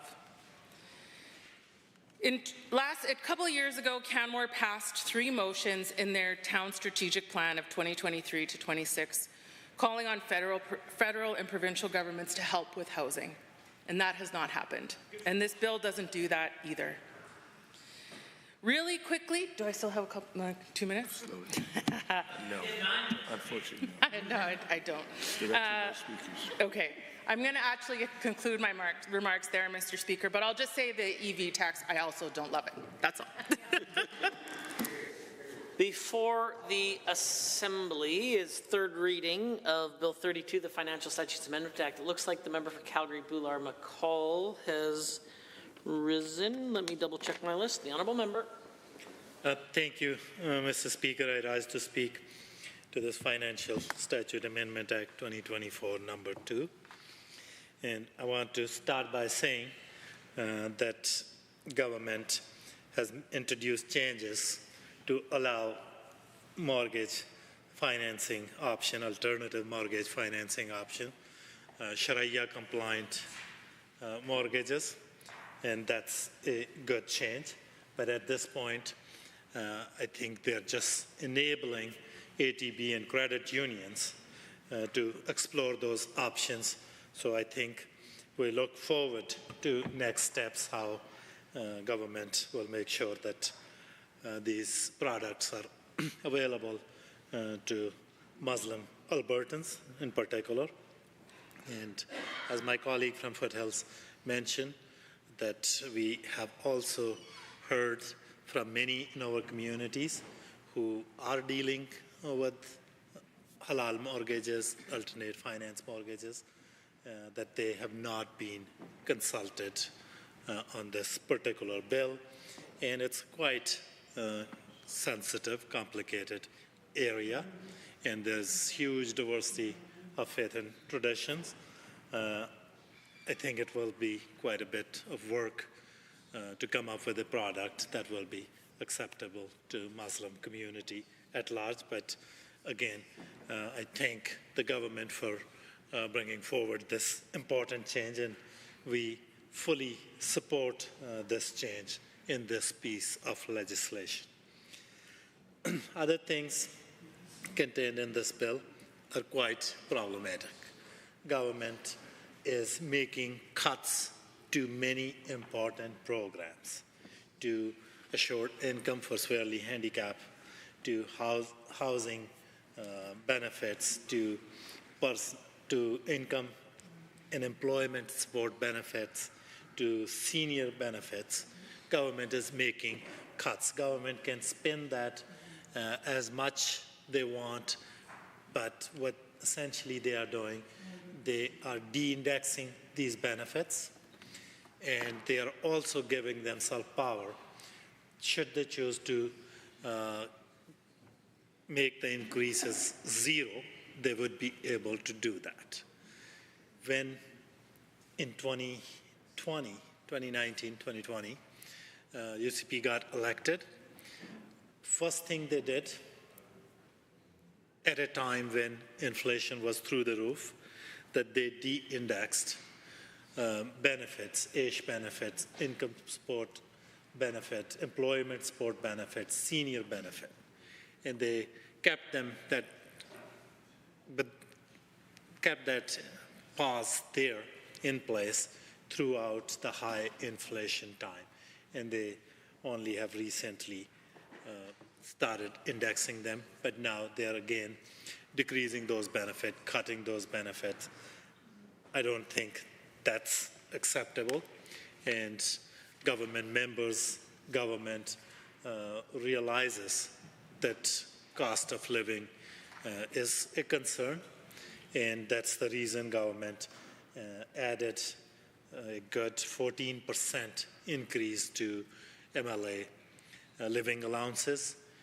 They added more than, I believe, 70% to the daily allowances. Before, there was $193 allowance if some out-of-town MLA wants to avail a hotel, and they made that almost $350.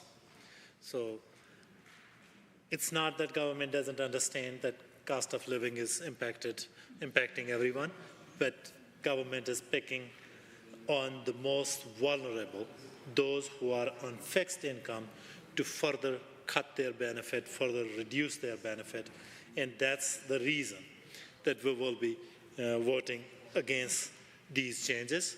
But I want to say this on record, make it very clear that we do support halal mortgages, Sharia compliant mortgages, the enabling provisions in this legislation that will give authority to ATB and credit union to explore those alternative financing options.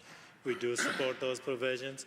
We are willing to work with government. We are willing to connect government with the Muslim community, with people who have worked in this area, and make sure that we get this right. So with that, I will cede my time for my other colleagues who want to weigh in on this bill. Thank you, Mr. Speaker.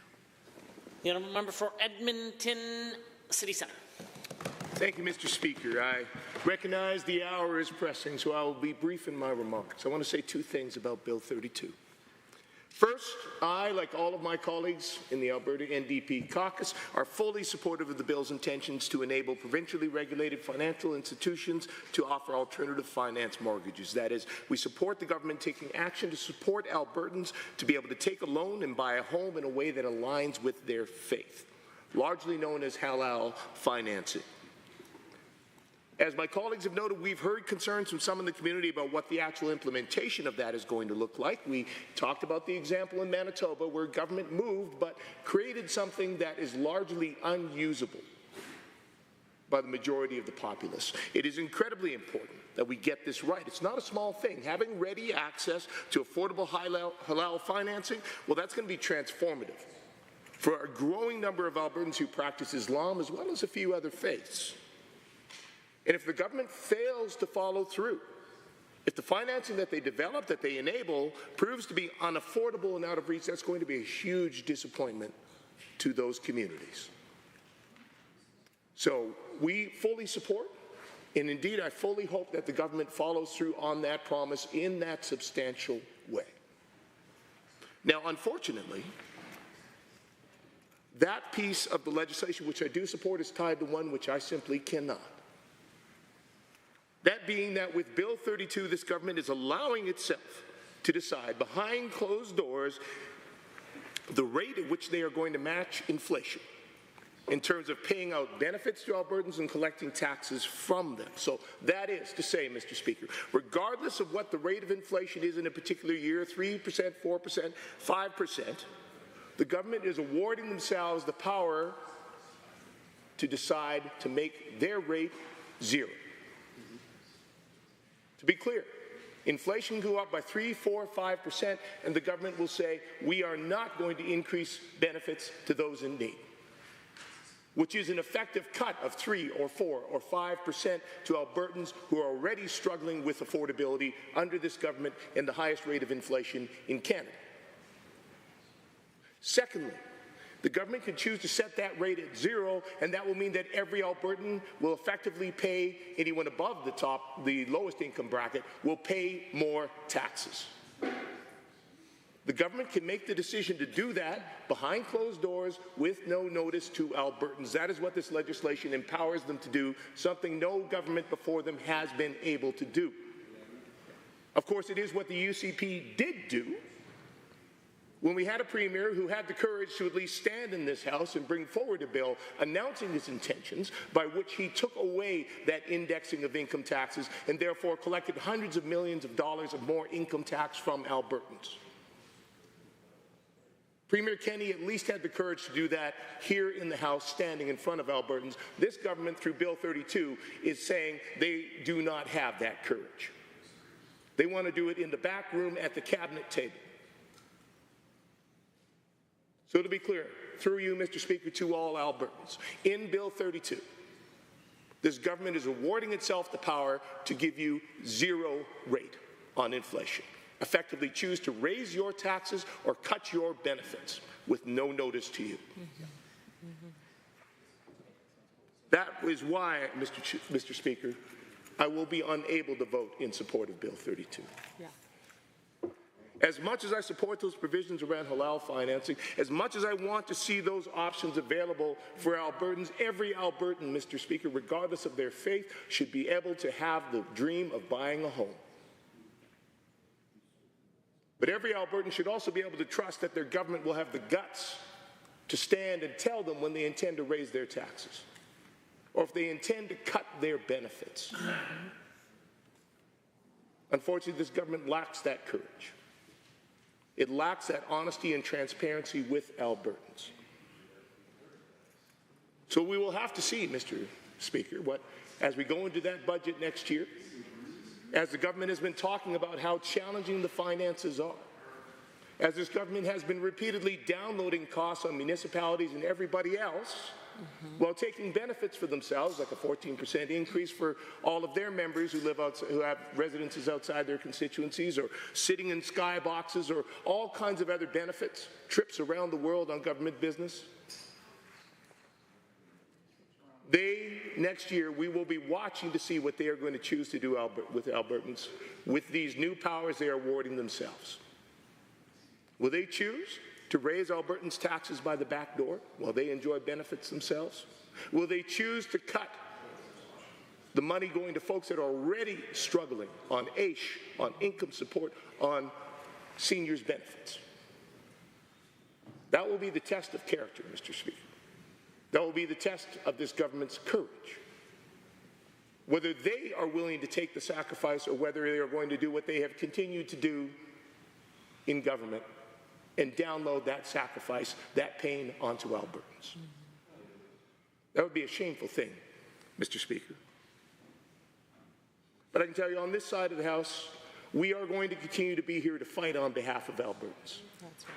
For affordable insurance, affordable electricity, for a government that has the courage to actually ensure that those in the greatest need continue to receive the benefits they deserve, having been the government that introduced indexing, Mr. Speaker. And the next government, of course, the UCP came in, who immediately removed that in the same bill in which they increased every Albertan's taxes. When these ministers stand and brag about indexing, it was only after they de-indexed and made life miserable for hundreds of thousands of Albertans, depending on government benefits, and hundreds of thousands of more Albertans who paid more income tax for 3 years running. Honourable members, pursuant to Standing Order 4.3, the House stands adjourned until this evening at 7:30 p.m.